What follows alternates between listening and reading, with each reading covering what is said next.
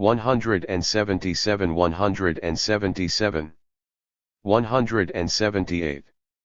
Felt neither awkwardness in cohabiting with 1.2 million unemployed, nor inhibition in raising the rate to 7% when necessary.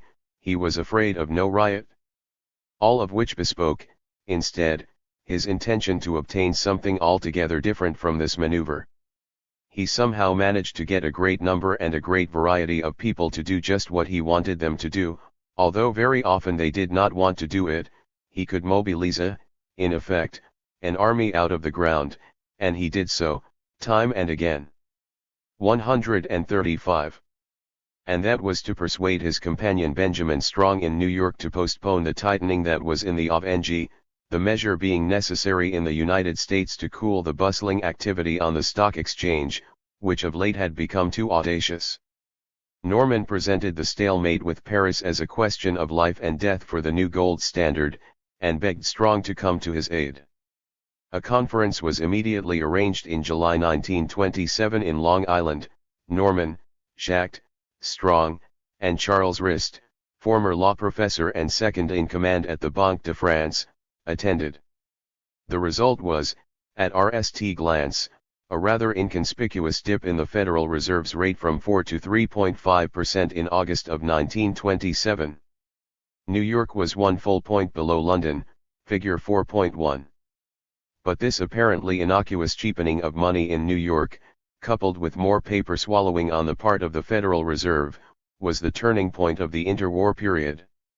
This second boost, compounded with the much ampler and still effective inflationary push of late 1924, 136, would trigger Wall Street's infamous wild ride to the Faustian heights of September 1929.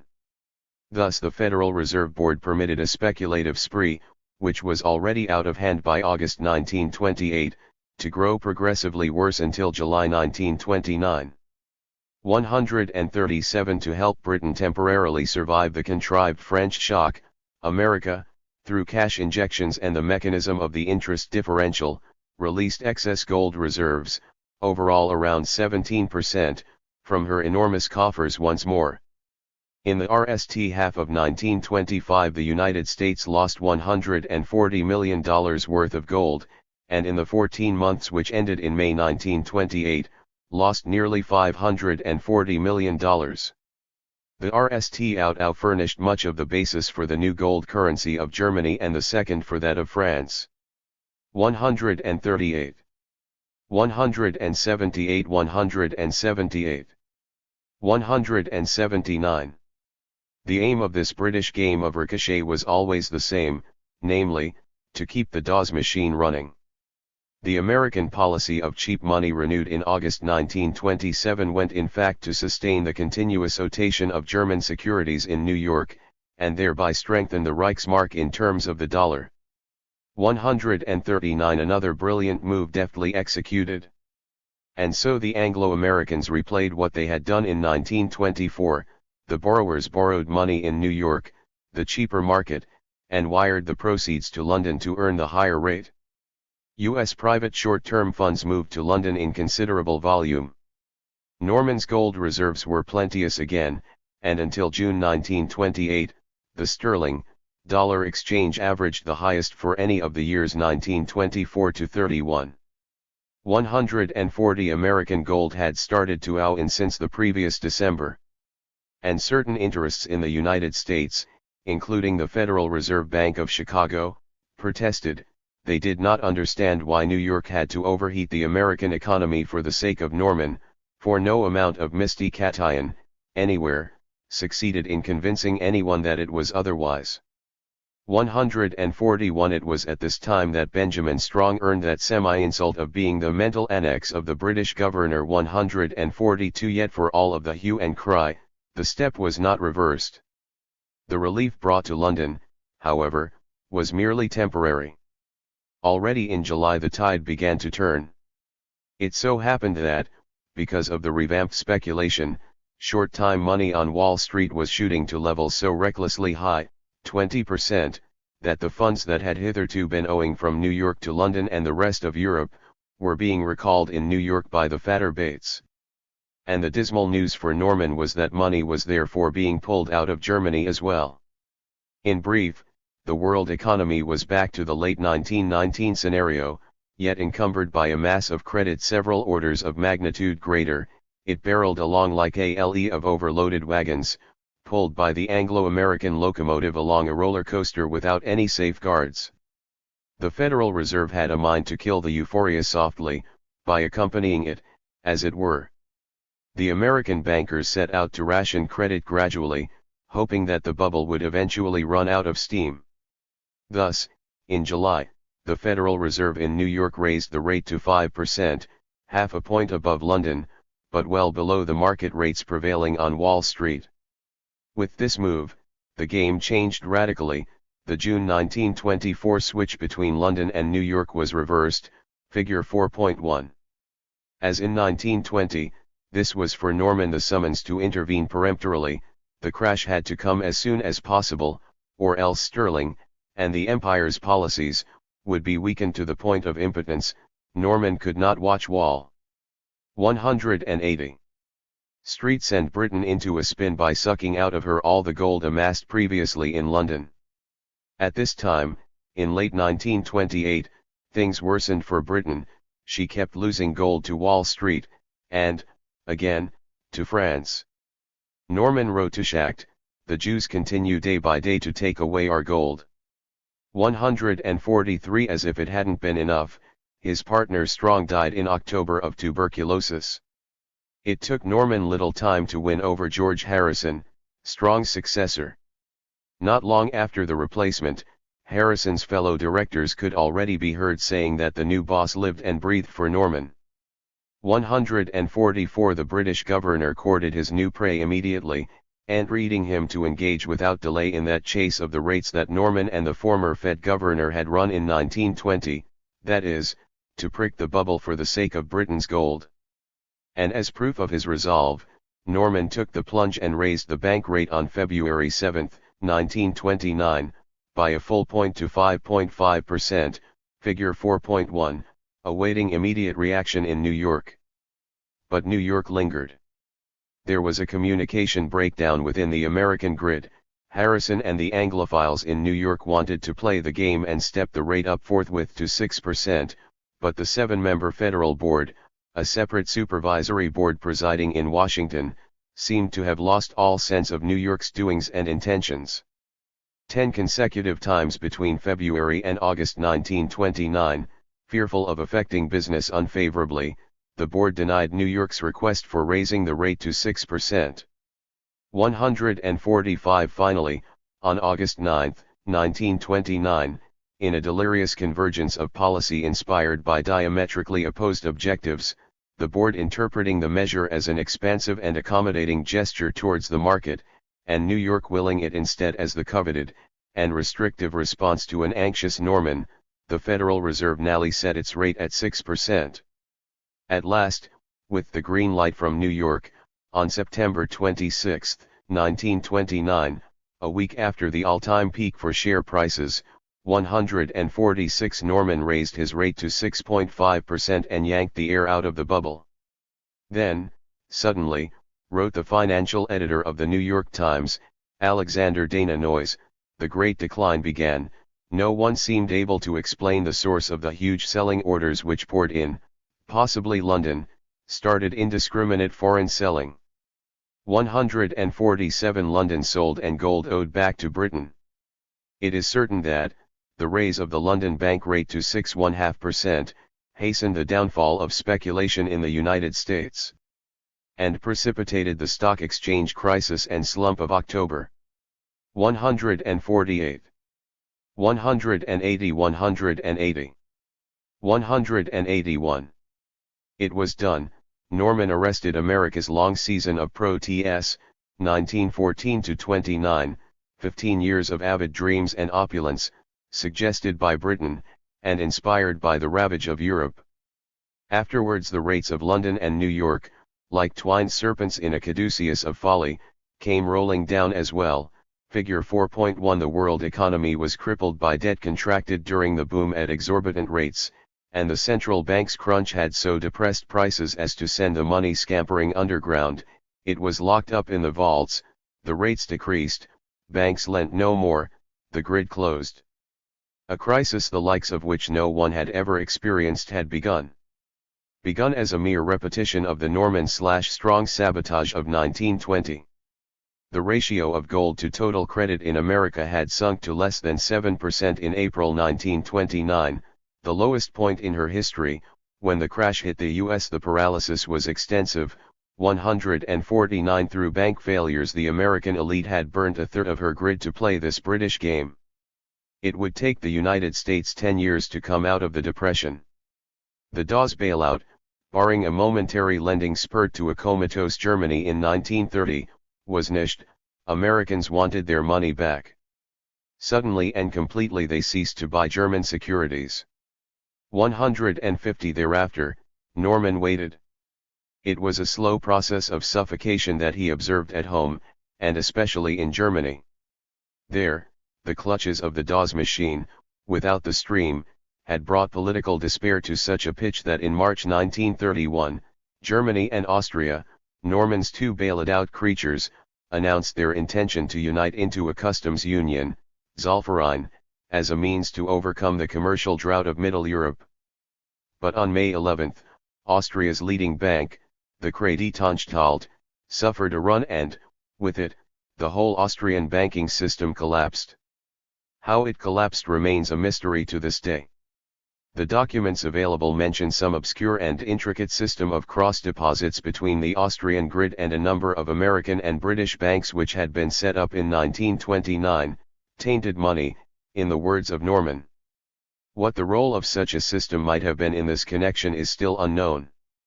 151 3 weeks later, the rupture spread to Germany. The Reichsbank accused foreigners of an external run, while the Federal Reserve laid the blame on the Germans for exporting their money. Either way, the money ed, and Norman knew that Britain was next. He had been planning and preparing for this fateful juncture a long time since, at least for the 6 years that it had taken him to assemble his new gold standard. For indeed it had been constructed for self-disintegration. The aggregate of his bank's policies throughout this period proved it irrefutably. 181 181 182 Whenever he had lost gold, Norman was the RST to violate the rules of the game by expanding the money supply instead of restricting it.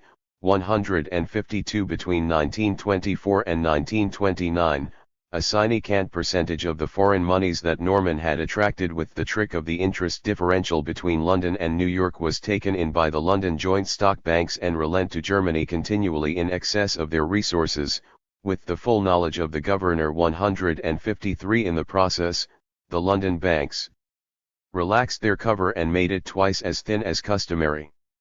An inquiry into such inexplicable oversights was solicited after the 1931 rout, but nothing came of it. 154 Shortly after Germany's complete financial collapse, in mid-July, a run was launched against sterling. On July 13 an ad hoc committee set up to report on the health of British banking completed its work. The Macmillan Report, which bared the lewd foreign indebtedness of British banks, was released with suspiciously good timing and no explanation whatever of the large curse published therein. 155 Alarmed by the report and the crisis in Berlin, between July 16 and 29 the central banks of France, Holland, Switzerland, and Belgium liquidated a small part of their bulky sterling balances in London, and took away with them £32 million in gold, about 20% of Norman's stock. What followed from that moment on was a tale from an alien realm. Harrison cabled Norman immediately. "Can you throw light on this?"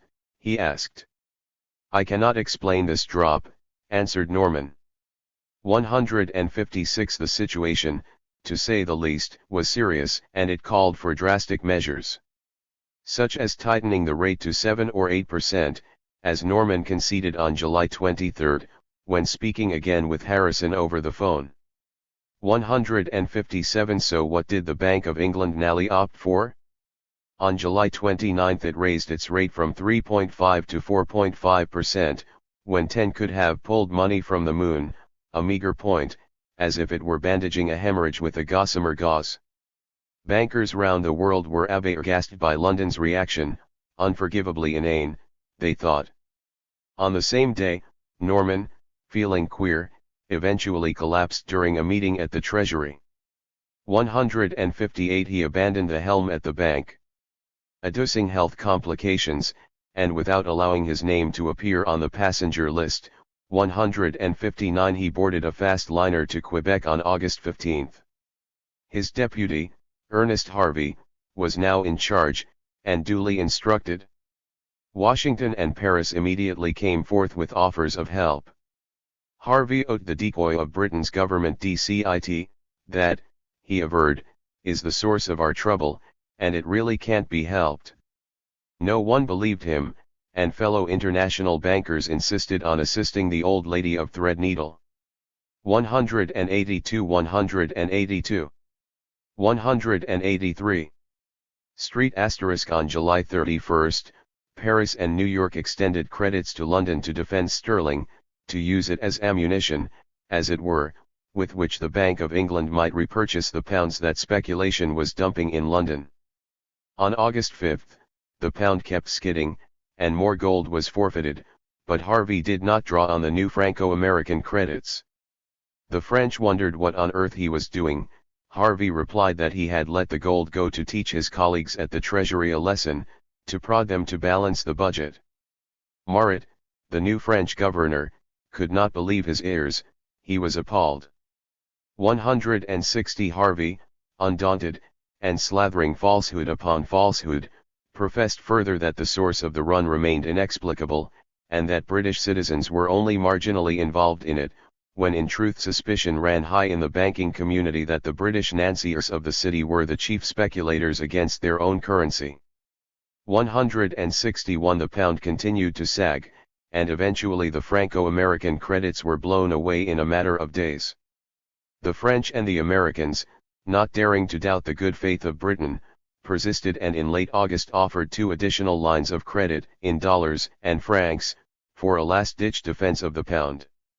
The Bank of England, instead of keeping the new ammunition close at hand and wring it from its own defense lines, dispatched it to 2 minor forts, the British Overseas Bank and the Anglo International Bank, and these 2 banks, by the frequency and magnitude of their purchases of pounds, revealed to the speculation what never ought to have been revealed, that is, the amount of the reserves themselves.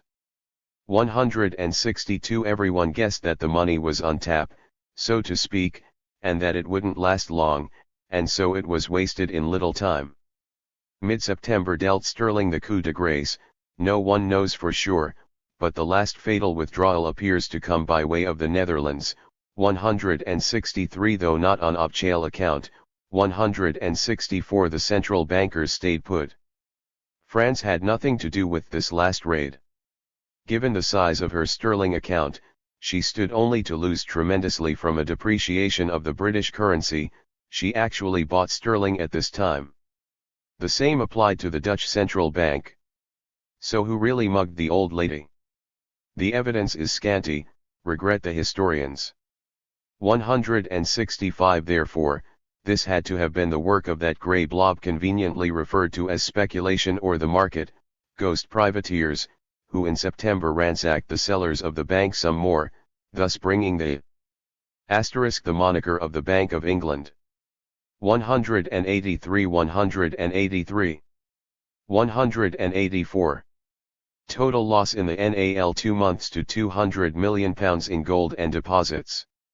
166 But it was known that, in its operations with foreign exchanges balances, the Bank of England was continuously preoccupied by the need for secrecy and discretion. That its efforts in this respect were generally successful, is beyond doubt, as the paucity of press, and even Treasury, guesses as to the extent of its activities indicates.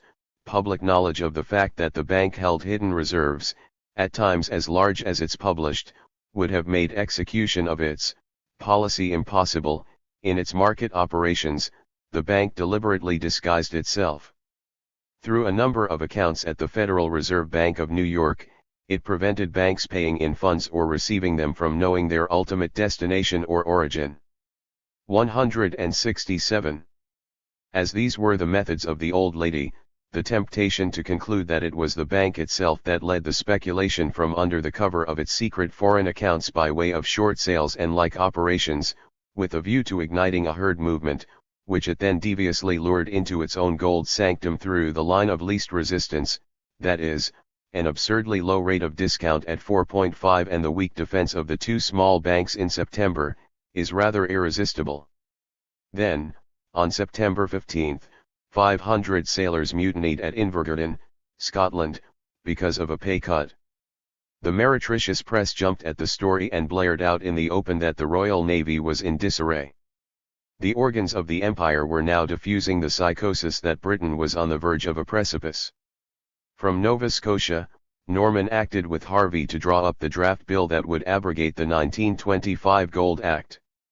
On September 18 the defense of Stirling was given up. A day out from Quebec, on the homeward voyage, Norman received a cable from his men at the bank, "Old lady goes off on Monday." On Monday, September 21, before a speechless world, Britain suspended gold payments. Within 4 weeks 18 countries would depart from the gold standard. To disperse the loitering speculation, the bank hiked up the rate to 6%, where it would stay for the next 4 months, figure 4.1. At RST it seemed one of those incomprehensible losses which the British didn't quite know whether they were to hail or mourn. Though soon the politicians, the press, and the public seemed to arrive at the belief that those who had driven Britain off gold had forced a blessing upon her government against her will. 168. 184 184. 185. But it wasn't over. The Empire's stewards, to make it perfect, achieved this peace extraordinaire with a solemn nail. Snowdon, the chief of the Treasury and Norman's devoted slave, 169, in officiating over the funeral of the gold standard in the House of Commons, appealed with maudlin majesty to everyone not to use words, at this moment, which will make things more difficult. The few skeptics in the House, lest they should crack a joke in the cathedral if they spoke up, kept their mouths shut. 170. On September 23, Norman docked in Liverpool. On the 28th he was back at the bank. Allegedly, he was utterly bowled over on discovering of the terrible truth. 171. Clearly, Harvey and the others had lost their heads. 172. So here was Montague Norman, a controversial and patently ill man in charge of the financial arm of the world's empire until late July 1931, 9 years past the customary term, who relinquished the command at the most critical juncture of Britain's recent financial history, and in his absence deputized his most delicate duties to a team of semi-incompetents. As a result, the empire's currency fell so steeply as to sever the connection to the gold anchor and hurl the world economy down a spiral slide into hell. The navy mutinied, and upon his return the governor was pilloried like a monumental loser by a whole mob of cartoonists. The pound depreciated by 30%, and the losses of the French and Dutch central banks realized on their sterling balances numbered in the billions of dollars. The outrage of the Hollanders at the double cross was such that they contemplated a legal suit versus the Bank of England. The Dutch governor, Vissering, was read on the spot. What did the empire do? Did it re-Norman? Clement Marot, the French governor, for having held on to his pounds, was decorated as a Knight of the British Empire in October. 173, and Norman was Conremed governor for the RST of 13 additional years. What of prices and gold? Did prices in Britain, as all feared, shoot up because of sterling's fall? No, Britain, most seem to have forgotten, did not suffer the imposition of world prices, but dictated them herself. Copper, freights, wheat, cotton, fats, jute, rubber, and tin were all quoted on the empire's markets. It was the others that would have to adjust. 174, and gold? Table 4.1 shows the evolution of the bank stocks of the metal between 1925 and 1935. 175. By late 1932, not only was the gold hoard refurbished, but it had even increased. How? Why, by crushing the Indian serf, of course, with the exact same device employed 10 years before. Between 1928 and 1930, the Indian government was ordered to dump a third of its surplus stocks of silver, 90 million ounces, thus causing a decrease in the price of the 185 186 metal of 50%. 176. In 1931, India's Imperial Bank, besieged by the furious protests of India's farmers and merchants, was enjoined to peg the rate at 6%, and even the bank's director, handpicked by Norman, remonstrated. The monetary stringency was coupled with a rupee whose artificial expensiveness in terms of gold was kept maddeningly high, all of which conspired, in keeping with Norman's expressed wish, to depress local prices and cause a devastating money famine. 177. Despite the turmoil and the airy indignation of Gandhi, Indians had no alternative but to discharge their debts with the empire by exhuming their stashes of metal. 178. Which, gold, sona, or silver, chandi. Since chandi had been rendered nearly worthless, they could only pay Britain with sona.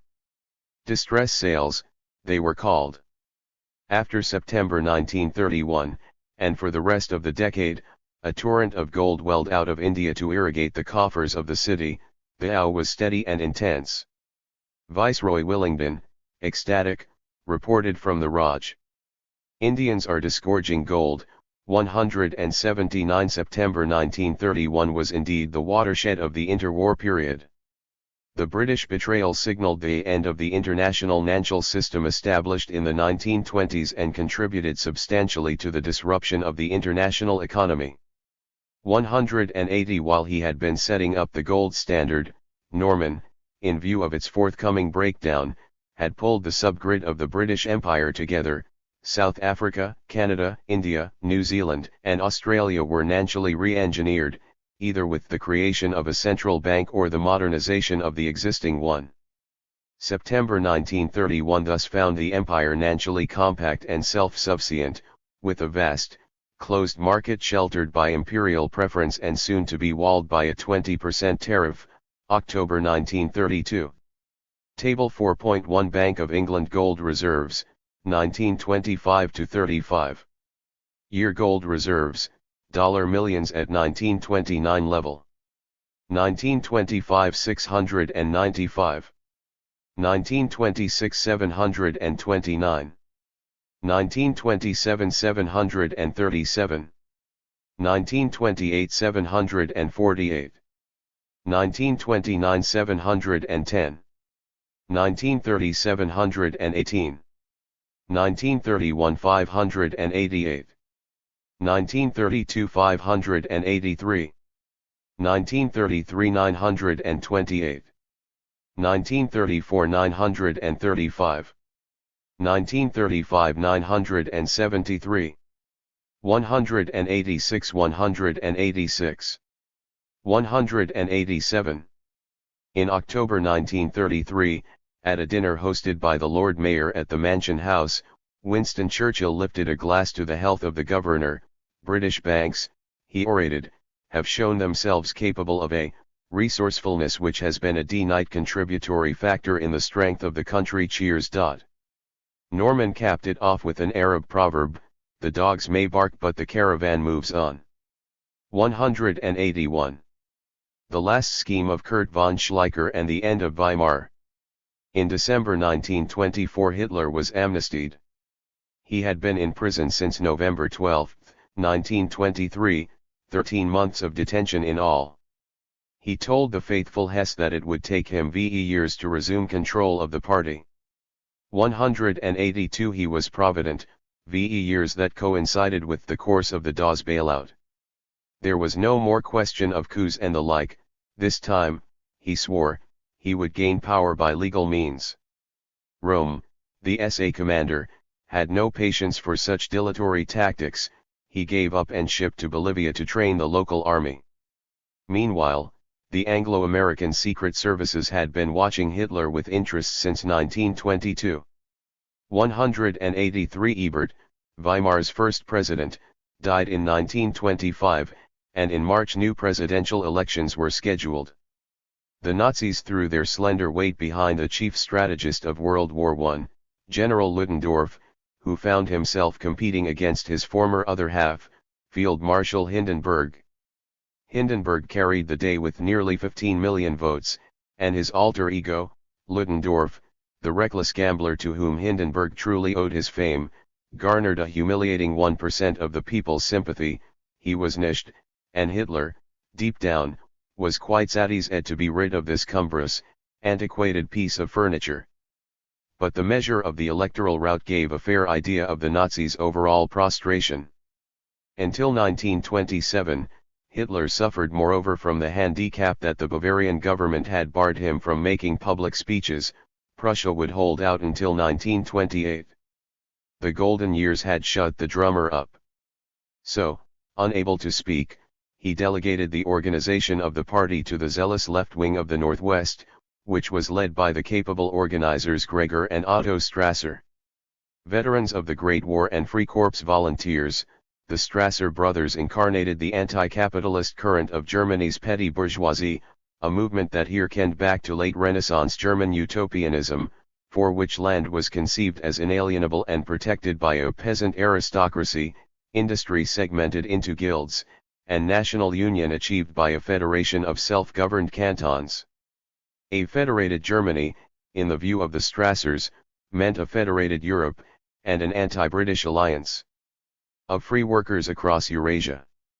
There was no trace of the religious racialism of the Hitlerites in the Strassers' outlook. In 1926, on the occasion of the First Ernennung, a motion introduced by the Communists to demand the immediate expropriation of princely estates for public redistribution, Hitler and Strasser clashed for the RST time. The latter, who wanted to second the Communists, was also campaigning for an alliance with the East, and widespread socialization at home, the very antipodes of the Hitlerite strategy. Hitler called a meeting in Bamberg on February 14, 1926, and lambasted Strasser before the party's vanguard, deriding, moreover, the Strasser line as Spielerei, pie in the sky. 184 Strasser was no match for the Führer. Even Strasser's young assistant, Joseph Goebbels, who had been full of pugnacious hope about the confrontation, was dismayed by his boss's performance. In fact, he was bewitched by Hitler, the halo, the bodyguards, and the caravan of expensive limousines that motored him around.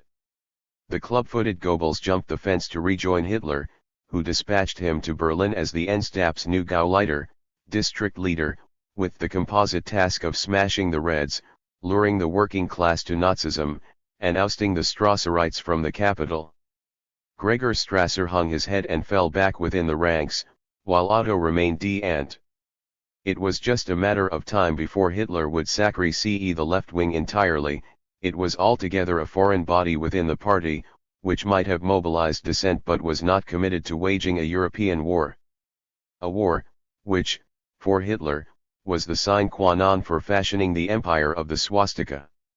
And to GHT the war the princely estates, the grid, absentee power, and heavy industry, for the time being should have stayed right where they were.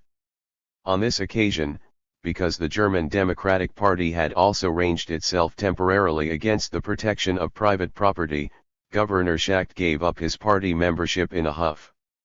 185 The Führer and the banker drew a small step closer to each other. The motion of the Communists was defeated. The litmus test of Gregor Strasser's recruiting effort came with the national elections of 1928, in which the Endstab scored a miserable 2.6% of the vote, 809,000 voices. The marginalization of the movement might have been suitably blamed on Strasser by Hitler and his Munich retinue, but selling Nazism ever as the receptacle of brutal malcontent, especially during the fat years of the American lending feast, could not but yield null results. And the Hitlerites were aware of it. It was misery they needed, as in 1923, and Montague Norman would not tarry long before setting them loose upon the fatherland. 188 188. 189.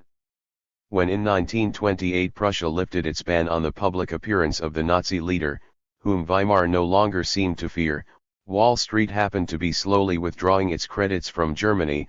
Hitler was about to be summoned to the stage once more, VE years after his release, VE years since the foreign overhaul of the German economy.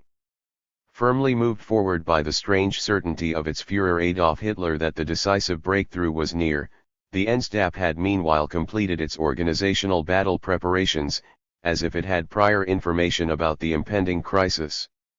186. In all, and without counting the abominable zeitgeist of the modern era, 3 clans contributed to the Nazi seizure of power: Anglo-American Nantes, the USSR, and the Vatican, the RST2 designedly, the third less so. With the Wall Street crash of October 1929, something the Nazi organ, the Volkskerr Beobachter, did not even bother to mention, 187, and the severance of the pound from gold in September 1931, Anglo-American finance interrupted the monetary transfusion to Germany, causing automatically, as shall be seen, the electoral success of the Nazis. In the same interval of time, as if faithfully aiding the plots of London, the Russian Soviets engineered within Germany a civil war to baptize the freshly elected Hitlerite contingent. The 1923-24 biennium was indeed an historical divide.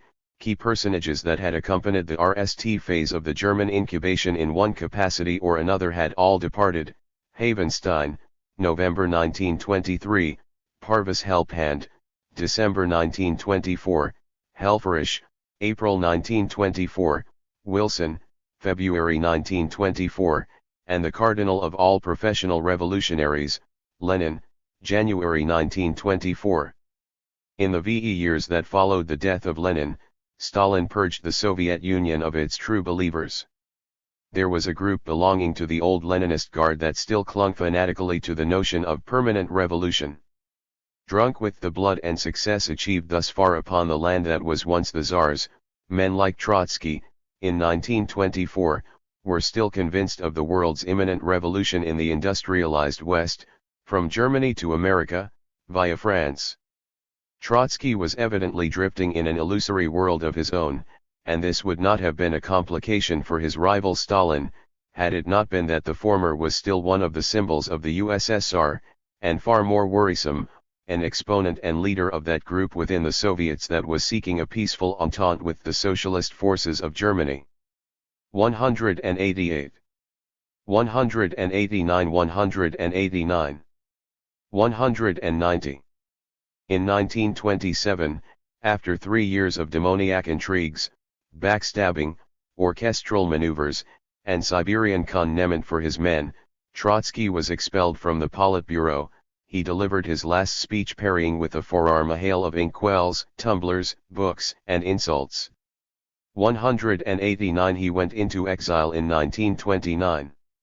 Meanwhile, Stalin prepared his part of the German ambush, for the ultimate binti of the Nazi gestation, during the 6th Congress of the Communist International in Moscow, in 1928.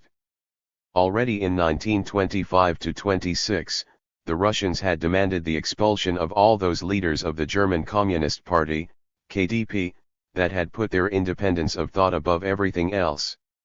Afterwards Moscow had submitted the rest of the KPD to the leadership of its tool, Ernst Thälmann. Stalin had no wish to see the German Communists prosper. From the 1925 purge onwards, he held Thälmann and the streetleaders of the Red Front as a special shock troop of Soviet foils with which to intensify the clash with the SA. At the same time, the German Red Jackals, upon orders from the Russian Central, were instructed to fragment the German left. By painting in its off-chail rhetoric the drowsy socialists of the German Socialist Party, SPD, as social fascists, that is, as an enemy, Moscow sought to confuse the electorate of the left and prevent the formation of a solid proletarian dam, approximately 40% of the vote between the SPD and the KPD, to the forthcoming Nazi onrush. 190. Throughout the ensuing years, down to and even after the Nazi takeover, the line laid down in 1928 at the Comintern Congress was never altered. Throughout this period, as the shadow of Nazi brutality and intimidation fell deeper and deeper over German political life, the attitude of the communists toward the moderate opponents of Hitler remained undeviatingly hostile and destructive. It was clear that this aided the Nazis. Less than 3 months before Hitler's takeover, the Social Democrats in their despair, appealed repeatedly to the Soviet embassy in Berlin to induce the German communists to give them help against the Nazis. The blunt answer was given by the secretary of the embassy. Moscow was convinced that the road to a Soviet Germany lay through Hitler 191. And then there were the Catholics, a whole third of the German population under Weimar. Hitler could not afford the luxury of alienating the absentee owners, nor could he repel outright the adepts of Rome with his racial gnosis, which, in its esoteric details, should only have been shared. 190 190 191. Among the Nazi initiates. In religious matters, the stance advocated by the party was one of neutrality.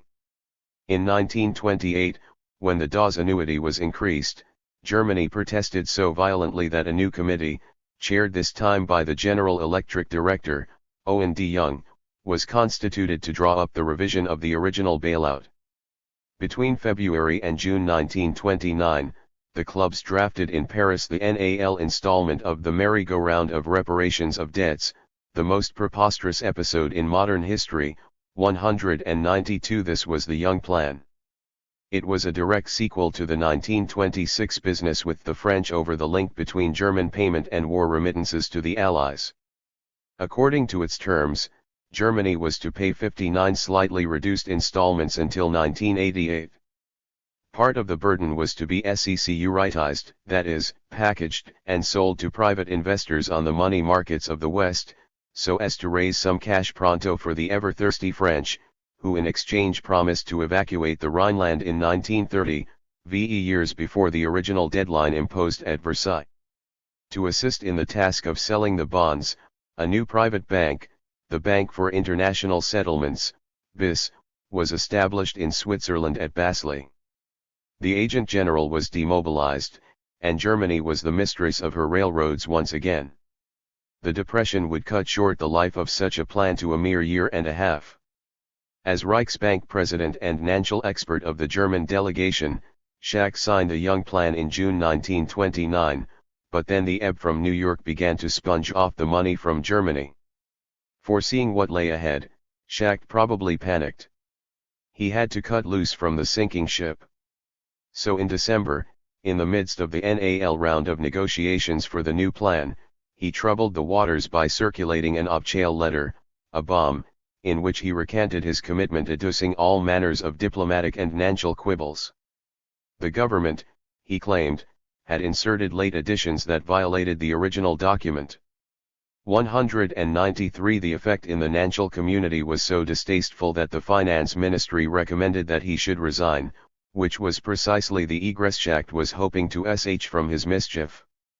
In March 1930, President Hindenburg, indignant for what seemed to him as a shameful mutiny before the enemy, 194, and not quite capable of fathoming the motives of this petulant Schacht, accepted the banker's resignation disdainfully. Schacht, it is true, had attempted in vain throughout his tenure as Weimar's governor, 1924–29, to curb the extravagant borrowing of the municipalities, though he had clearly done absolutely nothing to interrupt the giant American transfer, pecuniary and technological, to the great industrial poles of Germany. 195, for good reason. This had been the 191 191 192 objective of the prize essay he had submitted to Dulles in 1922. All in all, Norman and the clubs were delighted with him. He had done well. And they all surmised that it was not yet over for this resourceful hierodule of the great grid, who retired to his estate in Brandenburg to watch from a distance how the story unfolded, while reading Mein Kampf. 1930, with Heinz wreaking havoc in the background, the Red Front in battle trim, and an open Nazi hand outstretched towards Catholicism, the crisis nearly struck Germany with all the violence the savvy of men could muster. Unemployment began to decimate the country. On paper, there were over 3 million jobless individuals by 1930. Despair would lead to many of them committing suicide. The Republic was niched, in March 1930, unable to force through a hostile House a raise in the unemployment insurance. The last of Weimar's ghost cabinets fell. A conservative Catholic, Heinrich Brüning, was chosen by President Hindenburg as Weimar's next chancellor. Brüning was bent on enforcing harsh decrees to balance the budget. Hoping to end some sort of coalition amenable to support his politics, he dissolved the Reichstag in July and called for new elections in September. Then came the Nazi breakthrough. From 2.6%, they jumped to 18.7% of the vote, 6.4 million voices. After the Socialists, 24.5%, the Nazis ranked as Germany's second political force. The Catholics wielded 15% of the vote, the Communists, 13.5%, whereas the Nationalists, the survivors of the Wilhelmine Reich, gradually dissolved themselves into insignificance. As a whole, they had attracted 47% in 1924, 39% in 1928, 24% in 1930, and would fall to 10% in 1932. 196 by then the incubation would be complete, the old guard would die giving birth to the Nazi movement. On October 13, 1930, nearly 6 years after Hitler had been released from prison, one Nazi representatives paraded through the Reichstag. Fully obedient to Moscow, armed and trained by agents of the Soviet secret police, the GPU, who dared through the German borders with false passports, 1 million Reders whittled their bludgeons to welcome the new Nazi arrivals. Ready to brawl, Rome shipped back home from Bolivia in January 1931. As soon as the stream of foreign money was drained out of Germany, all the trappings of the Allied bailout snapped closed upon her. Since the Reichsbank law of 1924 forbade the central bank from advancing cash to the Reich above a low statutory level, the federal and regional governments fell back upon the private commercial banks, begging them for money. The banks, lending upon canons of pro-stability, were not accommodating, and the few that were willing to purchase public bonds reduced proportionately. 192 192 193. Their engagements with the private sectors, exacerbating thus the monetary stringency and unemployment. 197 As in 1923, the German grid was literally colonized by the Allied investors. More than 50% of all German bank deposits belonged to foreigners in 1930, 198 This was money that would vaporize at the RST sign of distress. And, nally, the unshakable burden of the reparations impeded any freedom of financial initiative on the part of the Reich. The DOS machine had nailed Germany to the cross, right and proper. When, in March 1931, Germany and Austria announced their desire to fashion through a customs union what was de facto the Anschluss *, a greater German-speaking Reich under Republican auspices, vital funds were mysteriously withdrawn in sequence from Austria in May and from Germany in June, shortly after the Brüning cabinet had published a new set of emergency decrees. These contemplated cuts in the salaries of government officials, public expenditure and war pensions, and an increase in taxation, measures that fell under the caption of deflationary policies. All they effected was to reduce the money supply so as to keep it proportionate to the available hoard of gold and foreign exchange, which, incidentally, foreigners and German absentees, as in 1923, were swiftly exporting out of the country. A few weeks after the aborted Anschluss, the United States, as predicted by Swiss banker Someri in 1926, passed the Hawley-Smoot Tariff Act, which instituted the highest rates in American history, increasing duties on a number of products more than 20%. After the engagement of the Anschluss, Germany was a city besieged, with the lines of supply all cut, and the resources of the defenders rigidly limited by a watchful foe. Voices raised on every hand celebrated the example of Samson, as indicating the only possible course for a desperate Germany. For deep in the Teutonic soul lies the ineradicable conviction that Germany will not fall alone, nor European civilization long survive her ruin. 199. On June 20, in the wake of an unsightly hemorrhage of gold out of Germany and the consequent disarray suffered by the leading banking establishments of the West, U.S. President Hoover declared a general moratorium on reparations and debts for a year. The measure was designed. Germany's annexation of Austria. See above, p. 175.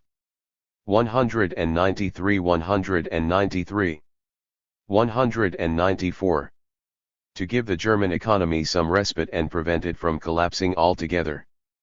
4 days later, after the entreaties of Chancellor Brüning and Luther, the new Reichsbank governor, the French, American, and British central banks, in addition to the new Swiss Institute, conceded an emergency loan to Germany, crumbs. The Germans begged for more. On July 9, Luther flew to London via Paris to implore the creditors to revive Weimar. Norman shook his head, as he had done 8 years previously in the presence of Governor Havenstein. He empathized, but added that there was not much he could do at present. The issue, he concluded regretfully, was political rather than financial. In the meantime, Norman advised Luther to restrict credit further. 200 Evidently, Norman was resolved upon ousting the Brüning-Luther team from power by a maneuver of prolonged financial exhaustion. Already, after the fall of the Kreditanstalt, the British governor had told the media that the Austrian bank needed a foreign butcher and that Schacht was the right type of butcher. Schacht was adhered, but by this time, he was taken. In fact, he had liked what he had read in Mein Kampf so much that in January 1931 he had hooked up with the author himself to talk things over. It became unmistakably clear that, whereas French policy aimed to perpetuate the status quo, Norman was working for a new order. 202 The financial shape of the new order was delineated in the summer of 1931. In July, after the failure of several important banks and their rehabilitation at the public's expense, the most acute phase of the German crisis ended, but there was no return to normal conditions. 203 Tight exchange controls were introduced, along with the establishment of special banking consortia for rescuing the healthiest part of the starved economy. State control over the economic apparatus was significantly extended. This would be the system that the Nazis would inherit and which would fuel their miraculous recovery. Special standstill agreements were reached with the creditors on September 1, which froze within Germany $1.25 billion. Of these frozen credits, 30% were British short-term assets. A fortnight thereafter began the NAL run on sterling. Official unemployment in Germany rose to 5 million.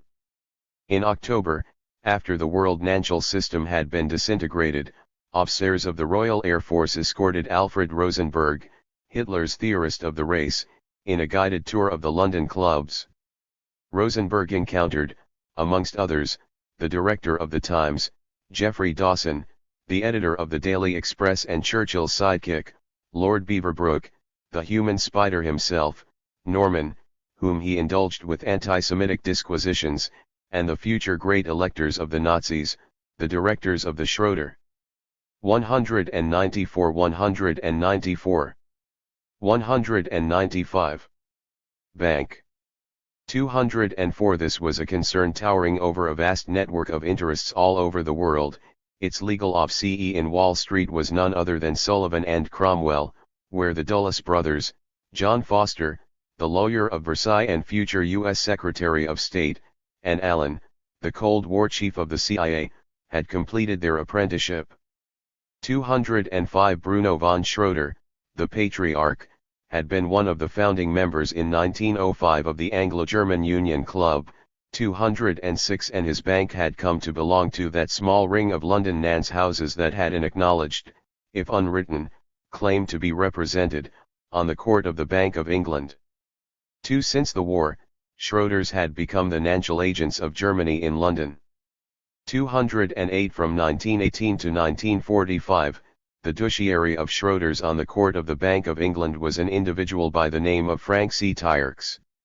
In a variety of posts and assignments, THIRD had been involved with the German experiment since its inception in 1918-209. For a while, the German government paid out the dole, but by the fall of 1931 the jobless were left to fend for themselves. The political troopers of all colors clashed repeatedly on the streets, the blood owed. In this atmosphere, Hitler, as representative of Germany's novel mass movement, encountered President Hindenburg, see Figure 4.2, on October 10. The timeliness of the encounter was simply extraordinary. A mere fortnight after the British disruption of the gold standard, the Nazis sought an audience with the Republic's president to make what was, in fact, their legitimate bid to power. And, from the sea power's viewpoint, the preconditions to such an encounter could not have been more favorable: a new, dynamic nationalist leader face to face with the Ersatz-Kaiser Hindenburg, a war hero and resplendent symbol of the imperial epoch. It is done, they must have thought. And yet it wasn't.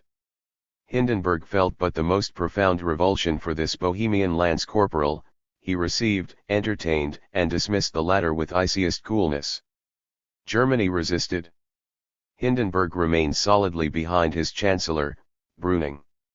Spiked, Hitler joined the great anti-republican manifestation of the right gathered on October 11 at Bad Harzburg, where the private armies of reaction were seen linked by supportive crowds and a podium of leaders, including Schacht.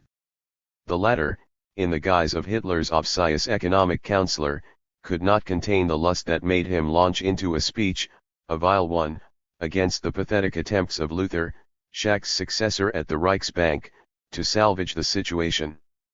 Chancellor Brüning, by now ruled by decrees, invoking the Article 48 of the Weimar Constitution, which enabled him to pass controversial 195, 196 ordinances above the head of the Reichstag. The collegial fashioning of laws in Germany had nightly ceased to function. The vexatious measures Brüning had published in July were enforced on December 8, 1931, through one such decree. The Chancellor took a dangerous gamble.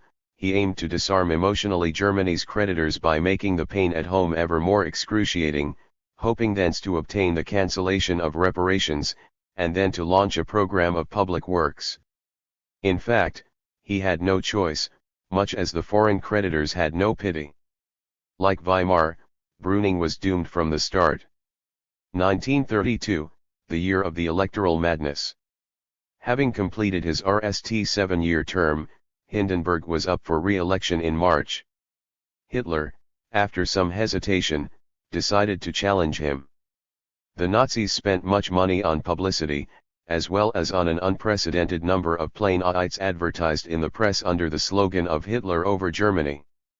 210 in the RST round, Hindenburg polled 49.6%, Hitler 30.1% of the vote, a disappointment. Hindenburg was re-elected president with the second ballot. Given the violence of the street clashes that accompanied the election campaigns, the Brüning government, for fear of civil war, banned Hitler's paramilitary corps. The SA and the SS were enjoined to disband.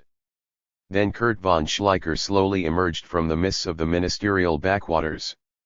This was the Eld Grey Eminence whose shadow lurked behind every plot that had twisted the uneasy life of this wretched republic. Schleicher had begun his career of backstage puppeteer in Ludendorff's general staff during the war by organizing the orderly retreat of the German forces. He had been the one negotiating with Ebert during the sedition of the German Soviets in 1918-19, and a coordinator of their suppression by the White Army.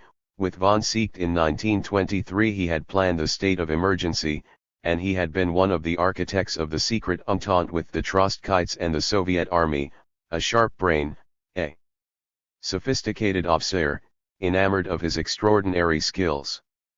That is all that is known. Schleicher remains the true enigma of Weimar. No one has ever deciphered the man, a question mark with the epaulets of a general, said Trotsky. 211 From 1929 on, Schleicher, as head of the political office of the Reichswehr Ministry, had acted as the unofficial liaison between the army and the government. On April 28, he invited Hitler to initiate a series of secret talks with a view to toppling Brüning, now known as the Hunger Chancellor for having smashed the country and himself into a cul-de-sac.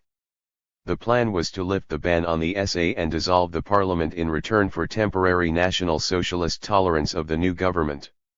As straw chancellor of the new government, Schleicher had selected a Catholic aristocrat, Franz von Papen, a rather unprepossessing gentleman of leisure, fond of horse riding and intrigue. Papen would lead a cabinet of barons maneuvered by Schleicher from behind the scenes in the view of the eventual economic rehabilitation of Germany. The old man Hindenburg was persuaded, and on May 30, 1932, Brüning fell. 100 meters from the Nisch line, the latter would add, sorrowful. In fact, in June, during the international conference gathered in Lausanne, now that the incubation was nished, the Allies at the suggestion of Britain terminated at long last the reparations scheme by demanding a symbolic lump sum of 3 billion marks, which Germany would never pay. Hitler would repudiate reparations in 1933. And Veblen was vindicated.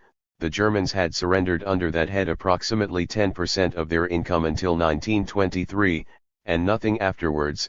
All the money for that purpose had been borrowed, and would have never been repaid. The end of reparations ended war debts as well. Between 1918 and 1931, the United States recovered only 20% of the total credits extended to the Allies.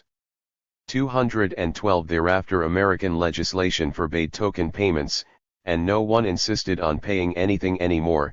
This was the last of it. Between German loans and Allied credits, America had so far sunk 20% of her 1914 GDP into this European adventure, around $40 billion, 213 she would come collecting in World War II, and make the investment pay off after 1945. Papen, nominated Chancellor on May 31, 1932, proceeded then to dismiss Parliament. Germany geared up for the second electoral joust of the year. This time the Nazis gave their very best. Thousands of speakers rambling across the fatherland, Hitler's outlandish airplane jaunts from one rostrum to another, radios ablare, vinyl records, marching bands, mounds of merchandise, reels rolling, swastika pins, a state-of-the-art propagandistic LM shot by no less than 20th Century Fox, 214 towers of pamphlets, oceanic quilts of posters patching the walls of all cities and AGS everywhere, a Babylonian splash. It was now or never. Also thanks to the strong popular appeal of Gregor Strasser's economic program calling for land reclaiming projects, rural settlements, and public works to be funded by the somewhat magic suggestion of productive credit creation, which amounted to an insurrectional takeover of the grid by the communal hordes of Germany's burghers. The NSDAP scored its record poll of 37.3% of the votes on July 31, 1932, 13.7 million ballots. 215. This was the maximum Nazism would ever be able to capture by legal means, a sign can't share, for sure, though far short of the absolute majority. This was no breakthrough. 197. 197. 198. As soon as the ban on the SA was lifted in June, Reds and brown shirts tore each other into pieces. More than 100 street killings were counted in a month, with 3 times as many wounded. Goebbels wrote in his diary, "We're headed straight for civil war, but the Wilhelmstrasse doesn't seem to notice." On August 10, Hitler met Hindenburg again and bid for the chancellorship. Hitler told the president that he was not willing to join the present cabinet to play secondal to Papen, nor did he intend to waste energy searching for a supporting coalition in the parliament. He too wanted to rule by decrees, all or nothing. Nothing, replied Hindenburg, brusque. He distrusted Hitler completely. Hitler seethed. At this juncture, the puppet Papen severed the strings from Schleicher and began to conspire on behalf of the Anglo-American cabal against his mastermind. 216. The horse-riding aristocrat expected to bend Hitler into obedience and domesticate him in a baronial cabinet by strangling his party nationally with another election, in which, as Papen correctly intuited, Hitler was most likely to lose seats. By now, the people were weary of electoral campaigns and unfulfilled promises.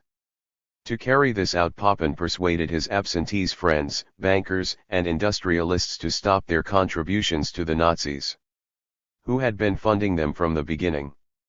According to one hideously humorous folk tale eagerly circulated, the Nazis financed themselves by way of rallies and contributions, in addition to the stormtroopers' late endorsements of razor blades called Stormer, and a brand of margarine named Kampf, Battle. 217 10 years of political activity all over the nation, and 3 technologically innovative, mass-publicized elections in a country half bankrupt, funded by means of tickets, piddling donations, and margarine? A more creditable version exposed by a RST class historian that had access for 2 years to classy ed documents alleged that Nazism from 1919 to 1923, the year of the putsch, had been financed by the secret funds of the Reichswehr, the army, and thereafter by German industrialists, 218 such as the steel magnate Fritz Thyssen, who began paying Hitler in 1931 by remitting funds to his deputy, Hess, via an account with a Dutch bank which was interlocked with a Wall Street outie called Union Banking Corporation. This was a subsidiary of Harriman Brown Brothers that was managed by Prescott Bush. 219 In 1934 the foreign correspondent of the Manchester Guardian confirmed the widely diffused rumor that the bulk of Nazi funding was foreign in origin. Hitler had large funds at his disposal, not obtained entirely from German sources. He got money from certain capitalist interests in foreign countries. 198 198 199 who were attracted by his hostility to Soviet Russia, or by his policy to increase the demand for armaments. International finance does not seem to be unfavorable to the Nazi regime. 220. In September, Papen dissolved the Reichstag once more and new elections were scheduled for November 6. His hopes were realized. The Nazis lost 2 million votes, their percentage slid to 33.1%. They were bankrupt and losing momentum fast. But Papen himself foundered with the election. The nationalist bloc, which he incarnated, suffered a disastrous decline. He and his barons were incapable of taming Germany's riot. The unemployed were now actually 6 million, and adding drifters and the undeclared, the new horde of vagabonds numbered approximately 9 million individuals, that is, about half of Germany's workers. 221 Here was the long-term effect of the Dawes machine, Montague Norman's masterpiece. Stories of indescribable violence, street clashes, rural incest, and robbery made up the news of an ordinary day. On November 19, Hitler, who was still in command of Germany's first political force, came knocking on Hindenburg's door to demand once again the president's mandate. And once again he was rebuffed. A cabinet led by you, Hindenburg told the Führer in all frankness, would develop necessarily into a party dictatorship with all the consequences for an extraordinary accentuation of the Kommunists in the German people. For that, I cannot answer neither before my oath nor to my own conscience. This rejection appeared final. In this hour Hitler was afraid, and utterly broke. He conned to Goebbels that if the movement collapsed, it would take him 3 minutes to blow his brains out, and that would be the end of it.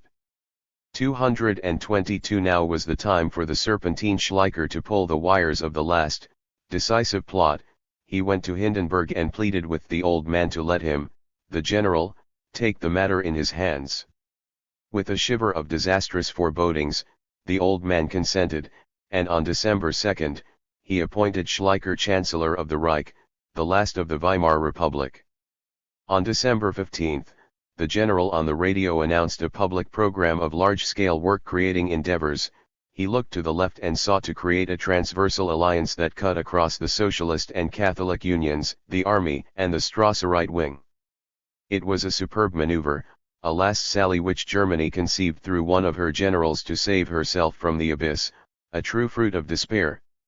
On December 19, Schleicher received Maxim Litvinov, the Russian foreign minister, who appeared perfectly cordial. 223 But Litvinov was deceiving the man whom the German reactionary press was presently attacking as the dreaded Red General. In the RST half of October Litvinov had already told Ivan Maysky, the newly 199 200 appointed Soviet ambassador to London, that the Nazis would soon come to power. 224 In spite of everything, Schleicher set his plan into motion. The post of vice-chancellor he offered to Strasser, and looked forward to tearing away the left wing onto his camp. And Strasser did not say no. The parliament he would dissolve and prorogate the elections past the constitutional 60-day limit. He trusted he would sway the old president, Hindenburg, to grant him that much. This would take care of the Nazis, whose ballot box strength was rapidly waning. And if push came to shove, he would ready the army to engage the Hitlerites in a genuine civil war. Had this maneuver succeeded, by some evasive caprice of fate, Germany would probably have been saved. To fend off this diversion, on January 4, 1933, Papen summoned Hitler to convene under cover of secrecy at the townhouse of Baron von Schroeder. A partner in J. H. Stein of Cologne, the German appendix of Schroeder's, Kurt von Schroeder, along with Schacht and other exponents of German big business, had signed a petition in November 1932 addressed to von Hindenburg, urging the president to appoint Hitler as chancellor. During the pivotal synod of January 4, Hitler, sobered by the cold shower at the polls, agreed to join a coalition government, which he had until now sternly refused, and to serve as the quartet's spearhead, or rather Gurhead, as Papen and friends intended, in overthrowing the Republic. 225 From now on, Baron von Schroeder and his syndicate of investors stood behind the debts of the party. With the stroke of a pen, the absentees granted the Nazis a new set of keys to the grid. They granted them unlimited credit. 226 On January 17, Goebbels entered in his diary, "The financial situation is suddenly improved." Simultaneously, asked by an American journalist at his country residence about the permanence of the Schleicher regime, Schacht responded, "Condent, 3 weeks." 227 Schleicher's spies found out about the hidden assembly, and the news of the Papen intrigue was leaked to the press. But everything conspired against the great conspirator. The Junkers and big business, let alone the absentees of the grid, were all aggressively arrayed against Schleicher's collectivist measures. The left, devouring herself, still spared some life to worry at his throat, while the Catholics were taking their cues from the ambassador of the Pope, Monsignor Eugenio Pacelli*. As head of the German nunciature for the entire duration of the Weimar regime, Pacelli had expended himself. The future Pope Pius XII, 1939–58. 200 2. On a tireless hunt to wrest from each land, German state, a collection of agreements between the Holy See and the land's secular government, securing rights to a variety of catechumenal trademarks, such as doctrine, education, and worship, the so-called concordats. At this crossroads, in January 1933, jolted by the opportunity offered by the pious von Papen for clinching the much-yearned concordat with the Reich, Pacelli prompted the German Catholic leaders to explore the possibility of at least a modus vivendi with all the right, including the Nazis, in order to combat the danger from the left and the blasphemous Bolsheviks. 228 Incredible as it all might appear, Weimar's two largest democratic mass parties, the Socialists, the SPD, and the Catholics, who together stood for 35% of the electorate, which could have risen to 52% or with the added strength of the Communists, a full majority, feeling more menaced by Schleicher than by Hitler, joined hands to dethrone the Red General. 229 Indeed, 3 weeks was what it took the quartet, led by the Papen junta and backed by the conspicuous interference of foreign Nants, to buy off, coax, and convert the rest of the establishment, especially its last standing bastion, the old Field Marshal Hindenburg, and obtain thereby the removal of Schleicher. The question mark with the epaulets of a general faded in less than 2 months. The president dismissed him on January 28, 1933. Shortly afterwards, Schleicher was seen walking in a long oval around his room, whispering to himself, head half bent. 230. Ironically, of all the great actors, it was the army of the Reich that was the one least inclined to GHT the next war. On January 30, Hitler was sworn in as Chancellor. Papen was Vice-Chancellor in a cabinet that numbered only 2 Nazis, Frick and Göring, the rest of them were blue-blooded aldermen. 6 months later to the day, Montague Norman, without explaining and without excusing, vouched publicly for the RST issue of Nazi debentures to be sold on the markets of London. 231. 3 months previously, Schacht had been recalled by the Nazis to resume control of the Reichsbank. 2. Who is inspired and instructed by God, can only do good. Everything that the Englishman does is thereby fundamentally righteous. And even then, if he once does something that is abject according to conventional morality, he so does it as to annihilate the opponent of God, who is in any case unrighteous, and for that all means are sacrosanct. Reinhold Hoops, England's Self-Deception 1. I regard Halifax as a hypocrite of the worst type and a liar. Churchill is the very type of a corrupt journalist. There is not a worse prostitute in politics. He himself has written that it's unimaginable what can be done in war with the help of lies. He's an utterly immoral, repulsive creature. Stalin is half beast, half giant. Adolf Hitler's secret conversations too. We were entering the lemur-peopled woods where human justice and man-made laws are unknown, in them there was no fame to be won. Ernst Jünger, On the Marble Cliffs 3. Mephistopheles. To the pressure of our repeated onslaught, our enemies are forced to yield. And, ding unsteadily, they are pushing toward the right, and so confusing the left side of their main force in the GHT. The RM head of our phalanx is moving toward the right and, like a ash, they dash into the weak spot. Now splashing like storm-tossed waves, equal forces are wildly raging in the twofold con-ICT, a more glorious thing has never been thought up, this battle has been won for us. Goethe, Faust Part 2, Act 4, 10,640 to 10,653, 4. Nazi coup d'état. And so in January 1933 Hitler was made Chancellor, which is not to say that he and his associates had truly seized power, yet. In fact they had taken the deal from the barons, Papen, and his patrons, with strings attached. The aristocrats thought that Hitler had been nally framed in. Within 2 months, Papen smugly told a conservative critic, "We will have pushed Hitler so far into a corner that he'll squeak." 5. Including Hitler, there were just 3 Nazis in the new cabinet, and at RST it seemed indeed that they merely represented the added touch of populist legitimacy to what was by and large a fascist, elitist remix of the Second Reich. But the Führer had his foot in the door. So now his preoccupation was how to drive the patricians out, let all the other Nazis in, and make himself absolute master of the house. A bankrupt house, that is. All in all there was nothing exceptional in the means he employed to achieve the objective. He resorted to the customary, bloody intrigues of Levantine kingdoms, deceit, backstabbing, physical liquidation and terror. Means so customary, in fact, that one could have almost predicted the Führer's moves from 1933 to 1934 by consulting the second part of Goethe's Faust, 1831, which tells the story of a monarch who, with the help of the devil, Mephisto, restores order to his broken-down empire. Acting on Mephisto's counsel, the elite subdues the masses by terrorizing them with one great sudden and revives the languishing economy by printing special money bills mortgaged on the imperial right to the land. This late inationary blaze nds its necessary resolution in a great military campaign against the neighboring enemy. In broad outlines, the experience of the Third Reich was not much different.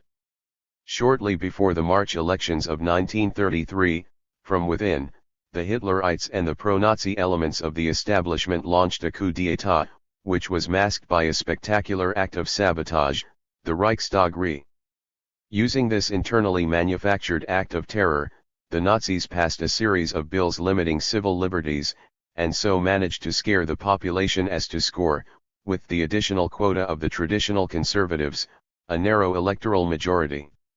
Thereafter, on the strength of this emergency legislation, they annihilated the leftist opposition in a few months. That meant also purging the revolutionaries from within their own ranks, which was done in June 1934 when the question of the succession to the presidency came to the fore. Shortly before the death of Hindenburg, Hitler bartered the elimination of the SA hotheads and the surrender of the brown shirts to the army in exchange for the fealty of the generals. Then, from 1933 to 1938, the Nazis tackled the gripping economic depression and turned it into an exceptional season of unprecedented 203, 204 growth, which was for the most part characterized by military expenditure. The Nazi recovery was made possible by the expert coordination of Schacht and his team of specialists operating from the Reichsbank and the Ministry of Economics. To lighten and speed up Germany's industrial revival, the economic stewards of the Third Reich implemented a few modifications in the makeup of the financial apparatus that allowed the preparation for war and the overall performance of the system to proceed untrammeled by cyclical complications. By 1939, Germany had thus completed her second five-year plan, Das being the RST, and found herself ready to attack. Now one wonders what the other powers were doing while Hitler was rearming. And the answer is that they, Britain, the USSR, and the United States, did all they could to facilitate his task. They provided the Nazis with resources, military know-how, patents, money, and weapons, in very large quantities. Why? To set the Nazis up, lead them on, and nally destroy them, and take Germany into the bargain at war's end. Throughout the 1930s, the United States acted as a mere supplier to the Nazis in the shadow of Britain, who produced the entire show. This show had to end with Britain's participation in a worldwide CONICT as the leader of the coalition of Allied forces against Nazi Germany. But the Hitlerites had to be duped into going to war against Russia with the guarantee that Britain, and thus America, would remain neutral. Hitler would not want to repeat the errors of World War I. Therefore Britain had to double herself, so to speak, into a pro-Nazi and anti-Nazi faction, both of which, of course, were components of one and the same fakery. The complex and rather grotesque whole of Britain's foreign policy in the 1930s was indeed the result of these ghastly theatrical diversions with which the Hitlerites were made to believe that at any time the colorful Nazi file camp would overthrow the hawks of the war party, led by Winston Churchill, and sign a separate peace with the Third Reich. The secret goal of this unbelievable mummery was to drive Hitler away from the Mediterranean in 1941, and into the Soviet marshes, which the British would in fact allow him to cleanse for 3 years, until the time would arrive to hem the Nazis in and nally crush them. None of this would have been possible without the unreserved collaboration of Soviet Russia. The Soviets worked in unison with the anti-German directives of Britain as if they were her most faithful ally. They, like Britain, appeased the Führer, and contributed abundantly to the Nazi war machine, shipping carloads of provisions to Germany throughout the entire length of the Nazi rearmament. Furthermore, Russia would take in the brunt of Germany's comprehensive powers of devastation, and absorb it with 20 million dead.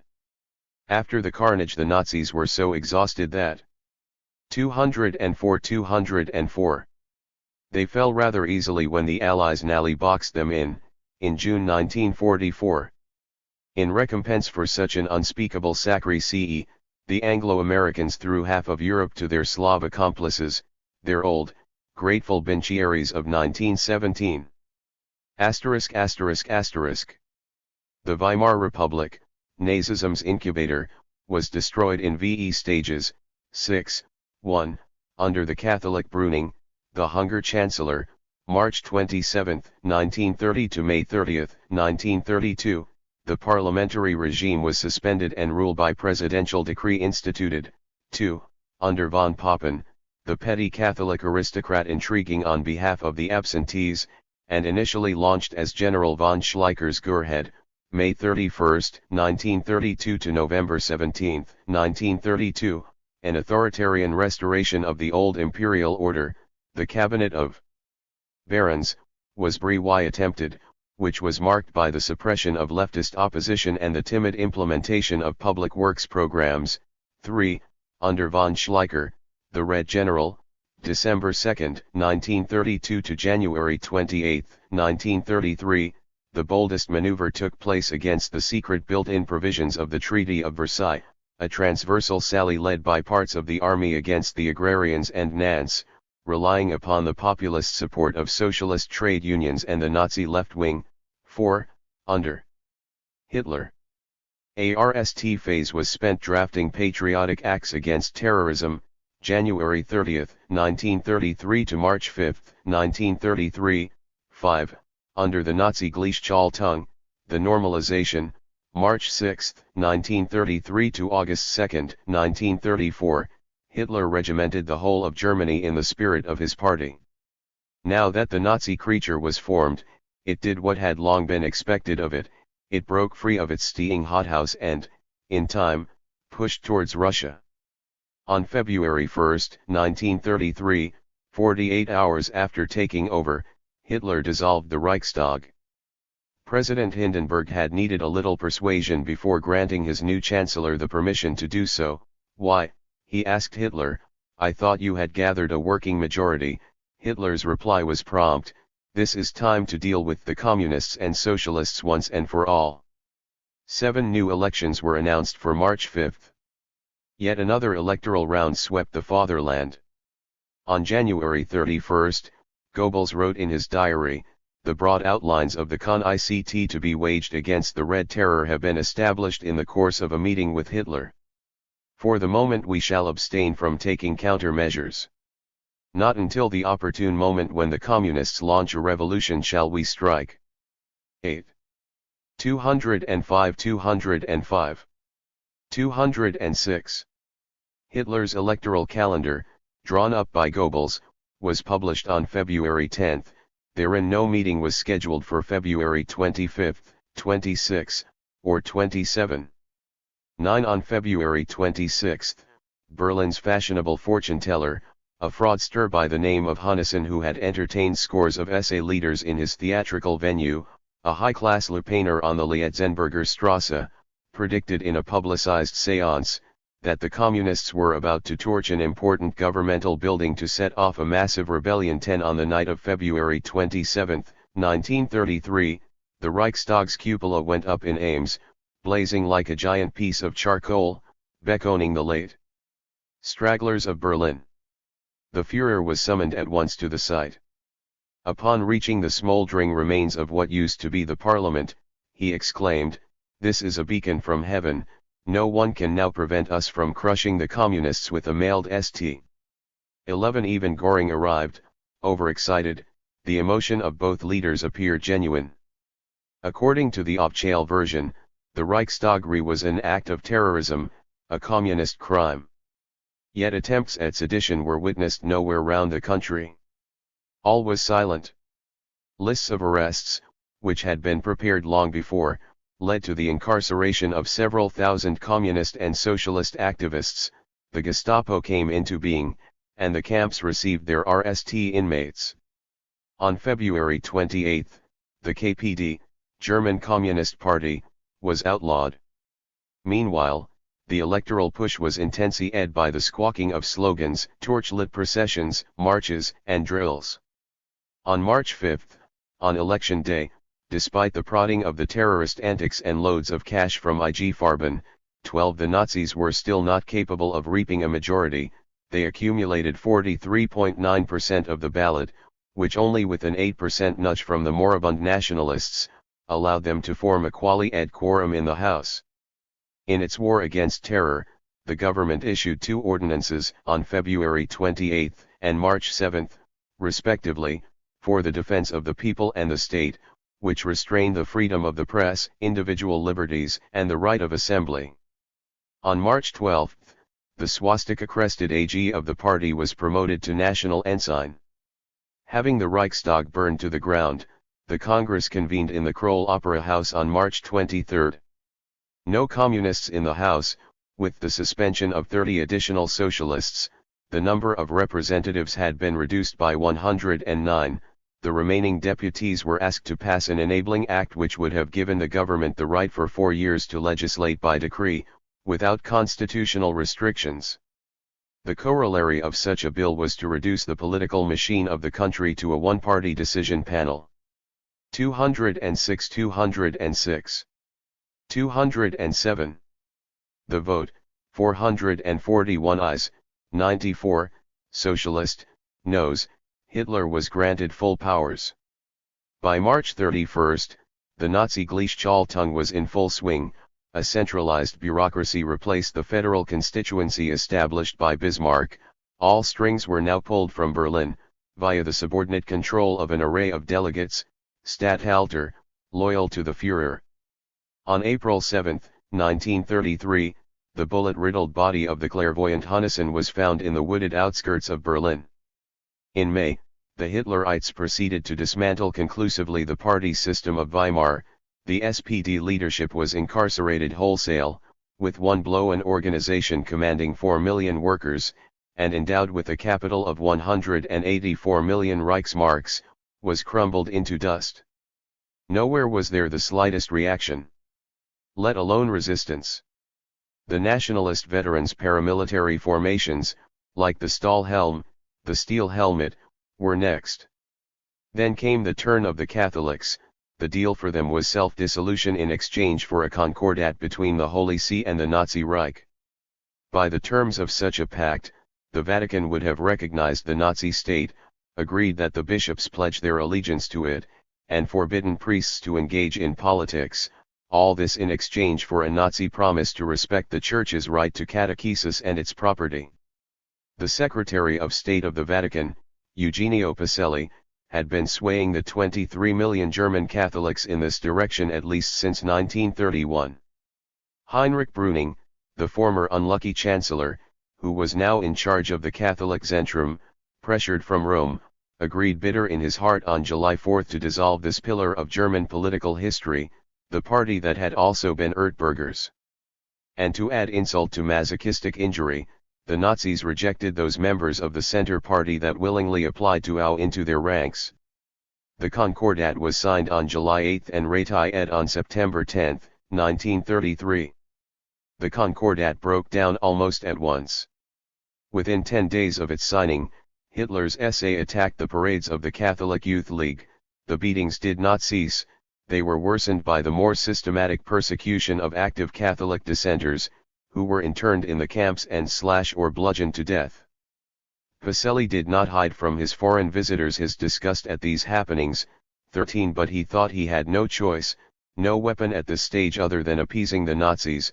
Things could have always been worse, he sighed. In Germany there could have been Bolshevism, which spared no priest. Veblen had foretold this much. The forthcoming reactionary regime of the Reich would be championed by the elder statesmen of the West as the bulwark against the imaginary Red Menace. In the span of 6 months, Hitler and his blackguards had smashed the incubator into pieces. There now remained to consolidate the national 208 socialist revolution by sealing a twofold pact with the front legs of the quartet, industry/Nance and the army. Meanwhile, September 21, 1933 was the date set for the beginning of the trial of the Reichstag's putative arsonists, a young Dutchman, former communist sympathizer, by the name of Marinus van der Lubbe, and a handful of communist leaders, 3 of whom were Bulgarian Bolshevik agents, all of them suitably trapped in a judicial proceeding that promised to turn into a spellbinding spectacle. The accusations were poorly constructed, too hastily. The case was suspect, the judge was embarrassed, the prosecutors confused. The communists defended themselves easily, and were forthwith acquitted. There remained van der Lubbe, the inescapable useful idiot of yet another terrorist sham. He alone, so claimed the accusations' new theorem, set 11,000 cubic meters of property on Re. During the proceedings, van der Lubbe laughed as he lied, a laugh that was strange, they reported. 14 He driveled, he made no sense. The police had found him meandering in the hall of the Reichstag, haggard, canopied by the long curtains en Reich. Commentators at the trial were of one mind, what they observed was a human wreck, an unfortunate, doped-up, moron. 15 The world had seen this before. As the next step, the suicidal moron would beg the government's henchmen to niche him off. His plea to the judges: I demand that I be punished by imprisonment or death. 16 The trial ended in December. Van der Lubbe was executed on January 10, 1934. Not even at Nuremberg, in 1946, when they could have made the most of it, would the Allied inquisitors be able to shed light on the incident and identify the culprits. So was bestowed on history yet another unsolved act of terror with the usual ingredients: a sacré moron without motive, a conspiracy of silence, and a catastrophic sequitur on the high plane of events. With or without evidence, however, in terror is facit cui prodest always, the one who did it is the one benefiting from it, that is, the Nazis themselves. Indeed, not even the evidence was lacking. Everyone knew that a group of SA did it, possibly with the connivance of Göring and Goebbels. 17. A few SA leaders themselves crowed about it in public. 18. In the end it appeared that van der Lubbe was a drifter recruited by Hunnissen, the glamorous psychic dispatched in April, as a favor to some SA bigwigs, clients of his. 19. The drifter, whose homosexuality had been exploited by a gang of a dozen brown shirts. 20. Was lured by them into the Reichstag, while they, after igniting the Reich in several other spots, had left through the secret corridor linking the Reichstag to the residence of Göring, the Reichstag president. 21. This prank was, in brief, a gift from the SA to their Führer. 208. 208. 209. And Hitler, indeed, was in dire want of a roaring endorsement from the people. He addressed them on November 12, 1933, Men of Germany. Women of Germany. Do you approve the policy of the government? Are you prepared to declare that it expresses your opinion and your own will, and solemnly to make it your own? This time the plebiscite was in the Führer's favor by over 90% of the vote. But by the spring of 1934, the Nazi tenure was still not petri ed, there remained the thorn of Rome's SA. These troops, now 3 million strong, 10 times the size of the Offizielle Reichswehr, were demanding the second revolution. What this meant from the economic standpoint was unclear, possibly the early socialization schemes of the Nazi Party, or a re-edition of Schleicher's programs, in short, naive plans that dreamt of abolishing a most powerful network of interests, those of German business and Nantes, which Versailles had left, deliberately, untouched.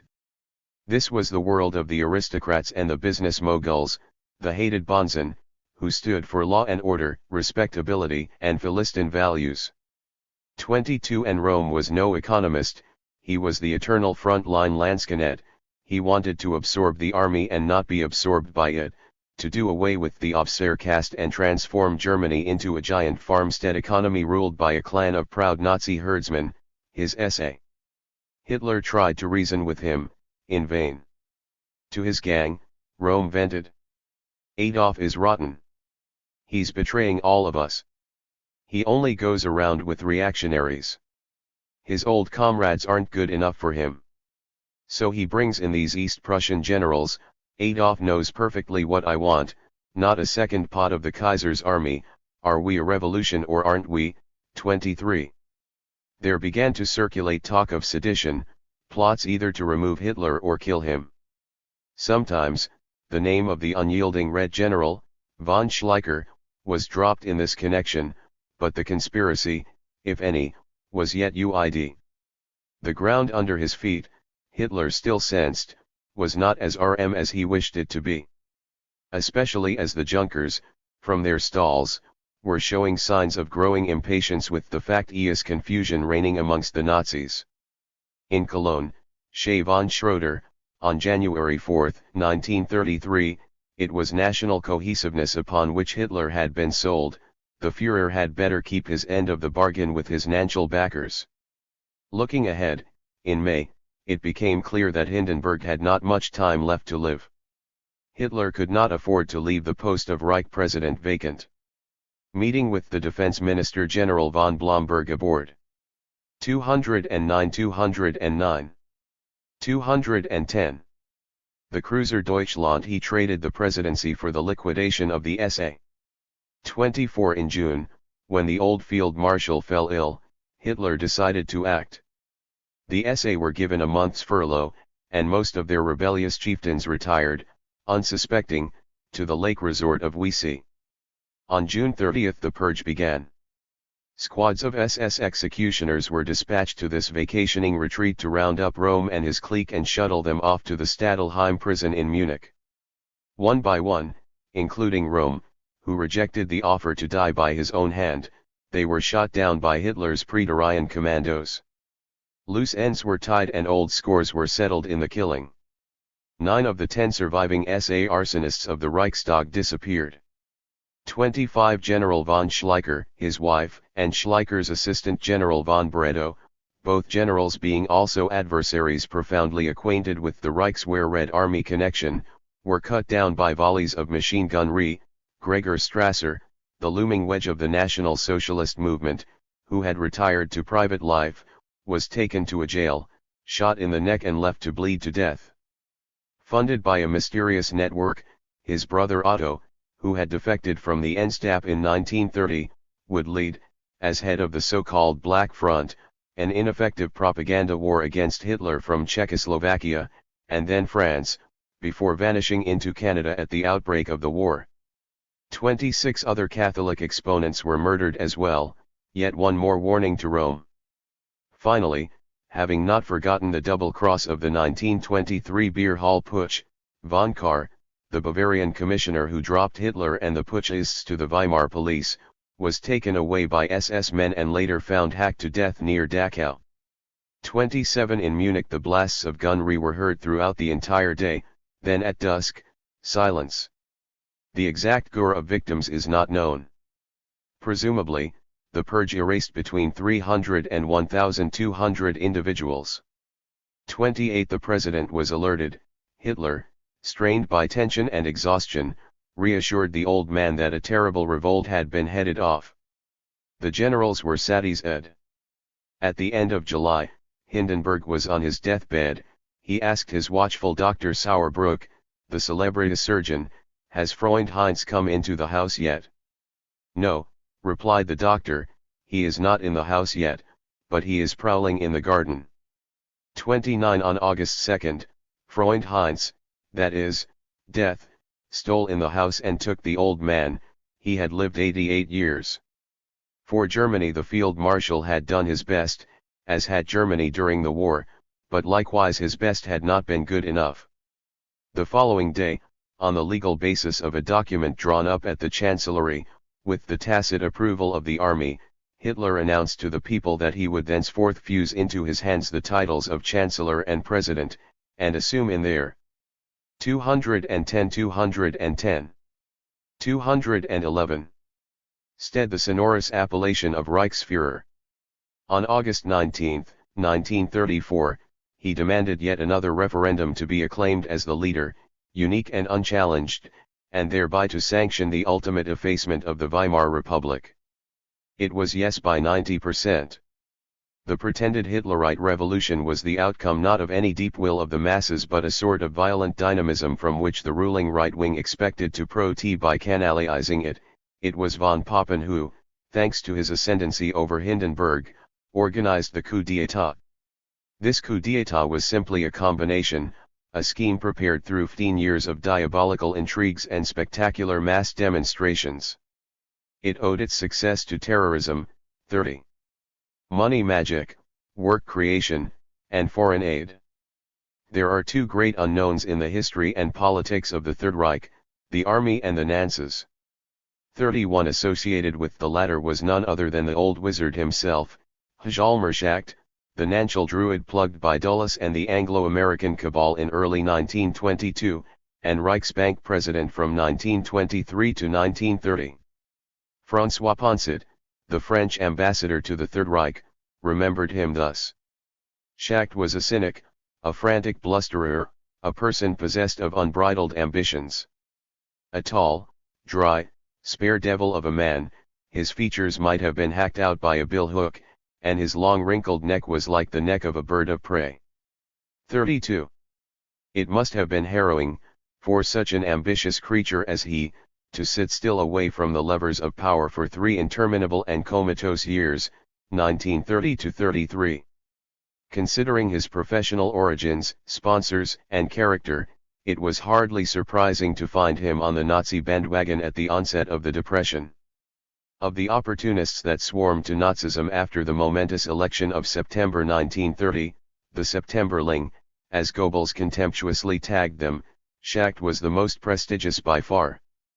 33 at the time, Schacht told himself that he had to commit, he just could not keep calm at the thought of Germany falling prey, should Hitler have stormed the Chancellery, to all sorts of unsavory monetary cranks, who teamed the back rows of the Nazi apparatus. They had to have professionals there at the top. 34 He had to come back and do the trick, as his by now most intimate friend Montague Norman, had been taunting him to do. 211 211 212 Publicly, since 1931. In due time he would have. For the time being, he advised Hitler to be in his speeches as vague and non-committal as possible in matters relating to the economy. Notwithstanding the bleak premonitions of the Papen government, Germany experienced in the summer of 1932 a modest economic revival. The truth was that part of the Nanchal network, which was supportive of Papen, put a little faith in him and his barons and loosened the strings of the purse. In fact, lukewarm attempts on the part of the grid to release some cash in the system had been afoot for over a year. In the summer of 1931, at the trough of the slump, funds were no longer owing from abroad. The ailing banks, who had granted credit to businesses for the most part now semi-defunct, rushed to the Central Institute in hope of selling it their frozen notes, the EIS of the bankrupt concerns, for a sufficient amount of cash. The Reichsbank, whose discount rate in August was already a steep 10%, felt overwhelmed by the request and the tawdry quality of this paper. To pass muster, a bill required 3 signatures, the drawers, creditor, the drawees, debtor, and a guarantors. Sections of the banking community suggested that the third underwriting come from a specially designed institute, the Accept Bank, whose capital was promptly subscribed by the corporate leaders of the grid. When all was done, the price for the rescue added up to 10%, plus 2% as a commission fee for the middle roll of the Accept Bank, a net bite of 12% in the general tide of insolvency, outrageously expensive. 35 By mid-1932, the Reichsbank had accumulated a sizable chunk of such frozen paper in its portfolio and made good protests on it. But these advances of cash at such a high cost still amounted to no more than drops in the ocean. Joblessness was not relieved in the least. Simply put, the German grid had no faith whatsoever in the Republic. It was true that the state was bankrupt, but not entirely true that Germany had no money, or no capital. In 1931, the foreigners, indeed, had withdrawn much, as had the expatriate Germans, but the bulk of the foreign exchange sucked in during the Great American Feast of the 1920s was hoarded underground, and, most important, so was the mass of the nation's aggregate wealth. Such wealth, mostly in the form of securities, represented that sumptuous infrastructure and industrial apparatus, the second largest in the world, erected with the Dawes loans, and which presently lay dormant. The silent shovings of these banking consortia between 1930 and 1933 were part of a broader engagement on the part of Germany's Nanchal interests into impairing forms of investment, that is to say that 212 213. The banks did not employ their funds to create new wealth of productive capital, but, simply con-ned themselves to buying capital goods, XED property, securities, etc., already in existence. The savings funds re-entered the general circulation of industry and trade not by the act of investment, but by the expenditures of the impoverishing borrowers and sellers, who expended the money to meet their living expenses or their losses in business. 36. In other words, the banking system and the great industrial conglomerates were making use of their cash literally to buy up the rest of the country by purchasing property, deeds, stocks, mortgages and the like, at slashed prices from insolvent producers and consumers. The modicum of activity registered in 1931 under the auspices of the Reichsbank, the Bank, and their affiliates constituted precisely this redistribution of wealth from the economy to the grid, redistribution that accentuated, of course, the already skewed concentration of power in the hands of the latter. Between the slump and recovery stood unemployment. Meanwhile, the absentees took advantage of the overall cheapness, attracting to their orbit additional titles of ownership. This was also how the central bank came to own, by the end of 1931, conspicuous stakes in several of the great Berlin banks. 37. In 1932, the money, in the form of cash, stocks, and bonds, was indeed sunk underground in the accounts of Germany's banking network. A succession of ministers pleaded with the bankers, entreated them, while searching for a clever argument that might bring the absentee gentleman to turn on the money tap. Brüning tried when the match was already lost. Under Papen, because of his connections, the national interests instead made some room for a trial at reform. The chief device introduced in the summer of 1932 was the tax certificate, Steuergutschein, a variation on a general Nansing template, which was one of many renet instruments of Germany's national political economy. 38. And which act, as we shall see, would transform for the Nazis into a standardized and swift mechanism. 39. The idea behind tax certificates was to grant businesses a rebate on their forthcoming tax payments. The authorities would consider the most recent curves of tax yields and multiply these by a percentage, the rebate. The product would then be converted in a number of certificates to be distributed amongst the entrepreneurs, who in turn could use them to remit future tax dues. 40. The paper bore interest of 4%. The intent was to send the recipients of these certificates to knock on the gates of the monetary markets and pressure the banks to discount the paper at their counters. The 4%. 213. 214. Was, again, the lure for the investors. This roundabout device was nothing less than the government's demand on behalf of struggling producers for a cash loan from the powerful investors. The RM would obtain the cash, minus the discount, hopefully thrive thereafter, and the Reich would pay interest on the certificates to the banks with the taxes it expected to levy from a boosted economy. In sum, the scheme comprised a short-term loan from the banks to the Reich, and a favorable, and interest-free, medium-term loan from the Reich to businesses. In the event, the lag would have to be bridged by further long-term borrowing on the part of the government, which, in the light of the anticipated economic improvement, should not have been a problem. 41. What did the businesses actually do with these certificates? Most spent the cash either to pay their debts or to employ the rebate to cut their prices, thus making things far worse in an environment where falling prices were the crux of the paralysis. The chief objective of the Papen plan was to encourage the use of the certificates as security for credit advances to be devoted to plant expansion and production, and particularly as touched the unemployed masses. The proposal was drafted with an eye only to boosting private consumption. The whole came far short of the mark. Only a very modest contingent of workers was reabsorbed. And when, by mid-autumn, the baronial cabinet of von Papen appeared to be vacillating, the banking grid recoiled in a heartbeat. The market was not prepared to take up the paper as fast as it was offered. 42. Unemployment, which had decreased until then, started in November to rise once again. And continued to climb under Schleicher, who was dreaded by the national and aristocratic elites, even though he endorsed the skull policy of his predecessor. Intriguingly, in the dreary days of November 1932, as he cast about for a successor to Papen, the Red General came to consider Schacht himself as a potential candidate for the chancellery. Not for a moment was the banker enticed by the prospect of becoming the puppet of Schleicher. The general seemed to have forgotten that the banker belonged to a wholly different and much more powerful fraternity than his own. Besides, Schacht had already thrown in his lot with Hitler.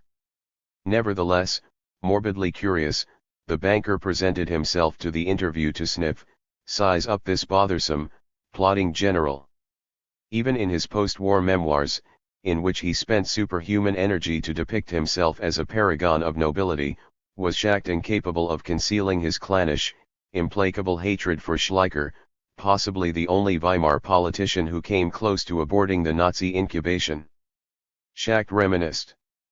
Although I immediately decided to refuse, I was interested to discover his political views of the situation. His statements were so colorless that I had time to look around the room. It was every bit as devoid of character as the man's speech, without any personal touch, any sign of individual taste. He pinned his last hope on a split of the National Socialist Party. When he expressed this hope in my presence, I broke in. I think, General, that you underrate the iron discipline of the party so assiduously maintained by Hitler. On that occasion Schleicher smiled in a superior fashion. Not long afterwards he ceased altogether to smile. 43. Doubtless, Schacht must not have mourned the Red General the day following the purge, June 30, 1934. By then, Schacht was solidly enthroned as Hitler's new Reichsbank governor. He also enjoyed the undivided support of the army and of the organized metallurgy industry, who championed his candidacy for leading an economic dictatorship focused on rearmament. The dream, sketched in the memo that he had forwarded to Dulles more than a decade ago, was about to come true: supreme monetary command over an oligopolized structure. However, Schacht had an adversary in the person of Kurt Schmidt, the Minister of Economics, who favored the development of a domestic consumers market. Schmidt, moreover, had had the favor of Rome. 44. A few days after the purge, in early July, Minister Schmidt, an asset of the insurance lobby, addressed an assembly of German exporters. No sooner had he opened his allocution, "What, then, is to be done," than he fainted dead away, and was hauled off to convalesce in seclusion. 4 weeks later, Schacht was summoned by Hitler, who immediately probed him. "I must nd someone else for the post and would like to ask you, Herr Schacht, whether you would be prepared, in addition to your office of President of the Reichsbank, to take our Ministry of Economic Affairs." How could he say? 215. 216. No. There remained the one and only possibility, Schacht would recall in his autobiography, the possibility of working from within outwards. 45. In Nuremberg he would confess, "I'd even join the devil, for a big, strong Germany." 46. On July 30, 1934, Schacht officially succeeded Schmidt as economic minister. President Hindenburg undersigned the appointment and died 3 days later. 47. Germany had its new Mephistophelian steward. Schacht was Reichsbank president and newly appointed economic minister, vested with the Suprad honorary see of Generalbevollmächtig für die Kriegswirtschaft, general plenipotentiary for the war economy. They now said of him that he was the economic dictator of Germany. July 1934 was but a replay of March 1933. On the 17th of that month, Schacht had been officially recalled at the central bank, to steer the ship he had forsaken 3 years before. This had been the exchange between Hitler and Schacht. Hitler: Herr Schacht, I am sure we are agreed that at the moment there can be only one urgent duty for the new national government, and that is to do away with unemployment. For this it will be necessary to nd a very large sum of money. Do you see any possibility of raising such a sum, other than through the Reichsbank? Schacht: I agree with you entirely, Chancellor, that it is essential to wipe out the unemployment curse. But no matter what money can be extorted from other sources, it would still be quite insufficient for the job. You won't be able to avoid recourse to the Reichsbank. Hitler: you must be able to say to what extent the Reichsbank can and must help. Schacht: I am honestly not in a position, Chancellor, to mention any particular sum. My opinion is this: whatever happens, we must put an end to unemployment, and therefore the Reichsbank must furnish whatever will be necessary to take the last unemployed off the streets. Hitler, would you be prepared to take command of the Reichsbank again? 48. Behind Schacht, also known as the American, 49 stood important segments of German absentee ownership and Anglo-Saxon Nantes. As Hitler recalled, the RST allotment earmarked for rearmament purveyed by the Reichsbank to the Hitlerites was of 8 billion marks. Of that sum, Schacht and the Reichsbank deducted 500 million marks as interest. Not even the Nazis were spared the payment of interest, 6.25%. And they paid 216, 217. Without protest. They would honor the obligation by availing themselves of the power to tax. The price was high, Hitler fumed, but he kept quiet. Unlike Rome, his SA, the Strassers, and their left wing, the Hitlerites had a solid grasp of economic realities. After sacrificing the SA to the army, Hitler now had to play a careful game with the grid, to which he already owed much, and which he did not underestimate, hence his adulatory conduct while conversing with Schacht. This was his second compromise with the powers that be. Like his old comrade Rome, Hitler hated the bankers, that other gang, bunch of crooks, and Schacht, a swindler. 50 no less than he hated the Prussian generals, but he had to accomplish his mission in the East, whatever the cost. Schacht knew what Hitler wanted from him, now was the time to do the trick. First of all, he was expected to ignite that initial Zündung, or initial spark, with which Papen had attempted to shock the German economy in the throes of 1932. The jump-start, all experts agreed, should have come from government expenditure, but, for the rest of the common mortals, the big problem remained as it had always been, where to end the money, 51, or, in other words, how to make capital appear when seemingly it did not exist. 52. As mentioned before, the unemployment condition inherited by the Third Reich was nothing short of catastrophic.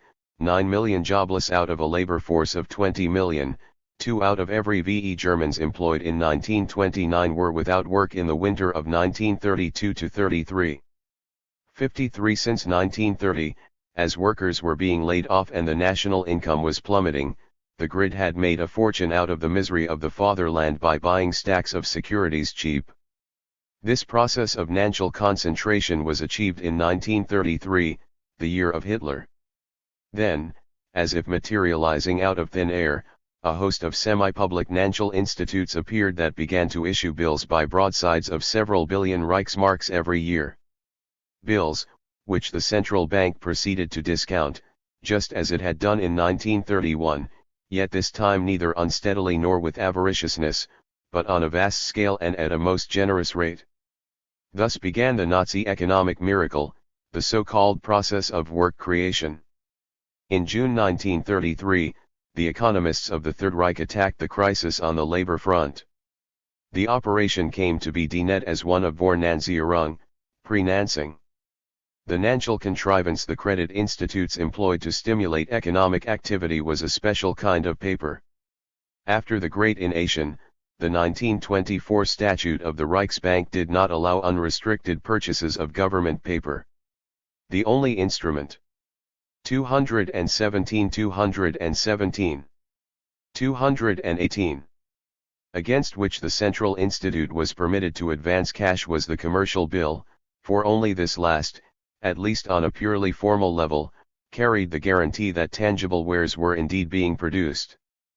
54. In 1933, by dint of this clause, statutory prohibitions were out-anked and the legal outtee was at last cleared to accommodate imposing injections of monetary means.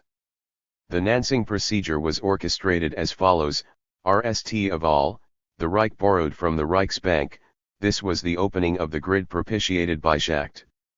Then the government, via specialized credit agencies, reloaned such credits to provinces, municipalities, communes, and other local public bodies. The works were carried out by private entrepreneurs under contracts with the municipalities. The main instrument of financing consisted of so-called work creation bills, Arbeitsbeschaffungswechsel, which were extended to the contractors by the commissioning cities and accepted, discounted, by the banking establishment. At the bank, the bill was immediately transformed into check money, and cash, which was devoted to hiring the jobless and commence the works. If the discounting credit institute was itself in need of cash, it might present these bills for rediscount at the mother institute, the Reichsbank, see figure 5.1. Of course, the paper bore interest, 4% like the tax certificates, thus these bills were conceived as a perfectly liquid short-term investment medium. Nominally the bills matured in 3 months, but as a rule they were subject to 20 automatic renewals, which carried the actual maturity of the paper to VE years. At maturity the Reich honored the bills with the tax revenues generated by the Vorfinanzierung. This obligation represented a long-term liability to the Reich for the amounts originally loaned on short-term by the private banking interests. 55 Stripped of its roundabout features, the procedure of the bills came down to the financing of public spending by central bank credit, with the Reichsbank acting as the credit-generating agent for the Reich. At the beginning of this sudden work creation campaign, the burden of financing was borne entirely by Schacht's Institute 56. Simply put, there was money in 1931 which had vanished underground and failed to re-emerge for the length of 3 long years.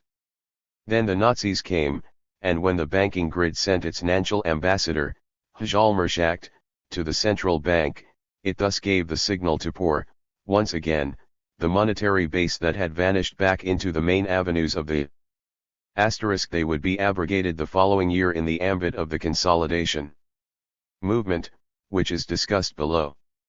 218 0303 219. Network. So the big Berlin banks of the grid returned the money by lending it to the Reich lent it to the cities gave these bills to the people brought them their commercial banks, which changed them into checks, and the system came alive. The initial monetary injections were allocated for infrastructure. And the bills took on the name of the type of project that they were meant to finance: work creation bills, special highway bills, land reclamation bills, and so on. Entrepreneurs cashed in, had their paper discounted, and paid the workmen. Banks turned to the Reichsbank, which started to print. Figure 5.1 The cycle of work creation.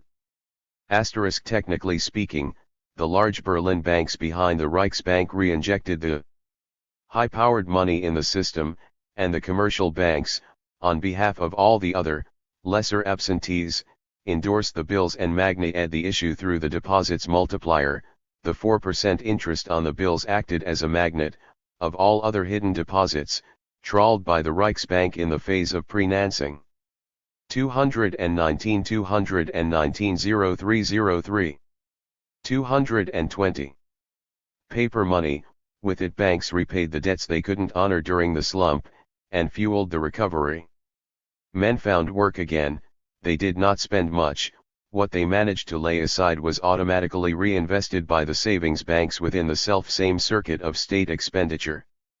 Hitler was triumphant. He was seen digging, repeatedly, before delirious crowds, digging the RST spadefuls, Erste Spatenstiche, of the several legs of the Autobahnen network that were being laid across the country, the RST of which joined Heidelberg and Frankfurt on September 23, 1933-57. In August 1933 something decisive came to pass. Schacht encountered the lords of German steel, amongst them the giants Krupp and Siemens. Together they founded the Metallforschungsgesellschaft, or MEFO, Research Corporation of the Steel Industry, a titious corporation with a meager capital endowment, 250,000 marks, against which, from 1934 to 1938, 12 billion Reichsmarks worth of bills were issued for the RST war commissions, with the same procedure previously outlined. The MEFO bill was the true spark that triggered the process of rearmament. Although until the outbreak of hostilities only 20% of the total rearmament expenditure would be financed in this manner, the MEFO allotment would cover 50% of total expenditure on military orders during the initial years. The absolute secrecy of this arrangement was preserved until after the war. 58. The MEFO bill was peculiar paper. It rested upon virtual treasures, upon titles of ownership which, during the twilight of Weimar, were amassed in the sparse hands of the absentee owners, the new indisputable masters of Germany. The Mefo bill was the fruit of a compact between the economic overlords and a tenebrous knighthood, between the highest German dynasties and the Nazis, who, with the monopoly of violence and the promise of war, fulfilled respectively two fundamental economic prerequisites, they ensured taxation, and warranted the yield promised by the Nazi bill, that 4% stamped upon the paper. Namely, the price of gold, of money, which, in a world contorted by vehement protectionism, would hopefully be repaid with the surplus forthcoming from the rapine of war. Hitler met 3 years into the war. The payments of debts presents no problem. In the RST place, the territories which we have conquered by force of arms represent an increase in national wealth which far exceeds the costs of war. In the second place, the integration of 20 million foreigners at cheap rates into the German industrial system represents a saving which, again, is greatly in excess of the debts contracted by the state. 59. 220 220. 221.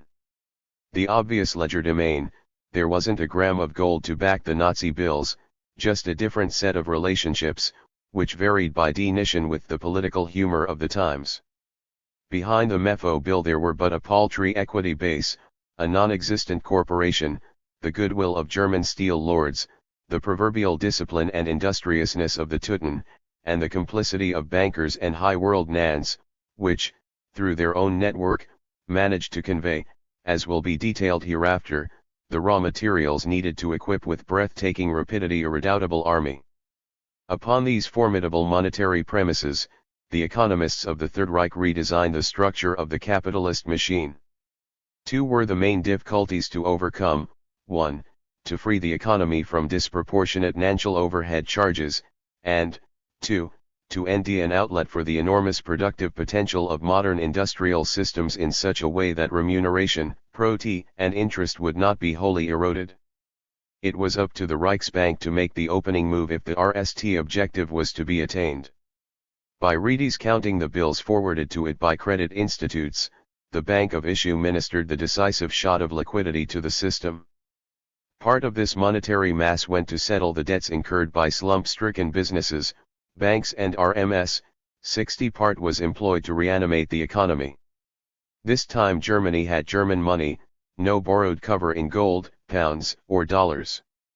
In fact, gold reserves officially amounted to 1% of note circulation in 1936, 61 in the eyes of the people. The seal of the Reichshof said, the paper was unquestionably taken, it was money all right. The advent of Nazism coincided with a veritable jubilee. The record shows the virtual annulment of all private debt. Like magic, money became less expensive. At the beginning of 1933, the prime rate of interest was over 8%, 62 by 1935, through an intricate reshove of a gamut of other variously named bills dealt across Germany's banking network. Schacht compressed it to 2.81%. 63 Germany was liquid again. Then entered the Nazi economic ministries. All their attention was focused upon the industrial sector, RST of all. They ordained in July 1933 compulsory cartels, that is, a strong concentration of all main concerns. There followed the capital concession, the so-called Preisfinanzierung, financing by prices. The Reich placed the order for goods and construction and agreed to a price that, in addition to entrepreneurial property, included an accelerated depreciation allowance, that is, a stipulation under the pretense that equipment wore out faster than usual, which was tantamount to the total remission of interest charges, and to the concession of a bonus, which 221 221 222 RMS would devote to the expansion of plants, self-financing scheme. In 1937 the ratio of interest charges to sales for business bottomed out at 0.4%. 64 commercial banks were relegated to the mere discounting function. They still held the privileged right to exact interest against the bills tendered by the Reich, yet they had to forego the far more important prerogative to dictate the nature and direction of all investments, as well as the copious rents obtainable therefrom. 65. These rents, instead, were appropriated by the Reich, which in turn ceded them to businesses with the Preisnanzierung. Throughout the cycle, die Conjuncture, the level of the workers' wages was pegged at the depression rates of 1932 to 33, some 21% below the prosperity level of 1929. 66. Prices, instead, were capped by decree in November 1936. By thus repressing consumption, the production of weaponry was intensified, and the original loans were transformed from short to long-term engagements. Consolidation was initiated. Germans were now told that the money they had laid in was being immobilized. Maturity dates of Reich securities were gradually postponed, 28 years for the initial Reich bond auction of 1935, at 4%. War would settle all accounts payable. Meanwhile, the economy pushed on. Between 1933 and 1936, German GNP increased by an average annual rate of 9.5%, and annual productivity for industry and crafts rose by 17.2%. The average annual growth of public consumption during these 4 years was 18.7%, while private consumption increased only by 3.6% annually. 67. In 1935, military expenditure amounted to approximately half of the entire governmental outlay. From then on, this share was bound to rise inexorably. Nazi bills were initially paid off with tax proceeds, but in the course of the consolidation, national authorities ended up paying only interest on the lengthened loans, putting off the reimbursement of the principal until the end of war. By thus postponing the evil day, observed the specialists of the Bank of England in 1939, 68, the Nazis appeared to have it in the ups and downs of the cycle for 10 or perhaps 20 years. It looked as though the whole endeavor was pervaded with the lightness of a zero-interest loan. Hitler had blind faith in his divisions. So did his national backers, seemingly.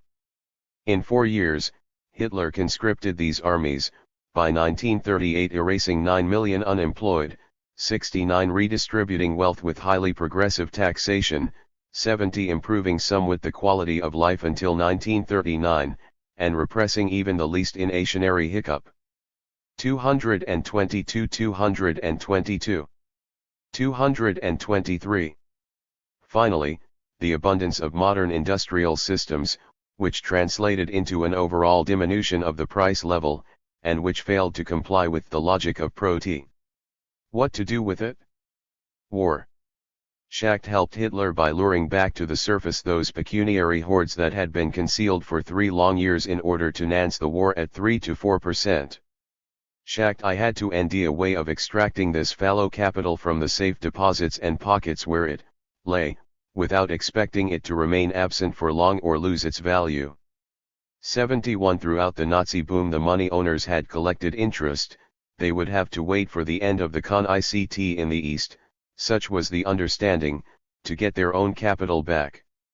They had allowed Hitler to spend over 100 billion marks for the mission. 72. This was no economic recovery but a feverish sweat before the last Herculean labor. On the international front, the affair was no less involved. Of the 34 vital materials without which a nation cannot live, Germany had only 2 in ample quantities, potash and coal. 73. For the rest, it would have to rely on its chemists and international friends. Schacht and his associates at the Ministry of Economies set out on a world tour to conclude general compensation or clearing agreements with whole countries. These agreements were predicated on the creation of a common account into which German importers paid their bills in marks. These same marks could then be drawn by German exporters for their sales to their trading partners. The exchange rates were not allowed to ode freely and were often exceeded afresh for each major transaction. This system, which ousted all previous methods, became the framework of nearly 65% of Germany's foreign trade. 74. Playing, 1. On an overvalued clearing rate of the mark and, 2. On buying far more from the others than selling to them. 75. Schacht involved over 25 countries into these bilateral waistcoats: Latin America, the Balkans, Greece, Turkey and Eastern Europe, Romania, Bulgaria, Hungary, from which the Germans secured oil-yielding fruits, oilseed, bears, soybeans, bauxite, oil, against iron and weaponry, 76 mostly for the bounty of the cannon-maker Krupp. 77 But what of the industrialized West, Anglo-America, for instance? Britain, of course, now that Nazism had ripened, was particularly scrupulous in grooming it as best as she could. In July 1934, right when Schacht was crowned economic dictator, she concluded with Germany the Anglo-German Transfer Agreement, considered one of the pillars of British policy towards the Third Reich. 78 Under its norms, the Third Reich was allowed to accumulate a sizable trade surplus vis-à-vis Britain, the surplus translated into free sterling, which the Nazis could employ to purchase. 223 223 224 Whatever commodities they might need for rearmament on the Empire's world markets, rubber and copper being chief amongst these. 79 By the end of the decade, Nazi Germany was Britain's principal trading client. In 1937, for example, she provided a market for more British goods than any other two continents combined and for 4 times the amount taken by the United States. 80 Then there was the unending headache of the Dawes loans and of all that money still owed to the City of London, which Germany had captured and was not willing to relinquish. Under the legitimate cloak of the so-called standstill agreements, that is, the deal on credits whose principal was frozen in Germany and upon which the debtor was only obliged to pay interest, Britain, despite some top bankers in London who rebuffed the claim as a misapprehension, 81 not only renewed the original 1931 debt standing but also added fresh credit to the original amount at least by a multiple equal to the number of renewals throughout the entire Nazi takeoff, 1933-39. 82 On December 4, 1934, Norman advanced the Nazis a loan of approximately $4 million in order to facilitate the mobilization of German commercial credits, that is, new money to pay old debts, or better said, a gift. 83 Not yet satisfied, and in direct opposition to that segment of the British interests which keenly insisted on being refunded by Germany, Norman fought nail and tooth against the setting up of a clearing union between Britain and Germany. In fact, a clearing would have automatically diverted free sterling into debt repayment, and Schacht would therefore have lost his cherished allowance in pounds for international purchases of raw goods and materials. 84 There were several voices in the city that spoke of further money, outside the standstill agreements, being loaned by Britain to German private concerns, such as IG Farben. The Bank of England itself instructed its employees not to discuss openly such a matter, which was confidential. 85 The archives of the bank are indeed mute on this count. These other amicable extensions might very well have been sine qua. Of the foreign money she owed in 1932, Germany would repay her creditors less than 10% by 1939. 86 Notwithstanding, international business kept on treating Hitler's Germany with pattes de velours, especially the arms makers. In 1935, an Anglo-German society was founded in which Unilever, Dunlop Rubber, the British Steel Export Association, and British Petroleum all participated. 87 The prestigious British manufacturer of heavy guns, armor plate, and warships, Vickers Armstrong, curiously one of the very few concerns salvaged during the slump by Montague Norman. 224 224 225 Himself 88, had been offering, as early as 1932 in the Offizielle publication of the German Army, the Militärwochenblatt, tanks and armored cars. 89 At the annual meeting of his company in 1934, Sir Herbert Lawrence, the chairman of Vickers, was asked to give assurance that the corporation was not being used for the secret rearmament of Germany. This was his reply: I cannot give you assurance in definite terms, but I can tell you that nothing is done without the complete sanction and approval of our own government. 90 William Dodd, a history professor, served as American ambassador to Berlin from 1933 to 1938. Der Gute Dodd, Hitler would pityingly say of him, he can hardly speak German, and made no sense at all. 91 Dodd might not have spoken good German, but he wrote good enough English to relate the following to his president, Roosevelt, on October 19, 1936. At the present moment more than 100 American corporations have subsidiaries here or have cooperative understandings. The DuPont have 3 allies: 1. Chief, IG Farben Co. 2. Standard Oil has made $500 million a year helping the Germans make Ersatzgas for war purposes, but Standard Oil cannot take any of its earnings out of the country except in goods. They do little of this, report their earnings at home, but do not explain the facts. 3. The International Harvester Company president told me their business here rose 33% a year, arms manufacture, I believe, but they could take nothing out. Even our airplanes people have secret arrangements with Krupp. Why did the Standard Oil Company of New York send $1 million over here in December, 1933, to aid the Germans in making gasoline from soft coal for war emergencies?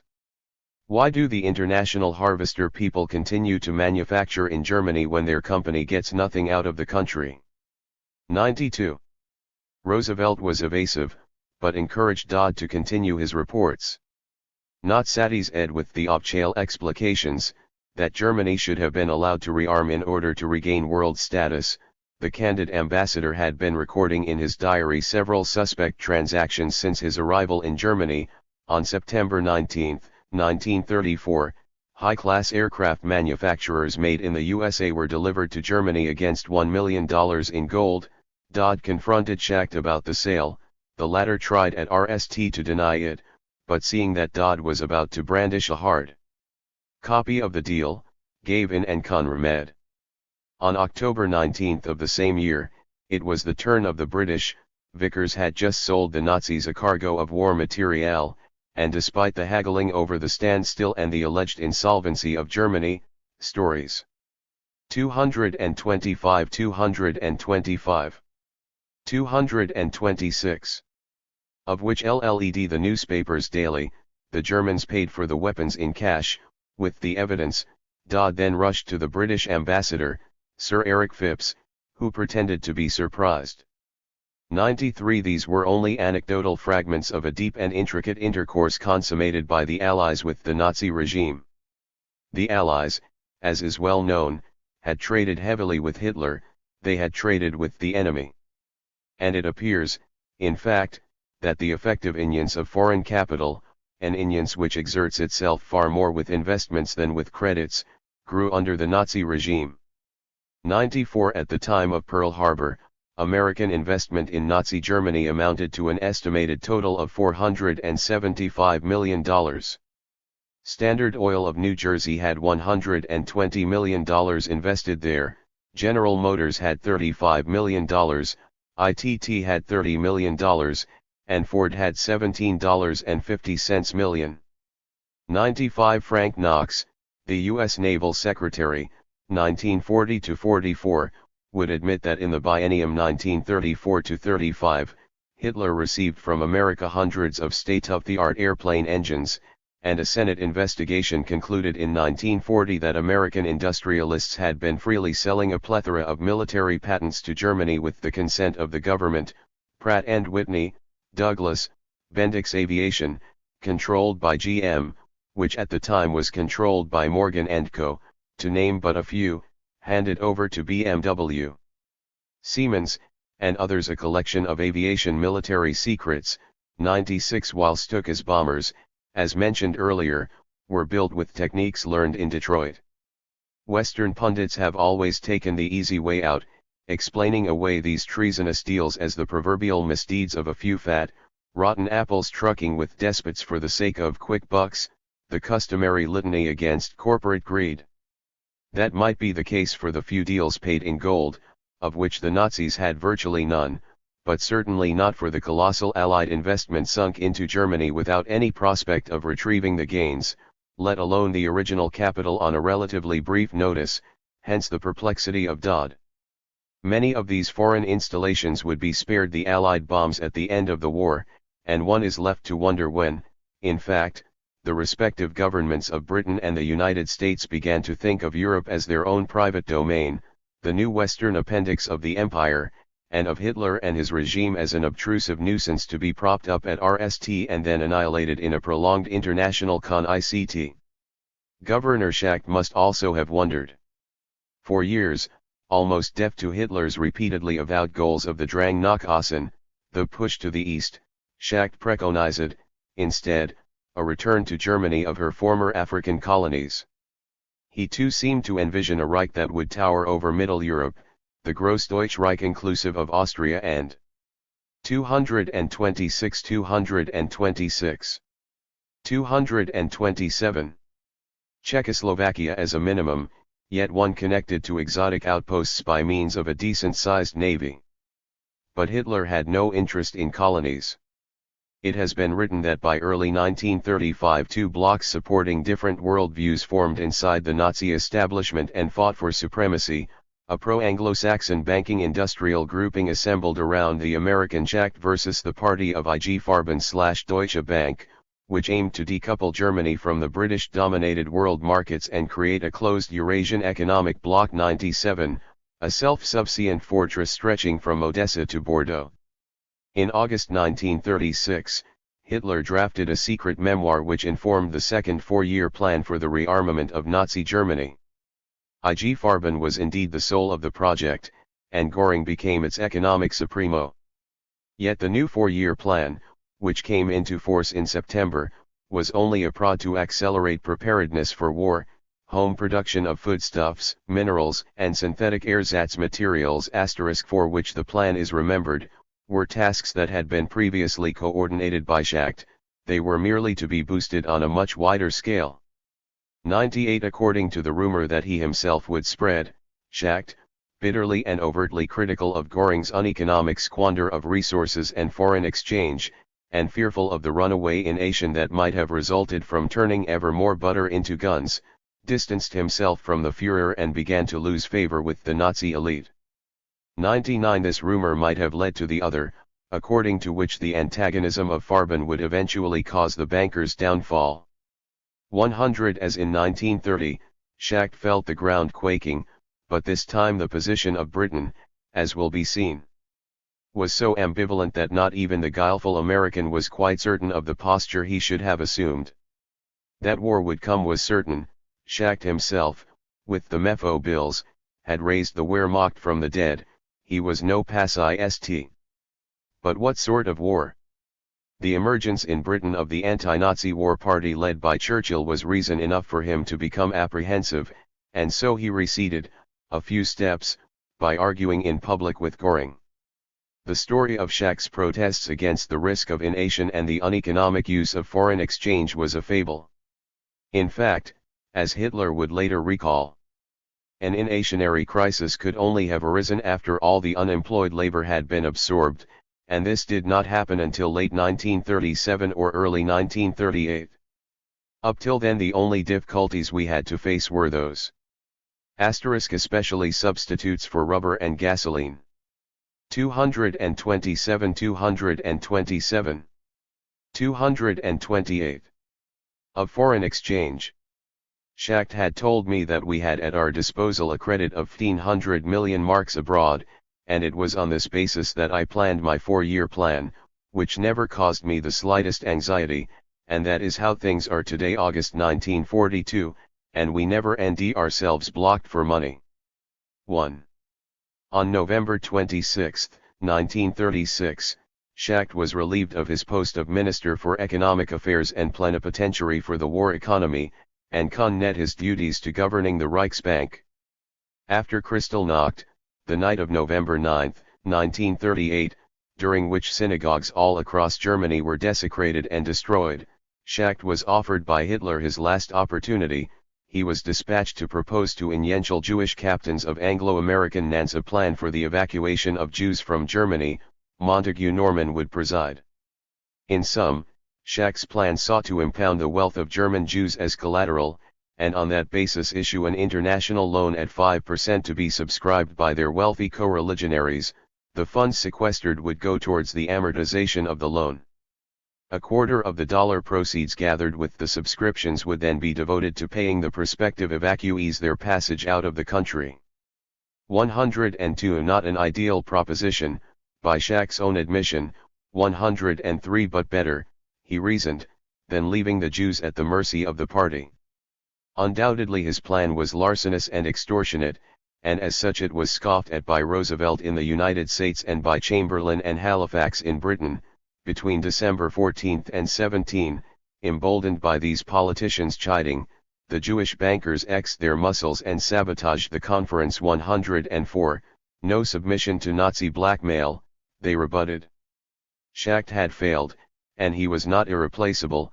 On February 21, 1939, he was dismissed from his post of Reichsbank's president. He would retain the honorary title of minister without portfolio until January 21, 1943. A British masquerade to entrap the Germans anew. Nostra maxima culpa, our gravest fault, so reads the chapter title of one of many books, all alike, devoted by British historians to that disturbing season of their history known as appeasement. 105 Culpa, fault, error, regrettable mistake, for having tried to appease a regime, Hitler's, that would not and could not be pacified by any amount of goodwill, however profligate. A mistake at best, a shameful episode at worst, but a misjudgment in any case. 228 228 229. According to this myth, because her elite unexpectedly found itself deeply torn over foreign policy into several antagonistic currents, Britain, well-meaning but short-sighted, was incapable of reading Nazism's mind, and ended up as a result bearing some of the guilt for the ensuing disasters. On the surface of Britain's political landscape, it is real factions that we're made to see, headed by real leaders, acting with vehemence over a range of vital points. Proceeding from such political discordance, so goes the apology, Hitler gave full rein to his mad ambition. The truth is different. The British establishment was a monolithic structure, the dissension among the stewards, if any, was over policy, never over principles and goals, which were the same for them all. The British were never torn by disagreement as to what ought to be done with Hitler. That much was obvious: destroy him in time, and raze Germany to the ground. Imperial logic demanded it. Rather, the point was a pragmatic one: how could the Nazis be most suitably bamboozled into stepping, anew, into a pitfall on two fronts? The answer: by dancing with them. And dance the British would, twirling round the diplomatic ballroom of the 1930s, always leading, and drawing patterns as they spun that followed in fact a predictable trajectory. The tactic they employed was to animate a variety of political formations, as if laying out tools of differing gauges to beat it to the task as the opportunity arose. Since Versailles, the elite fissured into three formations: 1. The anti-Bolsheviks, 2. The Round Table Group, and 3. The Appeasers, see Figure 5.2. From 1919 to 1926, the First Party, which included the leading foreign expert, Sir Eric Simon, the ambassador to Berlin, D'Aubernon, and the South African Imperial Minister, Jan Smuts, dominated the government. In the early 1920s, they posed as the anti-French faction, which gave its blessing to the secret rearmament of Germany with a view to revamping the latter as the bulwark against communism. 106 It was most probably this gang that Veblen had in mind when in 1920 he alluded to the elder statesman conspiring at Versailles to restore German reaction against Russian Bolshevism. But the plot was thicker than what even Veblen could have imagined. The true core of the imperial monolith was the Milner Group, whose word was printed in the monthly review The Round Table*. This party also included Simon and Smuts, as well as the editor of the Times, Geoffrey Dawson, two key players of the Foreign Office, Lord Lothian, Philip Kerr, and Lord Halifax, Edward Wood, and Samuel Slippery Sam Hoare, and see Chapter 1, p. 39. 229 229. Figure 5.2. The masquerade of His Majesty's stewards and diplomats. 230. 230 230 231. Imperial factotum issued from an old banking family, who had spent time in Russia during the war as a member of the British intelligence services. He was so expert at his job, the Tsar accused him of foreknowledge of the murder of Rasputin. 107. Between 1919 and 1924, this set controlled a fourth of the cabinet members, a quarter in 1931-35, and a third in 1935-40. 108. To straddle and wait for events to unfold, the Round Table made a pretense of endorsing as its official policy agenda the utterly spurious scenario of the world in three blocks, whereby a Germany free to roam in Central Europe was to be hedged between the western embankment of France and Britain, and the eastern defense of Russia's out-of-the-way, scarcely surveyable empire. 109. The Versailles Treaty, 1919, and the Dawes Plan, 1924, were prevalently the work of these two groups. 110. Finally, the appeasers included a heterogeneous collection of backbenchers, such as Churchill and Lloyd George, who recommended peace with honor. 111. Nonpartisan technocrats like Norman, and segments of the intelligentsia, publicists and writers like Keynes. All were keen to show a benevolent face to the enemies of yesterday, and to tie new bonds with them in the name of sportsmanship. Thus by the middle of the Dawes period, the empire disposed of at least three stock masks: the friendly face of appeasement, the dogged front of anti-communism, and the placid, middle-of-the-road approach of the Round Table. Towards the end of the Weimar incubation, the anti-Bolsheviks receded in the background, while the appeasers gathered steam.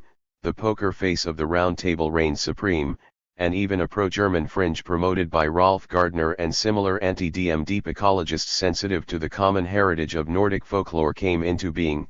Figure 5.2. This was a peripheral movement, however, devoid of popular support and political clout. 112. There was no genuine pro-German feeling in Britain, only a burgeoning jungle of make-believe. After Hitler's 6 months in power, the masquerade really began. On the diplomatic front, the Führer started by signing an alliance with Poland on January 26, 1934. This signaled the end of the old secret policy of the German generals, who during Weimar had rearmed with Russia in view of a joint assault against Poland, their common enemy. Hitler, instead, would have liked to see Poland involved in an anti-Bolshevik campaign spearheaded by Nazi Germany. On April 9, 1934, Germany publicly announced that she was rearming, against the provisions of Versailles. France worried. Meanwhile, the Germans had guests: Royal Air Force Captain Winterbotham, the spy who 231 231 232 had squired Rosenberg during his autumnal tour of the London clubs in 1931. Was presently attended to by his former visitor and the Führer himself. Winterbotham was an asset of MI6, British counter-espionage, and of the intelligence division of the Air Ministry. His was one of the RST masks of the mummery. He had been posing as an admirer of the regime, as a staunch appeaser, since the RST Nazi electoral breakthrough, and by now he had gained the complete confidence of his hosts. The Nazis told him everything. They told him how, together with England, they would have destroyed communism, and how zealously they were preparing for Operation Otto, later codenamed Barbarossa, that is, the invasion of Russia. 113. On July 25, 1934, a hapless vanguard of Austrian Nazis, trained by the SS with the approval of Hitler, botched a coup in Vienna. They assassinated the premier, Dollfuss, but could not go any further. The Italian leader, Mussolini, who acted as the protector of Austria, alerted his divisions on the common frontier. He then turned to France and Britain for coordinating a disciplinary maneuver against the brash savagery of the new German regime. France turned to Britain, and Britain said no military castigation of Germany, it was not worth it. Britain, the French concluded, had written off Austria. 114. And she had. Mussolini would not forget Britain's betrayal, nor would Hitler, gratefully, with Austria. he would try again later. In the same month, conservative leader Stanley Baldwin, the fox who would soon become prime minister, June 1935 to May 1937, had defended Germany's right to recreate an air force. She has every argument in her favor, from her defenseless position in the air, to make herself secure. 115 And in the summer of 1934, Churchill resurfaced from the parliamentarian swamp with an important agenda. He wooed the Soviet ambassador in London, Maysky, singing to him of his love for the British Empire, his be-all and end-all, and truncated the ode by inviting the Russians to join forces with Britain against Hitler. 116 Immediately thereafter, Churchill stormed the House to diffuse a series of alarmist speeches, in which he prophesied that in one 7-day attack on London by the German Luftwaffe, 30,000 people would be killed or maimed. Lloyd George would then be charged by Baldwin to rebuke Churchill for ignoring how critical it was for Britain to have Germany as a bulwark against communism. 117 Splendid maneuver. Now a fourth mask was added to the British panoply, figure 5.2, an anti-Nazi, pro-Russian nucleus coagulated round Churchill, while the PAS behind Lloyd George rose in Inyons. See Chapter 4, pages 194-5. 232 232. 233. Was a democratic, taut face that Britain was now showing to the world, a face upon which expressions of cynical pragmatism, appeasement, were somewhat tempered by the moderation of the Milner fraternity and the open dissent of Churchill. It was the wholesome visage of pluralism.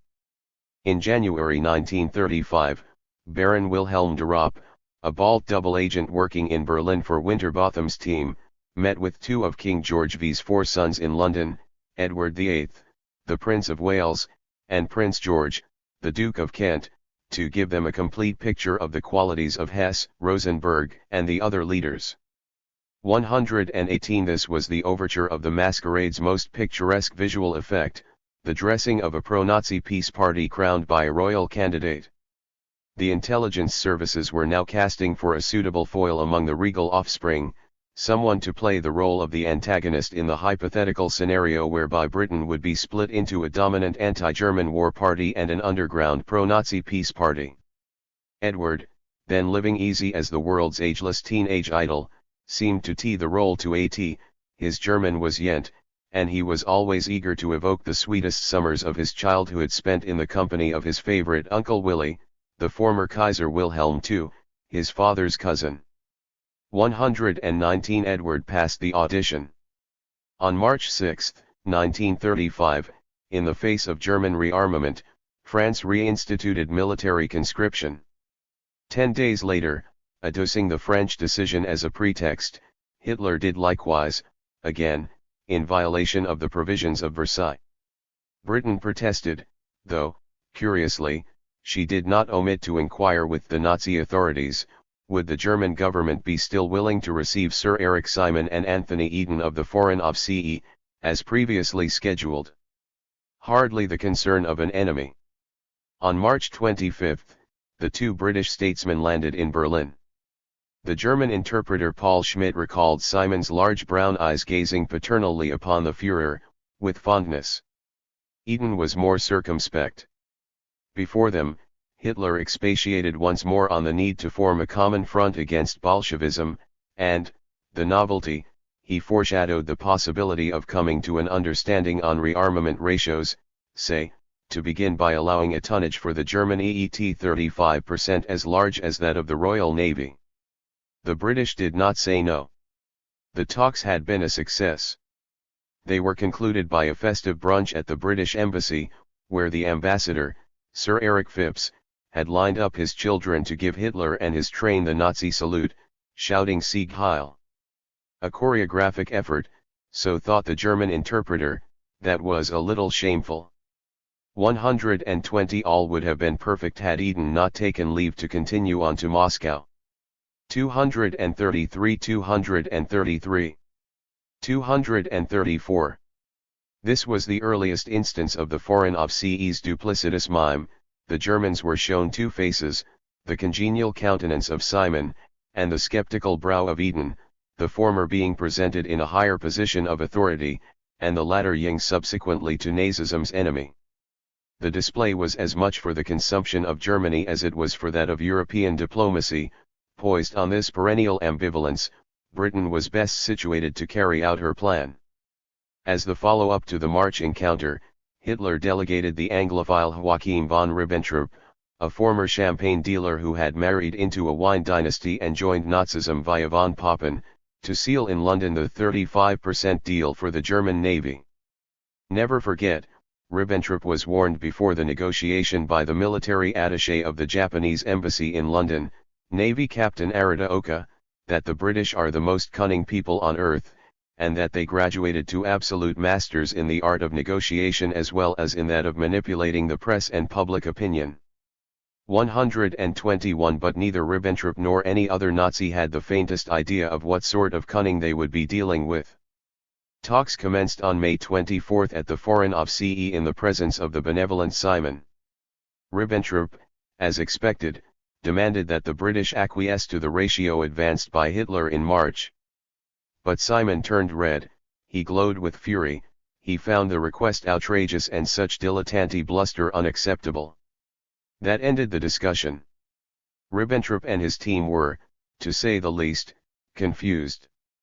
2 days later, however, the German legation was conveyed to the wainscoted halls of the Admiralty, where Simon's deputy, Sir Robert Craigie, announced with composure that Britain accepted the German offer. Ribbentrop's associates were speechless at their good fortune. 122 Thereupon Hitler phoned Ribbentrop. "Good job," he thundered, "this is the most beautiful day of my life." 123 All would have been perfect had the fellows not subsequently refused to admit Ribbentrop's son to Eton. 124 In the space of 6 months, spanning between the Norman-inspired Anglo-German Payments Agreement of late 1934, and the Naval Pact, officially signed on June 18, 1935, Hitler won from Britain no less than her financial and military support. The Führer was exultant. And France, disheveled, didn't know where to turn. In mid-May 1935, in despair, she concluded pacts of mutual assistance with Russia and Czechoslovakia. On June 19, 1935, Edward VIII made his debut as the pro-Nazi candidate when at Queen's Hall he delivered a speech to the ex-combatants of the 235 Legion, inviting them to bury the animosity of the Great War between Britain and Germany forever. He was showered with a standing ovation, while all around the Union Jack mingled with the Gamma Cross standards of the German veterans. The speech made a splash, and King George was quite appropriately disturbed. 125 A month later, it was Hitler who received the British combatants at the Chancellery. Together they evoked the days of the trenches, reminiscing with passion, as if they had been brothers in arms ring from the same dugout. 126 The biennium 1936-37 represented the apogee of appeasement. Its beginning was of promise. On January 19, 1936, King George V sank into his NAL sleep, which was shortened by an injection of morphine and cocaine, so that he might be declared dead in the morning edition of the Times. 127 He was succeeded by Edward, Prince of Wales, the Nazi candidate himself. The ceremony of the coronation was exed for May of the following year. Then in March 1936, Germany locked irreversibly into the path to war. She was ready to play her RST gambit, the occupation of the demilitarized zone of the Rhineland. As seen earlier, the clause in the Versailles Treaty contemplated the consequences of such a move in no ambiguous language. If a single German soldier trespassed on the Rhineland buffer, it was war. Britain, Italy, and Belgium would have rushed at once with swords drawn to back up France. The half-baked 1936 Wehrmacht of Hitler was in no case a match to France's tested force de frappe. France, General Jodl would confess at Nuremberg, could have blown us into pieces. 128 Regardless, the Führer gambled. On March 7, denouncing the Franco-Soviet agreements, Hitler ordered 3 meager battalions to cross the Rhine. France's wall, the Maginot Line, was on full alert, her North African troops massed on the border. All she needed was a signal from London. Von Neurath, Germany's foreign secretary, was terror-ed. Hitler, trembling with emotion no less than his minister, spoke words of strength for them both. "Fear not," he whispered, "Britain shall not budge." And indeed she did not. By the evening of the 7th, her stewards were scrambling all over to shield the Nazi advance. The press magnates, Lord Beaverbrook of the Daily Express, who was also courting the Russians since June 1935 on behalf of his intimate Churchill, 129, and Lord Rothermere of the Daily Mail, cheered loudly for Hitler and Germany. Hitler, all the Beaverbrook-Rothermere circle came to me and said, "In the last war we were on the wrong side." 130 from London, Lord Lothian and Lord Astor, intoning the usual refrain that Germany was the dam against Bolshevism, scolded their French colleagues.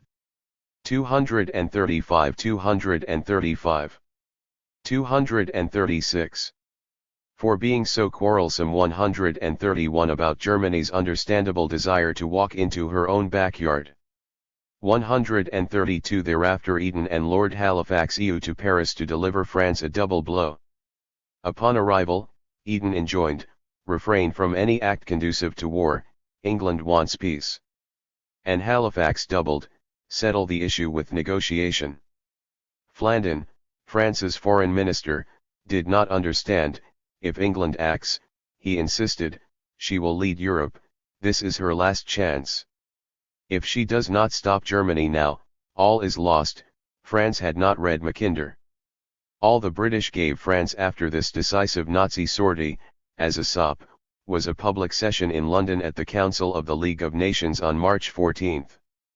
On this occasion, Eden, in a perfect construct of foreign ofce double-speak phrased for the pleasure of Nazism, averred that the occupation of the Rhineland was a violation of the Treaty of Versailles, but did not represent a threat to peace. It compromised the power of France, but not her security.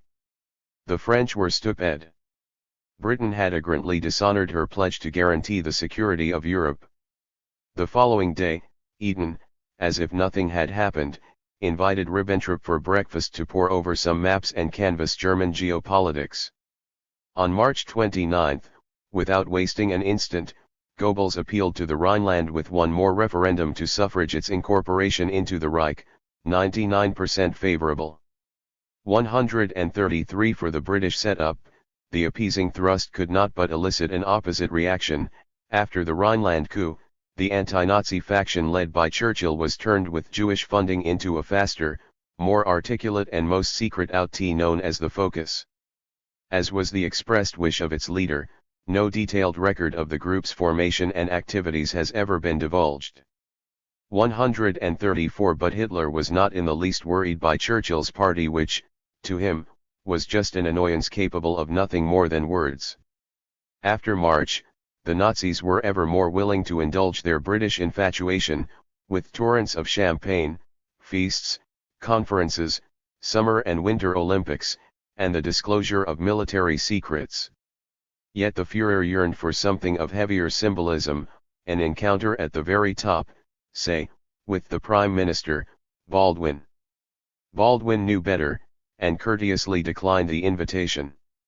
135 Instead, the Prime Minister shed Lloyd George from the extras of Britain's appeasement and sent him off to meet the Führer in his eagle's nest in the Bavarian Alps.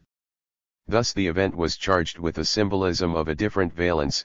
On September 4, 1936, Hitler clasped hands not with his British opposite, but with one of Nazism's most accomplished midwives, that same Lloyd George.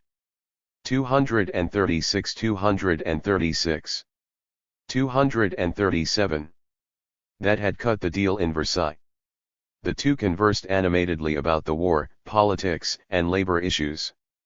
Hitler, overawed by his guest, whom he described as a genius, wished to display him at the party convention in a few days, but Lloyd George, with caution, refused, though he did not refrain from bad-mouthing the Czechs. 136, a hint. In sum, the encounter was another success, and Lloyd George would thereafter extol the Führer in the press, acknowledging him as the greatest German of the age. With regard to this episode, the question has been raised, who fooled whom? 137 That the British government fooled the Germans is hardly disputable. Whether Lloyd George was a conscious or an unconscious tool of such a manipulation is irrelevant, and the only striking certainty is that Hitler and the Nazis never fooled anyone. And the foolery went on, ever more imaginatively. At this time Edward, the new king, had an American mistress, Mrs. Wallis Simpson. In the last months of 1936, the Prime Minister, Stanley Baldwin, with the complicit act of Edward, was about to carry off a phenomenal show. The Prince of Wales was most likely instructed to go about reciting the mantra "No marriage, no coronation," whereby he publicly conditioned his coronation on making Wallis, a twice-divorced American commoner, his queen. Baldwin would have then seen to it that a press campaign and a query submitted to the Dominions as to appropriateness of the choice of bride would have gone against the marriage. 138 And so it did on November 16. Afterwards Edward faced three choices: 1. Give up Mrs. Simpson and keep the throne; 2. Dismiss Baldwin and his cabinet; 3. Abdicate. Although Wallis implored the prince to keep his throne, and her as his concubine almighty, 139 Edward, for love, chose the least sensible option and abdicated on December 10, 1936. "God save the king," he shouted at the end of his speech. Albert, the Duke of York, ascended to the throne as George VI, thus the royalty was split between a conventional regent and his brother, the pro-Nazi Edward, who would thenceforth acquire the title of Duke of Windsor. The Nazis mistook the abdication for the result of an inner struggle to purge the royalty of its alleged pro-German sympathizers, which did not exist, and though the Führer was distressed by the event, 140 the aim of the ploy was to keep him always hanging with a tantalizing game of wink and brush off, which was working perfectly. In June 1937, Edward and Wallis married in France, and in October they were invited to Germany for a grand tour of the Reich, everywhere the Duke. 237 237 238 and Duchess were hailed, and Edward requited the salute. On October 12, 1937, the day following their arrival, Edward was introduced in the house of Robert Ley, the Nazi labor secretary, to Himmler, Goebbels, and Hess. 141, an encounter for which the intelligence services had prepared him 2.5 years previously. Finally, in November 1937, after all this profusion of geniality on the part of Britain, the time came to thrust the Führer forward onto war. The mission of Lord Halifax on November 19 to the Alpine residence of Hitler was the turning point in the dynamics leading to World War II. By this time, the broad aggregation of the appeasers dissolved into the two main parties of Britain, 142 the anti-Bolsheviks, who had regained the helm with Neville Chamberlain, and the Round Table, the two being relayed by the propaganda of the Peace Party, which actuated in their midst, figure 5.2. The Nazis now stared at three different facets of a single front, urging them to expand their European stronghold before aggressing the Soviets. In synthesis, Halifax told Hitler that, 1. Britain considered Germany the bastion against communism; 2. Britain had no objection to the German acquisition of Austria, Czechoslovakia, and Danzig, and 3. Germany should not use force to achieve her aims in Europe. In the light of 1. The agenda set in Mein Kampf, which all British stewards had studied carefully; 2. The world's full-edged rearmament; 3. The steady and intense supply of British and American weapons the Nazis had received during the past 4 years, and 4. The Reich's notorious preparations for Barbarossa, Hitler was just-ed in disregarding entirely the specious warning not to use force. In brief, Britain was urging him to go ahead. Ordinary Britons, and the rest of the world, were told nothing of this autumnal pact. So oder so, in one way or another, Hitler decided in January 1938 to achieve self-determination for the Austrians. In other words, he was going to annex the country. In February, the Prime Minister, Neville Chamberlain, and the Secretary of the Treasury, Sir Eric Simon, announced in the House of Commons that Great Britain could not be expected to support Austrian independence. This was the signal. On March 12, Hitler marched into Austria and asked the Austrians thereafter to sanction the deed with a referendum. 99.7% swung to his side in favor of Großdeutsche unity. The push to the east had begun. Czechoslovakia was next. On April 21, 1938, General Keitel received orders from Hitler to draft plans for invading Czechoslovakia. 143. 238 238. 239. It is important to emphasize that at this point not a single maneuver on the path to war was the fruit of Hitler's strategy or imagination. The schemers of Versailles had prepared the route for him long ago, and the British stewards were now facilitating the progression. By sequestering the 3.4 million Sudeten Germans, 22% of the population, into the artificial creation of Czechoslovakia in 1918, the old treaty furnished the Führer with the beautiful pretext of claiming these back into the Reich in the name of ethnic self-determination, and so Hitler did. The British press, again, the Daily Mail of the appeasing Rothermere, opened with a leader on May 6 denouncing Czechoslovakia as a hateful country, inhabited by rascals, whose treatment of the German-speaking Sudeten was an outrage that Britain could not tolerate.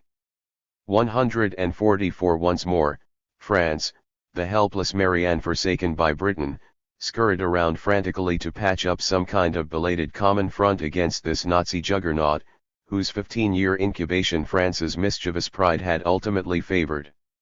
In May she supplicated the Russians to intervene on her side against Germany. She appeared to be utterly unaware that both Britain and Russia, who always seemed to be playing in tandem, had no intention whatever of stopping Hitler at this point. Russia replied that she would do so as long as Poland and Romania afforded her the passage of Soviet troops in their territory, see figure 5.3. Which was a bluff, because the Soviet Union did nothing to dissipate the rancor and seething hostility that divided her from Poland on one hand, and Romania on the other. France then implored both countries, but they refused. They did not trust the Russians, least of all in their home. Give up, said Poland to France, Czechoslovakia is dead.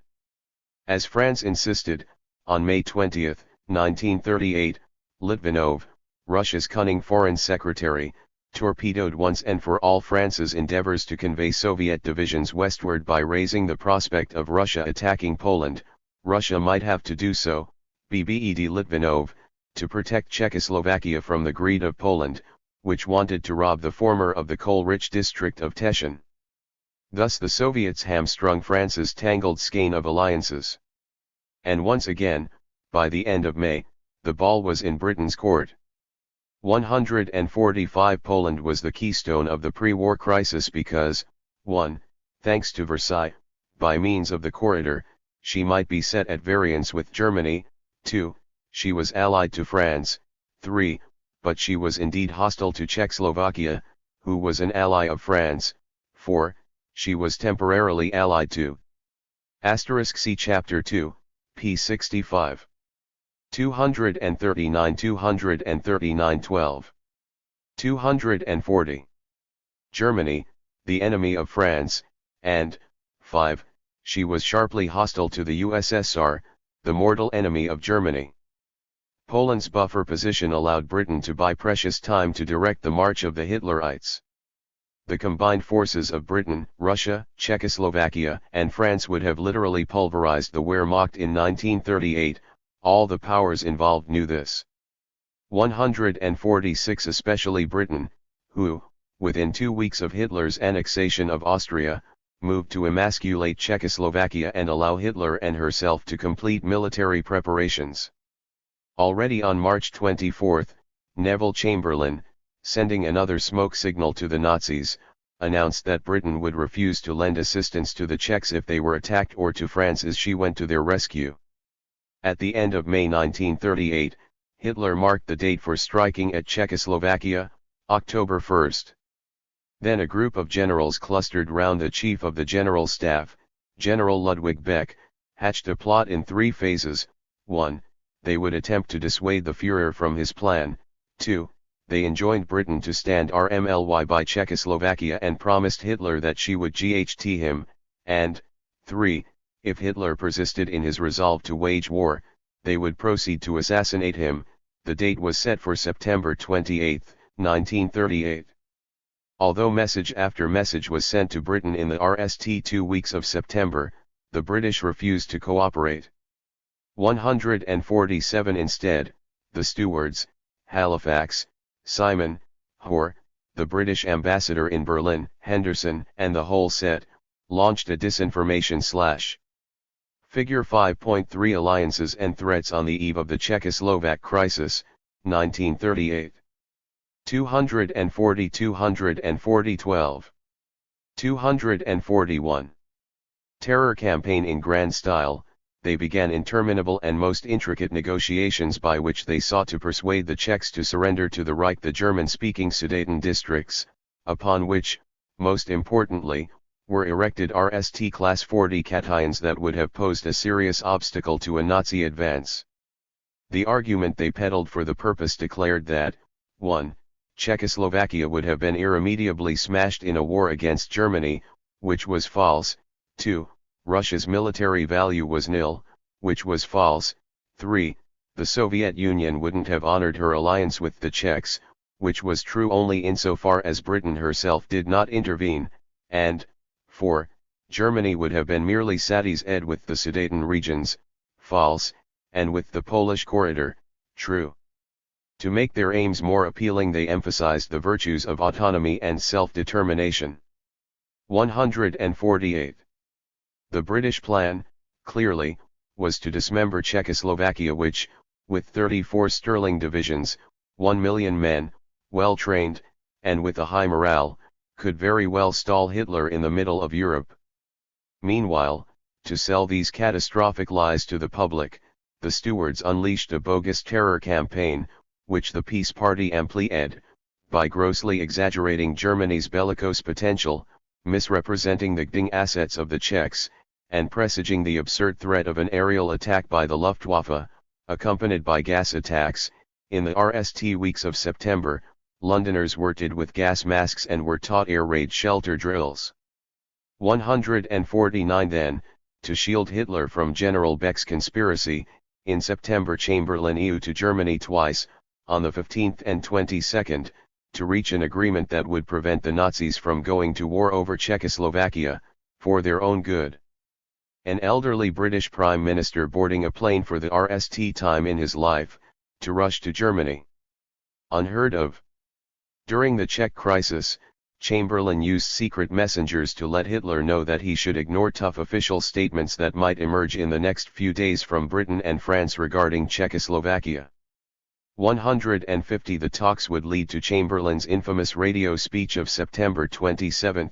How horrible, fantastic, incredible it is that we should be digging trenches and trying on gas masks here because of a quarrel in a faraway country between people of whom we know nothing. The following day, the day the generals were going to pull the trigger on the Führer, France, Germany, England, and Italy convened in Munich to carve up Czechoslovakia, without consulting anyone, least of all the 241 12. 242. Czechs, the homeland that the Anglo-French had granted the Czechs in 1919 as a reward for their provocation in Siberia, they now took away. In 4 stages, Germany occupied the designated N40 areas, while the rump of Czechoslovakia was to be guaranteed by France and Britain. The guarantee would never be given. The Czech army disbanded, and on October 10, the Czechs surrendered another piece of their mangled estate to the Poles. On October 21, Hitler issued orders to invade the rump and turn it into a protectorate, which punctually came to pass on March 14, 1939, the Czechs offered no resistance. And Montague Norman, picking the pockets of the senseless victims, remitted to the Reichsbank, treacherously, £6 million of Czech gold held in custody at the Bank of England. That Norman was in close contact with the Chamberlain faction is certain, it couldn't have been otherwise, but the nature and content of their interaction have never been revealed. 151 Now, to finish off Versailles, only Poland remained, and after that, Germany would be at the gates of the Soviets. Captain Winterbotham, the British spy, had recently returned from Eastern Prussia, where the district leader had confided to him that Barbarossa should have been operational by May 1941. 152 There was nothing that England did not know. The stewards changed costumes once more, figure 5.2. Appeasement, as a public stance, was nished. After the Czech invasion, it could no longer be sold to the masses. So a different configuration emerged. The pro-Nazi Peace Party took the backseat to posture as an elitist den of frondeurs, while the Round Table and the anti-Bolsheviks fused in an informal diarchy, whereby the visible front, led by Halifax, made a pretense of enforcing tough dealing with the Nazis, while the secret front, staffed with the Chamberlain Group, continued to bestow upon Hitler concessions and friendly assurances that Britain wouldn't GHT 153 Hitler had gone as far as he had been allowed, and it was time for Britain to set him up on the Western Front and thus precipitate the war. On March 31, 1939, exactly halfway between the public break-off and the secret resumption of economic negotiations with Germany, 154 Chamberlain informed the House of Commons that in the event of any action which clearly threatened Polish independence, His Majesty's government would feel themselves bound at once to lend the Polish government all support in their power. This was an extraordinary assurance. The British government since 1918 had resolutely refused any bilateral agreement guaranteeing any state in 242-242-12. 243. Europe. Now they were making a unilateral declaration in which they obtained nothing but in which they guaranteed a state in Eastern Europe, and they were giving that state the responsibility of deciding when the guarantee would take effect, something quite unprecedented. 155. No matter how shrewd as to realization and timing, the strategy of Britain was always the same, that is, pit foe against foe and secure her own involvement by priming satellite nations like landmines encircling the enemy of choice, in this case, the Germans. What she had done by guaranteeing Belgium on the eve of World War I, she now replayed with Poland. Hitler had begun talks with Poland in October 21, 1938, by asking, predictably, for the city of Danzig and a kilometer-wide strip across the Polish corridor to provide a highway and a four-track railroad under German sovereignty. These, indeed modest, requests were made to the Polish ally in an atmosphere as cordial as possible. They were the last, paltry shreds of Germany lost at Versailles. Hitler had no desire to overrun Poland, but rather to engage her in the forthcoming onslaught against Russia. 156 Yet by late March, Poland turned litigious, and at RST, the Führer, not realizing that Britain had made clandestine overtures to Warsaw, could not fathom Poland's newfound resilience. 157 Not content with duping the Nazis, the British inveigled the Poles as well by making them believe that Britain and France would have unbridled a full-scale offensive against Germany, should the latter have decided to strike at Poland. But in the late spring of 1939 no aid worthy of the name, consisting of either men or munitions, was seen traveling from the Allied countries to Poland. Britain had stalled when Poland requested economic help and military equipment to prepare to deal with the German invasion. 158 By May, Hitler readied his generals to consider Britain, for a time, the proximate enemy. From London, the Chamberlain Group continued to dance with the Nazis, promising as late as August a full-bodied political partnership in exchange for peace. 159 While the Round Table persisted in urging the Poles not to back down. Hitler refused to believe that the Anglo-French were in earnest. It was a put-on, he concluded. He was fully armed, he had lost the Poles, he needed to strike, he was going to have the war that he wanted. In the spring of 1939, Roosevelt's clandestine emissary, Supreme Court Judge Felix Frankfurter, who was close to the American Jewish Committee, which, in turn, stood at 1 or 2 removes behind the focus, visited 243 243 12. 244. London. Soon after his departure an extravagant publicity campaign began on Shakil's behalf. 160 The War Party was thus catapulted to the vanguard of British policy, figure 5.2, eager to meet Hitler on the battlefield. In May 1937, when Germany had dismissed Churchill as a political lightweight, the Bulldog had warned Ribbentrop, "Do not underrate England, she is very clever. If you plunge us all into another great war she will bring the whole world against you." 161 Before commencing, however, the Führer had to think the unthinkable, to sign a truce with none other than Bolshevik Russia to sweep Poland out of the way. A Soviet tale of madness and sacre-ce. All appeased the Nazis, the Pope for fear, the British by design, and the Russians to buy time. Stalin, too, had read Mein Kampf 162, he harbored no illusions, the Nazis would come to him sooner or later. Russia underwent her RST 5-year plan in October 1928, 4 years later than Germany's. From the latter the Soviets imported large amounts of capital equipment and machine tools. Krupp and the aircraft maker Junkers possessed installations in anti-capitalist Russia, as did such jewels of corporate enterprise as Standard Oil, the enthusiastic Nazi-phile Henry Ford, and a variety of other Anglo-American concerns involved in the extraction of gold and oil. Stalin planned on trebling the production of iron, coal, and oil. To justify the forced industrialization of the country, he raised the spook of a forthcoming aggression from the West, and proceeded to consummate the endeavor at the expense of 25 million peasant households, the kulaks. 5 million of them were obliterated while their estates were shattered and collectivized. The environmental and economic repercussions, let alone the human strain of such a sacre-ce, led Stalin's Russia by 1930 to such a disastrous impasse that only the capitalist rescue of the West enabled him to tide over his dictatorial caravan to the next and last stage of the great pre-war mummery.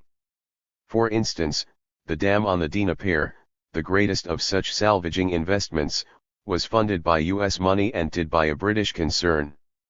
163 When Hitler came to power, Stalin observed. He watched the suppression of the German communists with utter detachment, such was the deserved fate of what had been all along an expendable crew since the early 1920s. And in June when the Führer purged the dissenters in his bosom, then Stalin realized that the incubation was terminated, and that Adolf Hitler 244 244 12.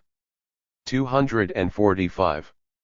Was indeed the piper conjured at Versailles who would be leading the German hordes into Russia. Presently, he too had to appease. Britain's game was transparent, as in World War I, she wanted Russia to win the war in Eurasia for her by swallowing the Nazis into the steppes and devour them, like the whites, in a drawn-out and prolonged effusion of blood. To Churchill, Baldwin would thus sum it up in July 1936, "If there is anything in Europe to be done, I should like to see the Bolsheviks and the Nazis doing it." 164 It was understood that the thing should have been to the detriment of Germany rather than Russia, as Veblen had wrongly assumed. And the USSR, ever the imaginary foe of the Anglo-American oligarchy, would oblige. For that, though, the path had to be cleared of any kind of disagreement, of any kind of old Bolshevik talk, the talk, say, of Trotsky and of all those who wanted to get too soon and too far overstepping the present entrenchment of Russia, which was in line with the designs of the sea powers, and in the name of junkyard bywords such as world revolution or socialist brotherhood. A corps not of doctrinaires, but of two-faced tacticians was what was needed in the Red Army and the Politburo. And Hitler, with his Re and Knight of the Long Knives, provided the Red Tsar with the inspiration. In the wake of the Holocaust of the kulaks and the ensuing catastrophes, the majority of the army, the peasantry, the commissars, and 90% of the party machine had come to stand foursquare against Stalin's regime. 165 The pressure was about to reach breaking point when, suddenly, on December 1, 1934, the Stalinist nomenclature moved to head off the opposition. Laying hold of another useful idiot, the secret police of Leningrad oriented this obscure and allegedly hysterical 166 student by the name of Nikolov into the corridors of the Smolny Institute.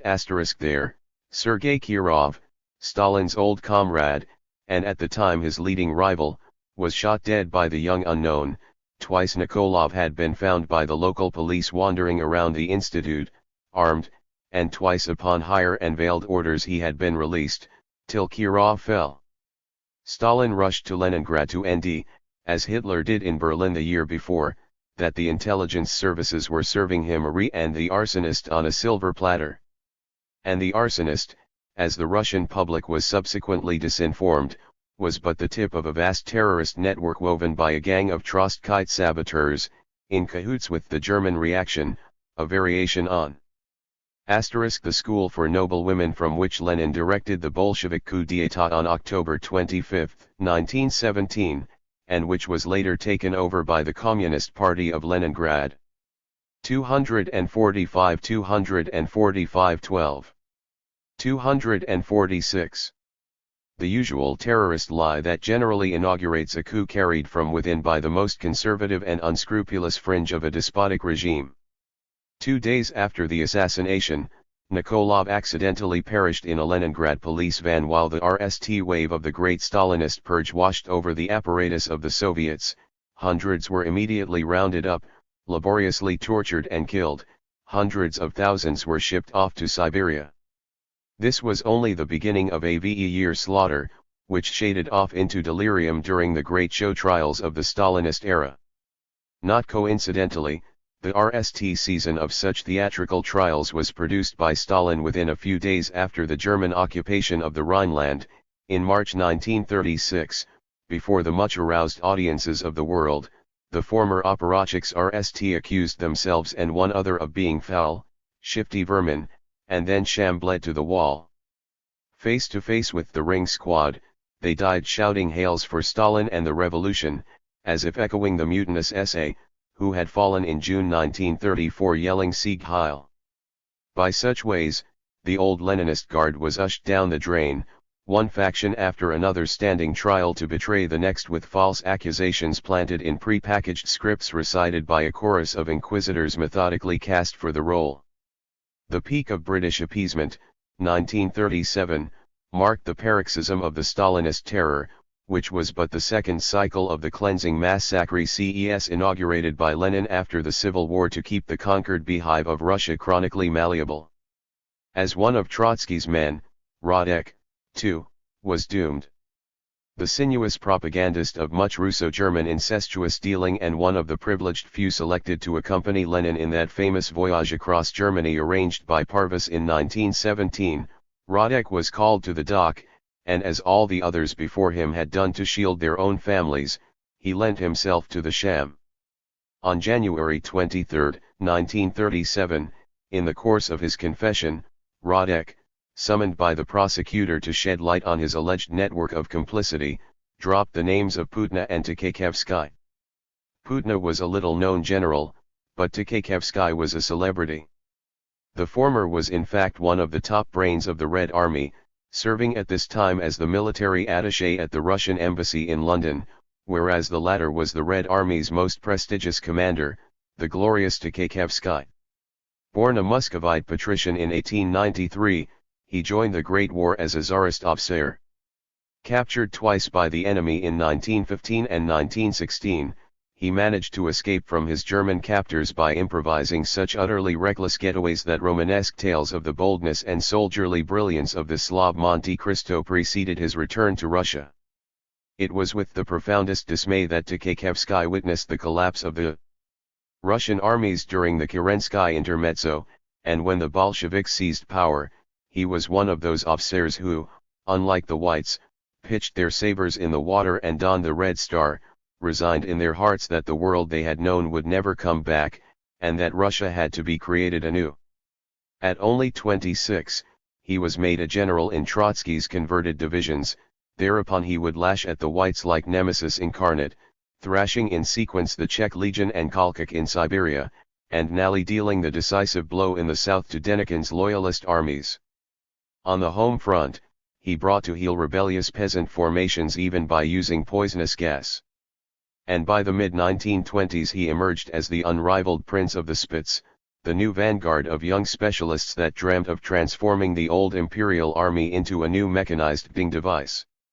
It was not by chance that he would be chosen to form the strongest link of that subterranean connection that tied the Red Army to the German military, industrial complex from 1926 to 1932.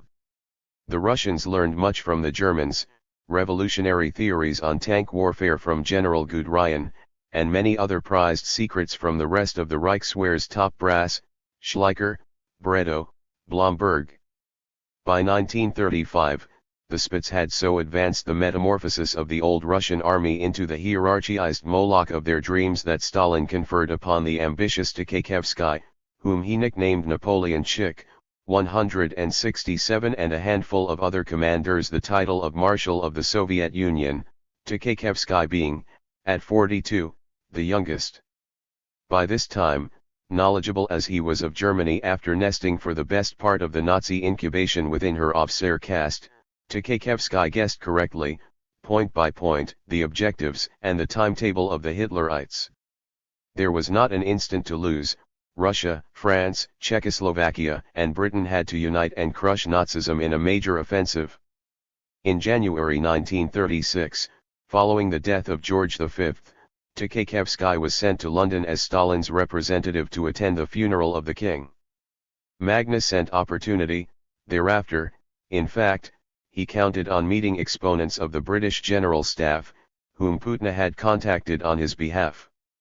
Utterly deceived like everyone else as to the nature and aims of the British Empire, he believed that he would need little time to seduce the British generals with what appeared to be an irresistible proposal.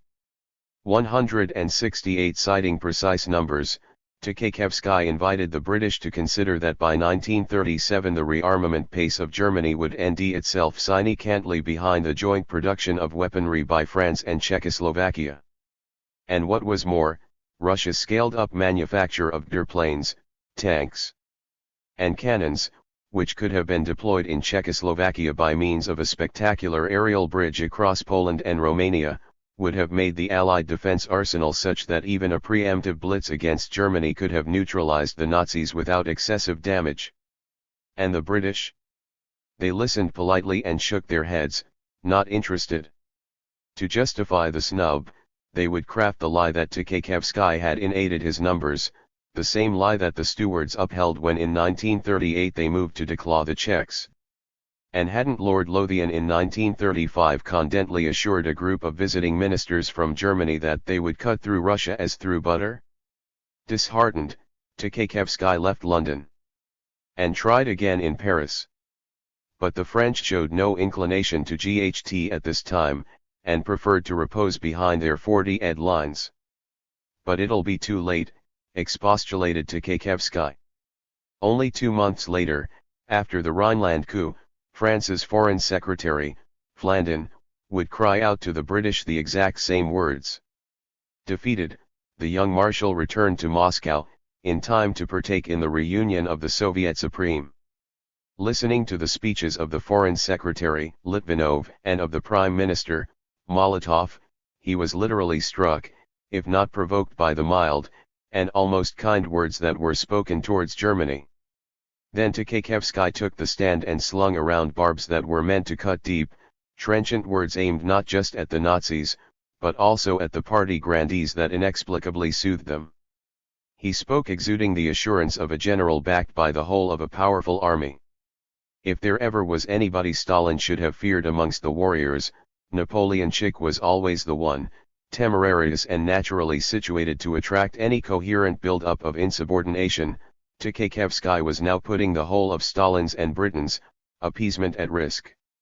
According to a story, dismissed by some as fantastic, through the White Central of Russian émigrés in Paris, the Soviet secret police, the GPU, obtained a dossier falsified by the conniving Nazi intelligence services, the Gestapo, which provided Stalin with crushing evidence that Tkhachevsky, Putna, and their confederates had not ceased to betray Russia for more than a decade by passing on to Germany Soviet Classy Ed Information 169 on June 12, 1937, a laconic communique featured on the last page of the press organs reported that Tkhachevsky and Putna had been executed.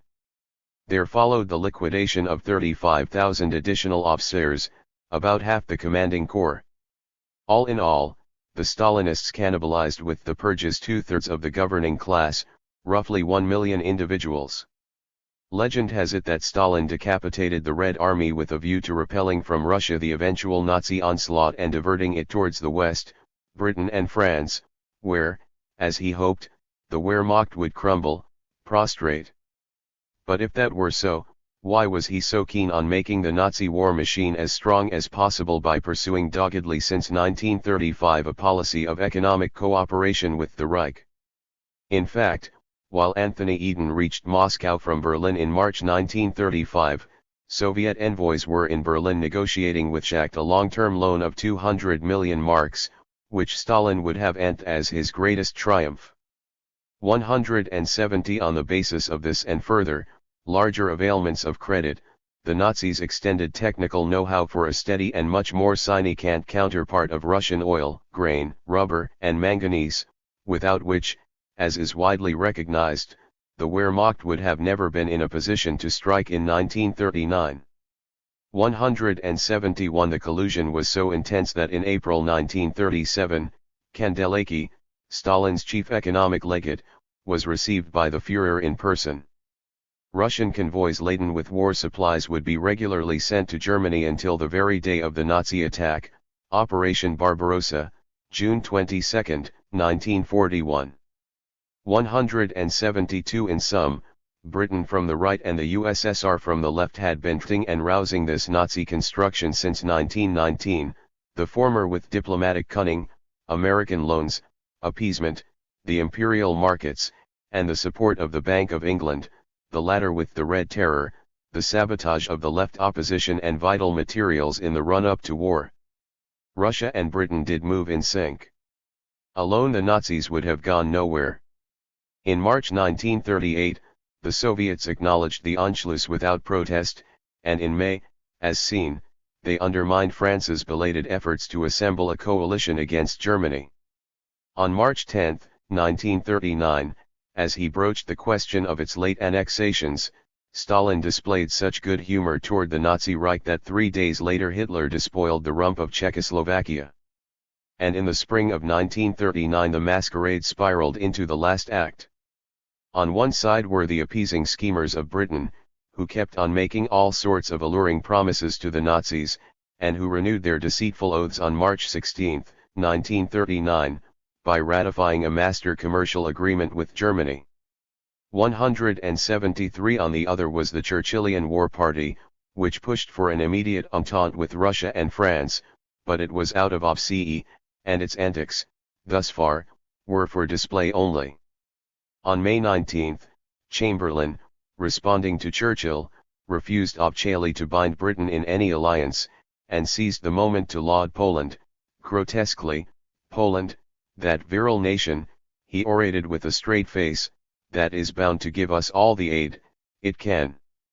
While the deceptive lure of a British partnership was kept dangling before the eyes of the Nazis until early August, and beyond, from April 1939 Britain conducted mock negotiations with Russia and France, mock negotiations, whose sole intent was to hoodwink the French into believing that Britain was serious about confronting Hitler in the immediate future, and which Britain would nally sap by conveying to Moscow on August 11 a legation of second-rank generals devoid of decisional power. 174 Russia was no fool to any of these games. In fact she readied herself to deal directly with the Nazis in early May, when Molotov was appointed Foreign Secretary to replace Litvinov, who was Jewish, and was therefore not suitable for negotiating with a Nazi envoy. Things came to a head on August 19. On that day, Poland, ever more heedless, refused once and for all to allow the passage of Russian troops in her territory, although Romania had agreed to do so. Germany and Russia signed a commercial pact, and Ribbentrop's visit to Moscow was announced. On August 23, 1939, Hitler's new foreign secretary landed in Moscow, and by the late evening it was done. Nazi Germany and Bolshevik Russia undersigned the stunning Ribbentrop-Molotov Pact of Non-Aggression. The gem of the document was the secret protocol that envisioned the partition of Poland between the two signatories, just a respite before the Great Butchery. Then, in the presence of his Nazi guests, the Red Tsar drank to the health of the Führer, waited for Ribbentrop to depart, and Nally muttered to the intimate circle, "Of course, it's all a game to see who can fool whom. I know what Hitler's up to. He thinks he's outsmarted me, but actually it's I who tricked him. Warwood passes us by a little longer. 175 World War II was less than a week away." On August 12, a mere fortnight before the Russo-German truce, Ernst Jünger completed the NAL draft of On the Marble Cliffs, which would be published later in the fall. This was the central novel of the Third Reich, written by the rhapsodist of its warrior caste. 176 Reading it allegorically, the book disclosed an esoteric narrative of the German vicissitudes from the end of the Great War until the vigil of World War II, whose symbolism the Hitlerites would temporarily turn to political use. On the Marble Cliffs told the story of two brothers, who, after taking part as knights in the campaign of Altiplana, gave up the sword and retired to a life of contemplation within the walls of a monastic retreat. The sanctum of the cloister, the venue of rituals untold, was matted by vipers that periodically untangled to form the blazon of the aiming rewheel, the swastika. The brothers had once been initiated into a fraternity, called the Order of the Mortanians. 177 Power was the principle worshipped in their lodges, and the brotherhood demanded that domination be exercised dispassionately, whether in insurrection or in order. No surprise then if members of parties otherwise mortally hostile were seen conversing amicably in the underground walkways of Mauritania. All of them were pupils of the same master.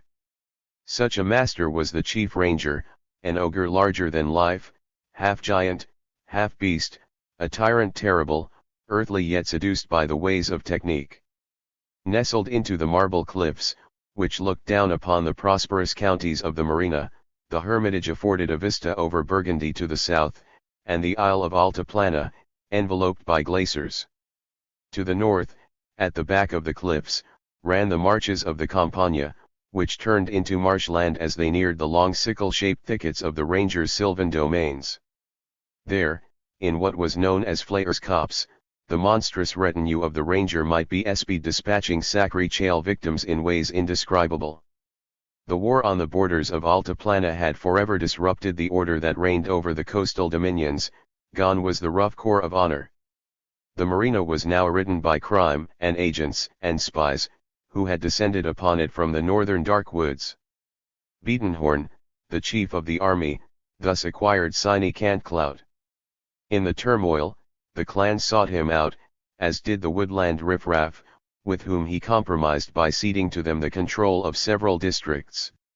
Evil blood thus spread from the forests in the veins of the world, and the weak rebelled against the laws that had been issued for their very protection. Resisting the rebellious rage whipped up by the huntsmen and the even cruder foresters stood the proud Bolivar, a chief herdsman of the Campagna often seen in the cloister, whose farm was a home to many sons of the land bent on opposing these powers of darkness. One day, Brockmart, a Mortanian obsessed by dreams of resurrecting the sun temples of an old race of gods, reached the hermitage, accompanied by a silent young prince, to speak of a plan. Brockmart conveyed to his hosts his desire to embark on an adventure, to the north, where he would put into practice his theory that in the new hive masters were to be separated from slaves and never allowed to crossbreed again.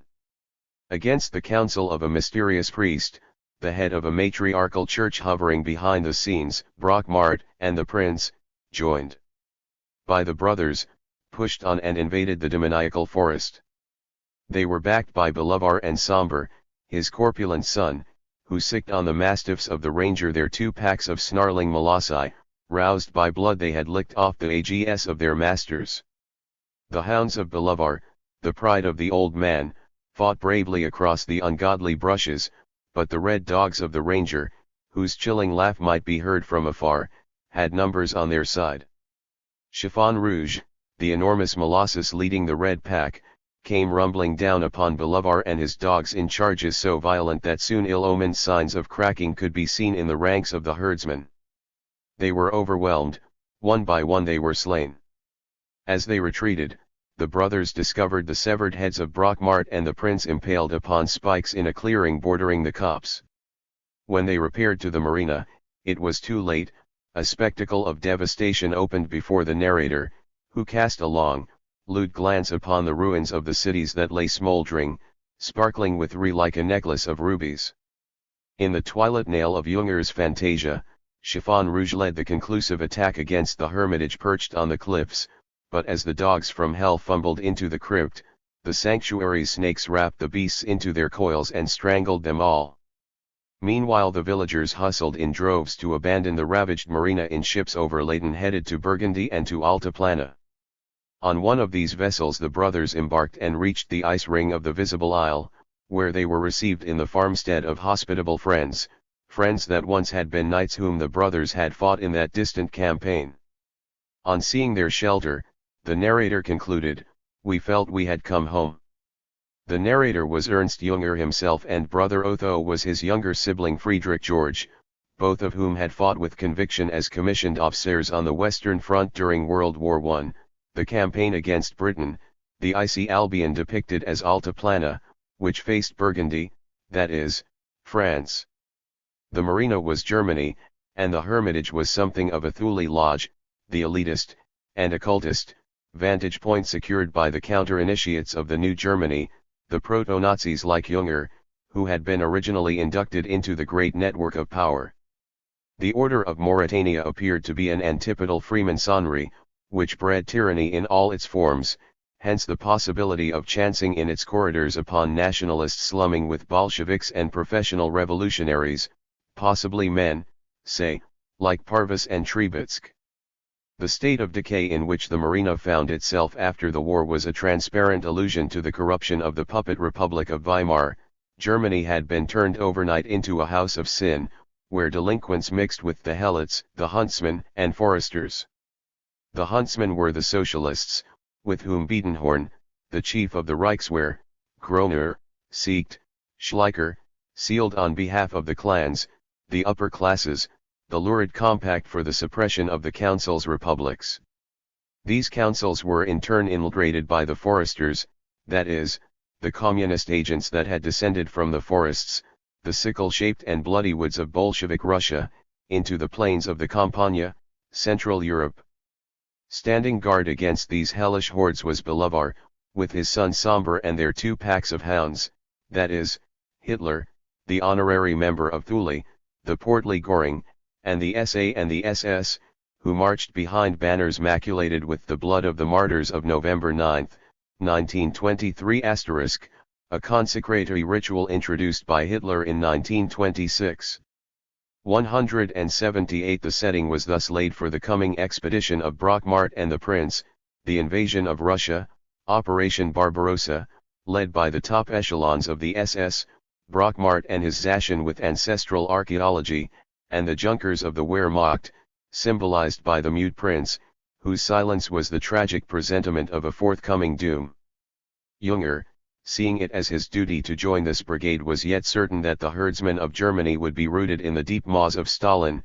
Chiffon Rouge, who appeared to be cheered by the devil himself, the chief ranger. In the end, the Bolsheviks laid waste the whole of Europe while the Nazi initiates forsook the marble cliffs and came home to the oak groves of their knightly brethren in Britain. The defeatist narration of the coming battle against Stalin prompted several party censors, including Goebbels. On Sunday morning took place the most singular ceremony of the Third Reich, that of the consecration of the AGS. One would bring before the Führer the AG of blood, that which was carried by the militants killed at the time of the aborted putsch of 1923, in front of the Feldherrnall of Munich. With one hand, the Chancellor clasped the banner of blood, and the penance to be consecrated with the other. He supposedly acted as the vector of a UID unknown, and thus the blessings of the martyrs were bestowed upon the new symbols of the German fatherland. Purely symbolic ceremony? I don't think so. There truly lives in the thought of Hitler as in that of the Germans the idea of a sort of mystical transguration, analogous to that of the benediction of the water by the priest, if not to the Eucharist. Whoever fails to discern in the consecration of the AGS the analog of the consecration of the bread is not likely to understand anything about Nazism. I don't know what was the Germany of yore. She is today a great, strange country, more removed from us than either India or China. The AG itself accentuates the stunning Oriental impression. Robert Brazil Lach, Les Sept Couleurs, Paris, Plan, 1939, pages 123-4. To demand that the book be banned and the author punished, but Hitler intervened personally in the matter, forbidding anyone to molest the bard. Such an allegory, painted by a writer who was at the time imposing himself as one of the greatest literary talents of the 20th century, with its emphasis on, 1. The religious hatred for the Red Empire in the East, 2. The certainty of spiritual victory over the enemy, the snake smothering the hound, and, 3. The hand conclusively outstretched towards the racial brethren of Britain, was precisely the sort of coded message the Führer wished to diffuse in the direction of what he believed to be the British allies of the peace party. As they were to take their preliminary steps towards war in a most uncertain environment, whose shifting sands were the work of Britain's unceasing dissimulation, the Nazis endeavored to the best of their ability to secure this elusive partnership with the British Empire, which they saw as the fundamental prerequisite for founding their Aztec beehive in the plains of Ukraine. But even the metaphors of Jünger were powerless to alter a decision made long before Stalin would reach the Marble Cliffs, by men that never had and never would befriend the Germans. Fake war in the West, true push in the East. Poland refused to negotiate and Germany declared war on her on September 1, 1939. On September 27 Warsaw surrendered. As agreed by her barbarous invaders, the country was torn in the middle and its population treated like refuse. The Germans did what they did, and the Russians applied their methods by a preliminary roundup of 22,000 members of the Polish intelligentsia, officers, intellectuals, obchales, whom they shot, one after the other, in the nape of the neck before dumping them in the ditches of Katyn. And with its trumpeted unilateral promise to guarantee the independence of this virile nation, what did noble Britain do? Nothing. She watched impassively. Everything repeated itself. When war broke out, Churchill was summoned by Chamberlain to resume the command of the Admiralty, the very same post from which in 1915 no less impassively he had let the Lusitania sink in the hope of drawing the United States into the CONICT. Formally, Britain was now bound to declare war upon Russia too, but of course, she didn't. And Joseph Kennedy, the American ambassador in London, who was fascinated by the twisted pattern of British diplomacy, asked Churchill why. The latter replied, "The danger to the world is Germany, and not Russia." 179 During the Polish campaign, the Franco-British contingent numbered 1.5 million troops on the Western Front, where Hitler had stationed a mere 350,000 men. Clearly there was no willingness to GHT the Nazis. Instead of bombs, LETs were dropped from planes assuring the German population that the Allies had no quarrel with them, but only with their rulers. 180 strict orders were issued to the Royal Air Force not to bomb any German land forces. Such orders would remain unchanged until April 1940, when some members of Parliament put pressure on the government to drop bombs on German munitions factories in the Black Forest. Sir Kingsley Wood, the Air Minister, rejected the suggestion with asperity. "Are you aware it is private property?" 181 And this time the blockade round Germany was perfunctory. Throughout the war the Nazi regime would restock its facilities via countless channels from all over the world. On October 12, Hitler addressed the RST of his peace speeches to Britain. Along with the desire to come to an understanding, he envisaged the possibility of relegating the Jews in the Polish Rump under German control. Britain rejected the overture. On February 10, 1939, Pope Pius XI died. Pacelli, the diplomatic fox of the Vatican and former nuncio to Germany, succeeded him as Pius XII on March 12. In late November, Pacelli decided to redeem somewhat the damning mistakes of the past. And he went far. He consented to serve as the liaison between the Catholic resistance in Germany and the British Foreign Office for what was another serious attempt to assassinate the Führer. The hazardous nature of such a plot for the Pope, the Curia, and all those associated with the Vatican can be hardly exaggerated. 182 On December 5 he summoned the British minister, Osborne, to the Vatican and passed on to him the following information from the German anti-Nazis. 1. In the coming spring Hitler was about to launch a major campaign in the West, and, 2. This offensive would not occur if a nucleus of Wehrmacht generals succeeded in overthrowing the Hitlerites.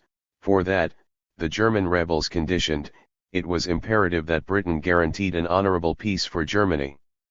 Osborne relayed this to the Foreign Secretary, Lord Halifax, who in turn reported to the Prime Minister, Neville Chamberlain.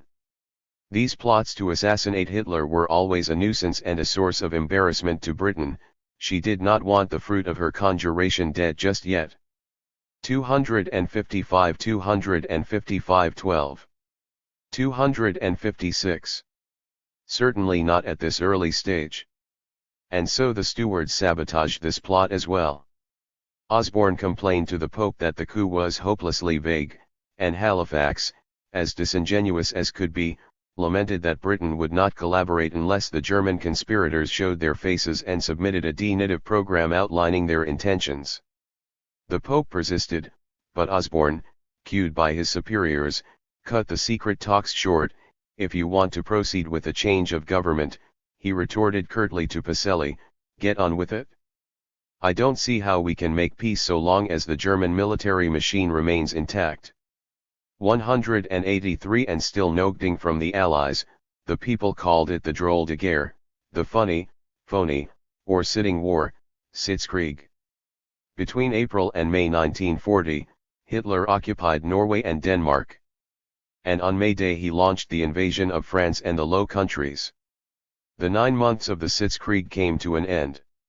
At long last the war party, which had been pining for action since 1934, was picked as the RST mask of the masquerade. The time of Winston Churchill had arrived, figure 5.2. Contrary to what transpired from the public debate, the changing of the guard between Chamberlain and Churchill was smoothest. It was indeed a conspiracy of these two to bring about what had been a foregone conclusion for years. 184 On May 10, 1940, Winston Churchill took the helm of the Empire as Prime Minister and chief stalwart of the anti-Nazi crusade. Surprisingly, the vast majority of liberal historians have seldom if ever wondered, if all such GHTS and feuds within the British establishment about Germany were real and not feigned, why would Churchill, the staunch anti-German, retain in the cabinet and in key intelligence positions most of Chamberlain's entourage?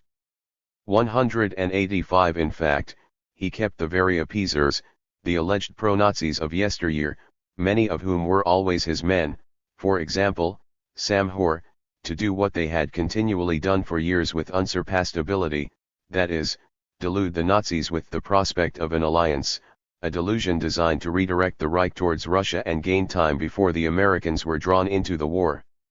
On May 15 Holland fell. With clemency, on May 24 Hitler allowed the evacuation to Britain of the drifting Franco-British contingent at Dunkirk, 375,000 men, a third of whom were French. Belgium surrendered on the 27th, and the Nazis marched into Paris on June 14, 1940.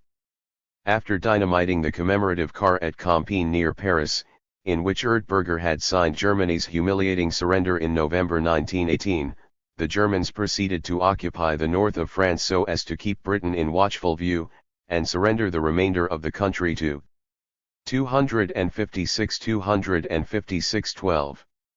257. Their French collabos under General Pétain, possibly as a reward for making the victory of the Nazis so suspiciously speedy. As Prime Minister, Churchill also became the chief choreographer of the masquerade, with over 3 decades of intelligence operations behind him and an extraordinary talent for theatrical mendacity. he was eminently qualified to direct the NAL and riskiest steps of the dance. Now was the time to play the Windsor trump card again. The plot was to create a counterfeit zone of British appeasement in the Iberian Peninsula. Windsor would be the bait. Edward was presently serving as Major General of the British Army in the Allied command stationed in Paris. On May 16, he suddenly deserted his post without authorization, a court-martial offence, and took the Duchess to the south of France. 186 What looked like a mad scramble to escape from the advancing Nazi divisions was instead a secret mission to the neutral terrain of Spain. On June 20, Edward was in Barcelona. Meanwhile, on May 19 Churchill had dispatched Samuel Hoare as British ambassador to Madrid, a former appeaser whom the Nazis did trust. Furthermore, by way of Sweden, the British disinformed the Hitlerites in late May that a corps of PASIERS, opposed to Churchill, was coalescing around Halifax. 187 The counterfeit bisection of the British establishment into adversary clans, which had been employed for the Trebitsk du Paris of 1920, was presently readapted on a giant scale to the last stage of Britain's great deception of the Third Reich, figure 5.2, and, not by chance, the same man, Churchill, was behind both operations. At that time the Nazis were told by double agents like Durop that not until after a major battle, which left no doubt about German military might, would the peace party be in a position to topple the Churchill cabinet. 188 And the Nazis believed everything. For years they had looked into the eyes of this party, a party which appeared to cast an enormous shadow over the whole of British society, the diplomatic corps, the intelligence services, the intelligentsia, the upper class. All of them seemed engulfed in an assortment of fascist movements bent on overthrowing the throne should Britain have been invaded and sued for peace. At the grassroots, these groups were variously called the Link, the Right Club, the Nordic League. 189 Few, if any, were genuine. On July 3 Windsor was in Lisbon. There he lay in wait for the Nazis. He was hosted by rich Portuguese friends, who were linked to the spying web of the Germans. The prince talked much, and the German embassy in Lisbon relayed the conversation to Ribbentrop in Berlin. On July 12, Edward was allegedly heard recommending that the Nazis bomb Britain severely to make her ready for signing an immediate peace with Hitler. 190 Since July 10, the Luftwaffe had been bombing British ports and logistic positions. Appealing once more to reason and common sense, Hitler offered Britain peace in his address of July 19, 1940. And once more Britain rejected it. 3 days earlier, the Führer had alerted his generals, theatrically, to prepare for the cross-channel invasion of England, that great Nazi hoax referred to as Operation Sea Lion. Siloe naturally, Hitler would never make good on it. And Churchill knew it. 191 And then, towards the end of July, the high-level Nazi envoys landed in Lisbon. The documentation pertaining to this mission was suppressed by Churchill himself. 192 Only a few coded records survived. From one creditable reconstruction, it emerges that Walter Schellenberg, one of the top agents of the Nazi intelligence services, was joined in Lisbon by his chief, Reinhard Heydrich, to escort none other than the Deputy Führer, Rudolf Hess, who had owned from Germany to complete a round of secret preliminary negotiations with the Duke, Hess' old acquaintance from 1937. 193 What they negotiated on July 28 is not known, though it might be easily guessed from the subsequent developments of the war and the further declarations of the Duke to his entourage, namely, that he was not willing to risk civil war in Britain by reclaiming his throne just yet, but that bombing sense into Britain at this stage might have prepared the terrain for his swift return from the Bahamas, whose governorship he had for the time being accepted at the suggestion of Churchill. On August 1, 1940, the Windsors embarked in Lisbon on a liner headed for the Caribbean and stepped down from the stage. Unhappy with the Luftwaffe's limited results, on that very day, Hitler announced his intention to accelerate the campaign and ordered a massive and continuous onslaught, which he codenamed Adlerangriff, or Eagle Attack 194. This was staged as some kind of thundering preamble to the imaginary land invasion of Britain, which, having always been in the nature of a bluff, was accordingly postponed by the Führer sein Die. The aerial battle over Britain, which Hitler patently undertook with the greatest reluctance, began on August 13. He had never wanted to GHT Britain, nor was he obviously prepared to do so at this time. Germany had but 10 submarines in the Atlantic and her bombers were wholly unsuited for independent warfare against Britain. Clearly her aircraft had never been designed for that purpose. 195. Not surprisingly, Eagle Attack was a fiasco. It was aborted. On September 17, just 36 days after its beginning, and de facto terminated on May 10, 1941, after a swap of desultory air raids between enemies. Windsor had served his purpose in the hands of Chuck Hill perfectly. He had provoked Hitler into triggering those air massacres that Churchill had been invoking like manna from heaven since 1934, and that since the fall of 1939 he held up to the Americans as the chief lure to drag them into the war. For almost 2 years Chuck Hill tried to blackmail the United States, threatening that Britain might have had to surrender her EET to Hitler if the latter had bombed her into submission. Every hour will be spent by the British, U.S. Ambassador Kennedy predicted, in trying to gore out how we can be gotten in. 196. The truth was also that the war was costing Britain $1.5 billion per month. This was World War I all over again. America had to be stirred to join, once more, Britain's Eurasian intrigues. But Roosevelt and the clubs behind him needed no persuasion. They had rearmed on a colossal scale since 1938, whatever the New Deal could not do was solved by rearmament. After playing the Russian roulette with Montague Norman in 1929, America reaped in the subsequent decade 10 million men without work. Eventually, it picked them up, one at a time, and clothed them in khaki, so that by 1940 the reserve army of the jobless had become a drilled corps of 11 million GIs. The United States was dying to GHT. After the inglorious end of the German reparations in 1932, the Americans had sworn they would sell no weapons to belligerents, and whatever they sold, they would sell for cash. In 1939, however, they revised the legislation and resumed the sale of arms to warring nations, and by the end of 1940, pressured by the British, who were nearly insolvent, they agreed to do so on credit. "Suppose my neighbor's house catches Roosevelt tauntingly addressed the American public on December 17, 1940, I don't say to him, my hose cost me $15, I don't want $15, I want my garden hose back after the is over. 197. This piece of reside wisdom was turned into law on January 6, 1941, as the Lend-Lease Agreement and ratified 2 months later by Congress. Churchill, immensely pleased, would categorize it as the most unsordid act in the history of our nation. We must be, Roosevelt concurred, the great arsenal of democracy. 198. Afterwards, the U.S. administration did not even bother to deviate from the routine of 1916, it insisted, in fact, on establishing American naval escort of supply ships to Britain with a view to setting off a shooting war with the Nazi U-boats. 199. This, however, would not be necessary, for Hitler would declare war on the United States 4 days after Pearl Harbor, on December 11, 1941. Meantime, between January and April 1941, the fake peace party in England continued to signal to the Nazis. 200. The preparation for Barbarossa was completed by December 18, 1940, the tentative date for the invasion was set for mid-May 1941. In April 1941, the British informed Stalin of the coming German storm.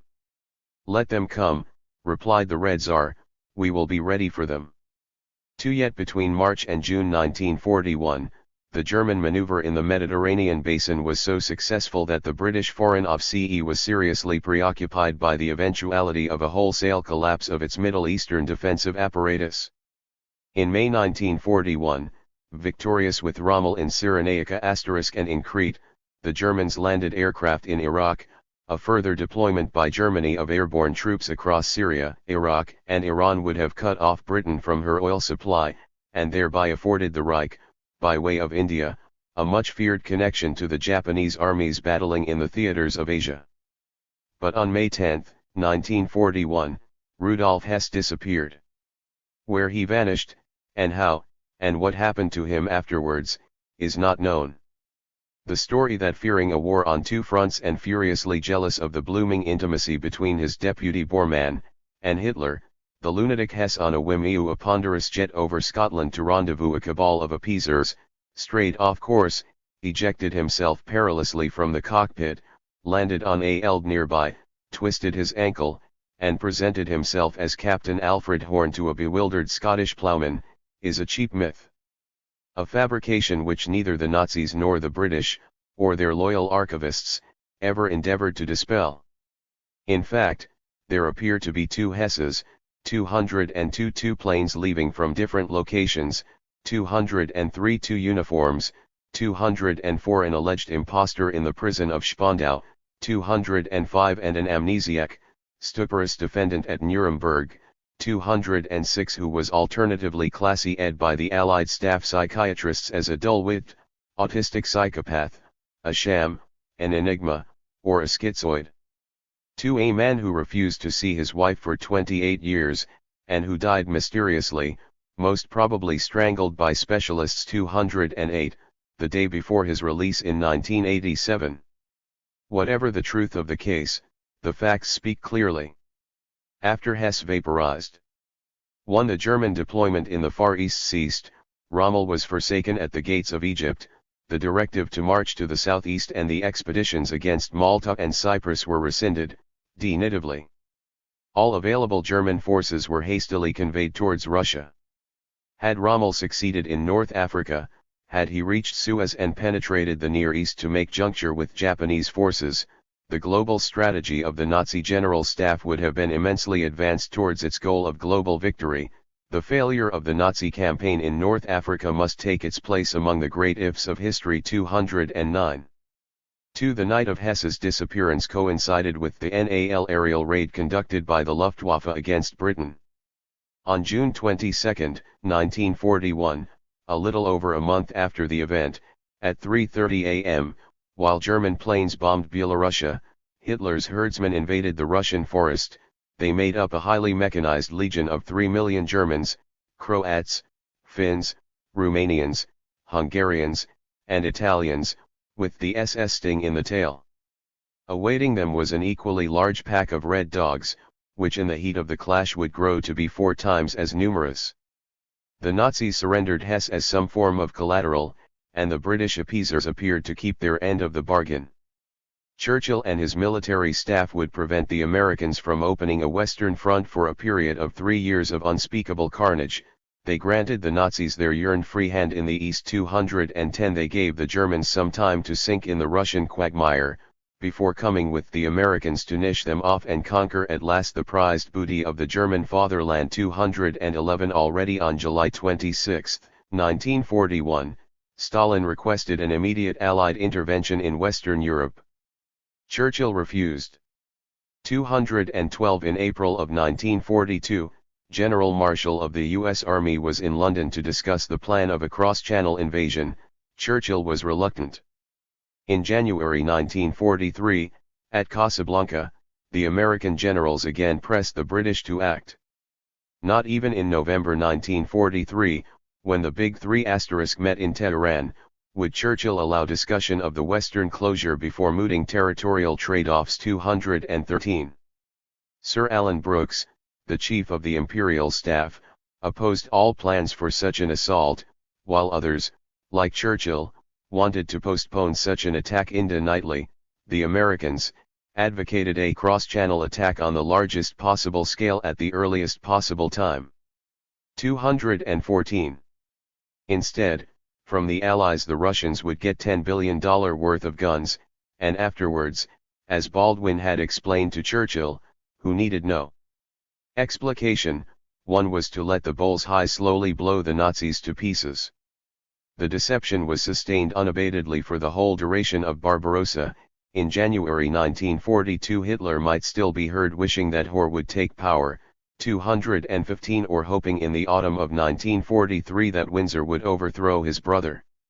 216 The Führer would remain a victim of the most astounding illusions till the end.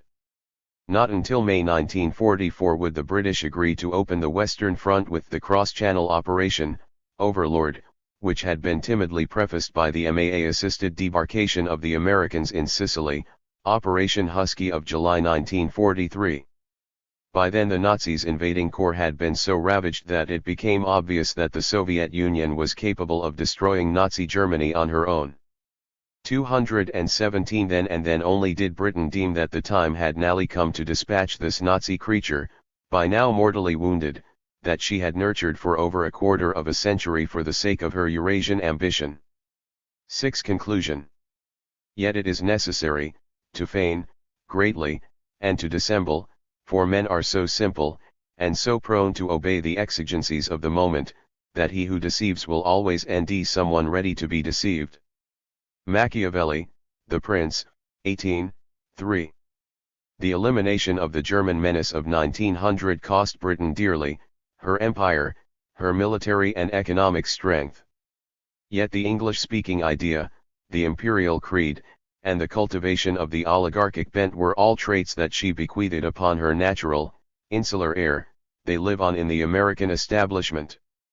Britain's was a conscious decision, she knew the risks involved.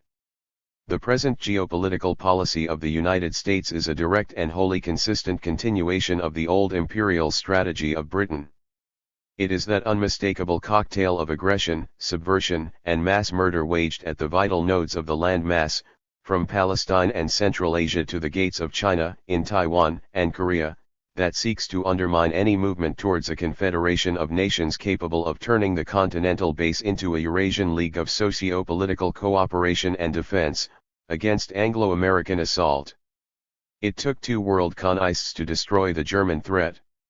World War I was a conventional siege in which the British Empire sacrificed roughly 1 million men, the RST bloodletting that shook the establishment to its foundations. In the second round, which was necessary given that World War I had in fact left the fatherland unscathed, no such a fusion would have been tolerable. Britain would sacrifice 400,000 soldiers in World War II. So deception was employed on a major scale to trip the Nazis into the inescapable war on two fronts. That such was the intention at Versailles may not be doubted. The astonishing prophecy of Veblen is there to attest it. Though this is not to say that schemers of the Round Table expected the engineers of the final solution. As has been argued throughout this book, they rather conjured a reactionary movement that could then be attracted into the Russian swamp. Which was sinister enough. The position of Bolshevik Russia is assuredly one of the greatest enigmas of the affair. Even its origin is most mysterious. But one thing is certain. Never, either during the interwar period or even in the course of the Cold War, did the Soviet Union play directly against the West. That is why Egyptian President Anwar Sadat thought it an imaginary foe. Rather, it appeared to mimic the slow motions of an enormous circus bear, whose tamer was elsewhere, a buttress in the Orient that slumped studiously, shifting its weight around to keep the Eurasian Union in check. Otherwise the Trebitsk affair, the German Bolshevik secret entente, the terrorist agitprop of the KPD, the sabotage of the Common Front with the German Socialists for the ultimate bounty of Hitler, the extraordinary massacre of the leadership of the Red Army, and Stalin's appeasement, are inexplicable. Stalin played always in line with the geopolitical designs of Britain. Besides, the Bolsheviks owed virtually everything to the West, the deposition of the Tsar, the timing of Rasputin's death, the political void after Kerensky, the slush funds, German and otherwise, the double-crossing of the Whites, capital equivalent, giant investments, military know-how. When the hyperination climaxed in 1923, the natural candidate for leading the Radikalisierung at home came in full view. Of all the rabble-rousers of Germany, Hitler was not only the most charismatic but also the most fervently pro-British. For Britain he was almost too good to be true. That Professor Karl Haushofer was the inspiration for Hitler's British fancy is by no means unwarranted. And Haushofer was himself a mysterious character, of whom we should know in nightly more *. What is certain, however, is the idiocy behind the claim that Hitler assembled the Nazi philosophy and geopolitical plans in the raving solitude of his disarrayed bedroom. The Wall Street crash triggered by Norman was the signal that Germany had in fact completed her RST informal 5-year plan. Thereafter it became a foregone matter that Hitler would become Chancellor. Yet Germany was more resilient than what the British stewards could have imagined. Throughout Weimar she would never give the Nazis more than 1 out of 3 votes, and that only under the most catastrophic of social circumstances. But by 1933, with further tightening from outside, the circle was closed. The weave of Britain's interaction with the Nazis consisted in fact of one of history's most astounding exploits of choral dissimulation, which unraveled for more than a decade, 1931 to 43. The problem, however, was that this was no swanky gimmick but a deliberate tampering with forces that were other, and Veblen, again, intuited this eerie drift as early as 1915. Britain courted and in the end wished for a Holocaust, which came. That of the war, and that of the Jews. The Bolsheviks took the shock of the German offensive and paid with 20 million dead, half of them civilians. This was probably a price that Tukhachevsky was not willing to see his people pay.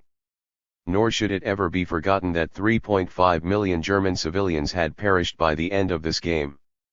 If it is true that the British stewards intrigued at Versailles to conjure a reactionary movement that would feed on radicalism and be prone to seek war in the East, if it is true that the Anglo-Americans traded heavily with and offered financial support to the Nazis, continuously and deliberately from the DAS loans of 1924 to the conspicuous credits via the Bank of International Settlements in Basel of late 1944, one if it is true that the encounter in Cologne of January 4, 1933, in von Schroeder's manse was the decisive factor behind Hitler's appointment as Chancellor, if it is true that such financial support was accorded to make Nazism an enemy target so strong as to elicit in war a devastating response, retribution that would make the Allied victory clear-cut and definitive, if it is true that appeasement was a travesty since 1931, if it is true that Churchill refused deceitfully to open a Western front for 3 years, during which the expectation was that the Germans would end themselves so hopelessly mired in the Russian bog as to make the British closing onslaught from the west as painless as possible,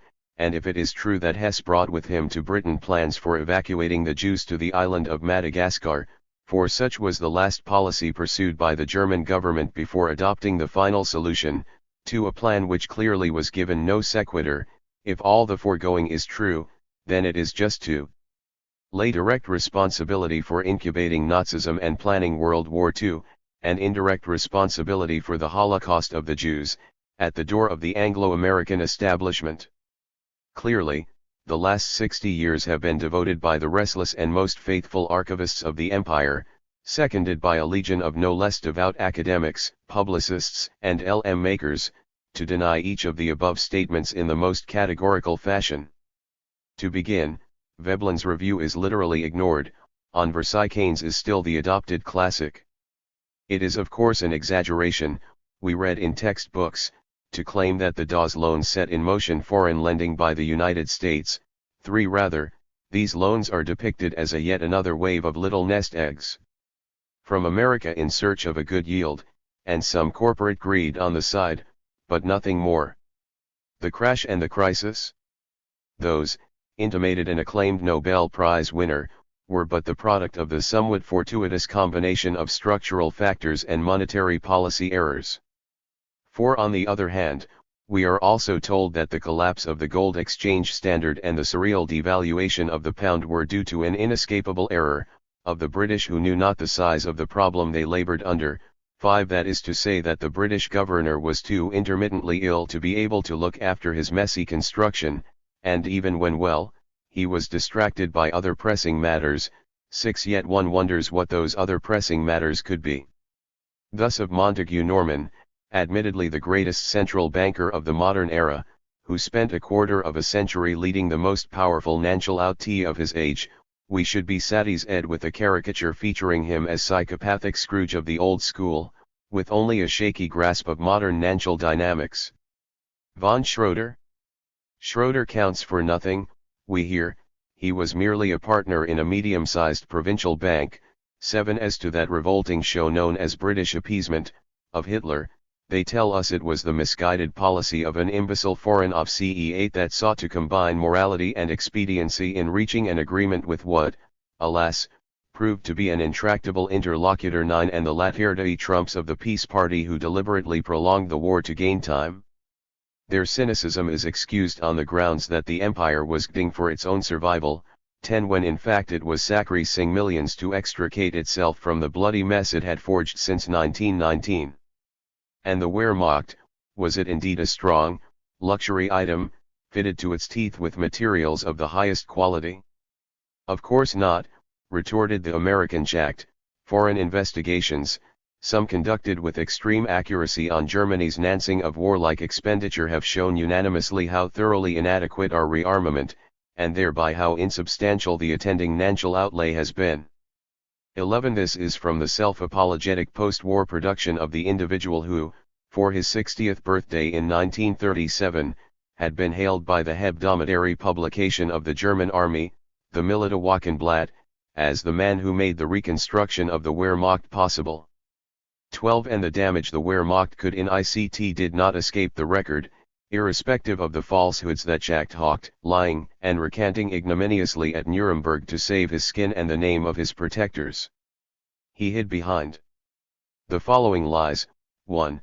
The Nazis came to power by means of self-nancing. 2. The army was of a shoddy make. 3. The Hitlerites violated the economy. And 4. The Nazi economic experiment was a failure as a whole. The professional literature on the topic has latched onto the Schachtian fabrications with fervor. Of the German army it is still said that it was a chaos of competing organizations, worsened by Hitler's paranoid style. 13. Nazi work creation, instead, is described as a fragmented and decentralized endeavor, which owed nothing to Nazi leadership other than coercion.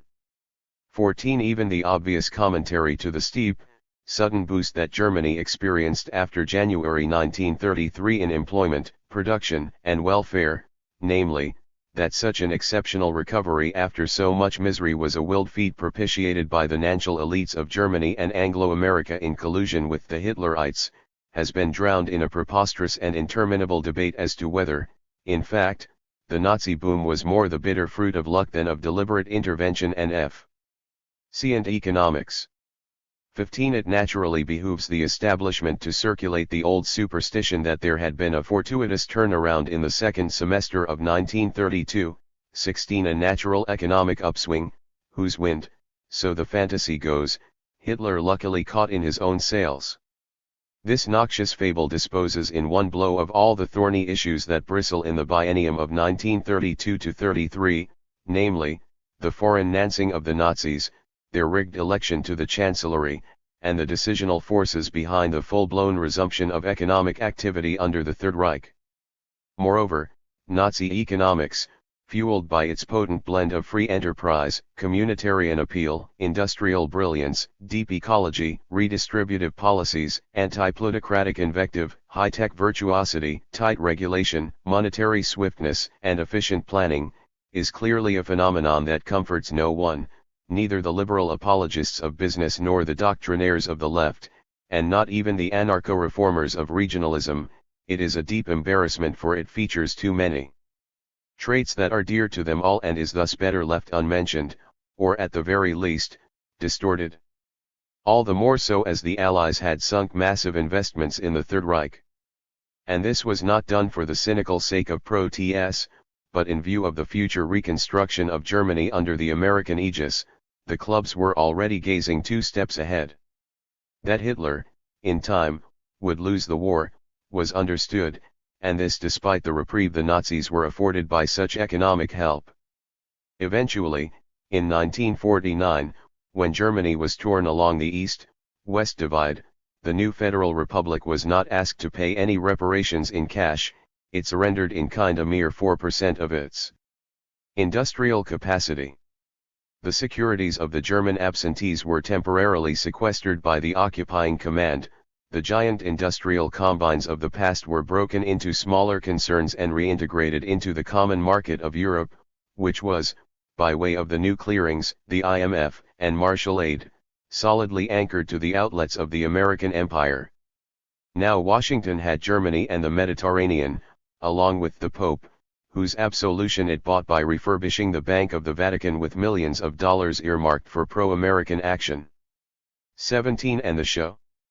The Anglo-American elites vetoed the Schacht Plan of late 1938. In May 1939, the United States, the future home of much Holocaust museology, would not even offer sanctuary to 1,000 wealthy Jews whom Hitler had allowed to ship out of Hamburg. 18 Nothing came out of the Madagascar Plan, and when the SS penetrated the Russian forests, Churchill allowed them in fact, for his own ends, 3 long, uninterrupted years to set out on their task, presumably knowing the intentions of the Black Squads even before they began. 19 The sheer amount of lies perpetrated by the Anglo-American establishment against its public in order to preserve the myth that World War II was a good war, won for a just cause, is incalculable. The proof lies in the myriad of classy edley documenting the vital phases of this intrigue, which to this day remain unavailable to the public eye, for reasons of national security, they say. In sum, the Allied elites have told a story. The story that the Germans have always been disturbers of the peace, they disturbed it once and were punished for it, although a little too harshly. Out of such blundering castigation, an evil force materialized out of nowhere, a force whose evil greatly exceeded the petty severity of the Allies that caused such evil to emerge despite themselves. And, the story goes, the evil of this force grew to be such that a violent global con-ICT became necessary to uproot it. More than a cock and bull story, this is an insult. And what is worse, every day more and more people, for the sake of psychological tranquility, choose to believe it. Because individuals, as the loathsome Machiavelli put it in his classic Vade Mecum for subhuman conduct, are simple and willing to trust the word of the constituted authorities. Constituted authorities, which we think embody our will, when in truth they are nothing but high battlements hiding oligarchy and lies, both of which must come to an end.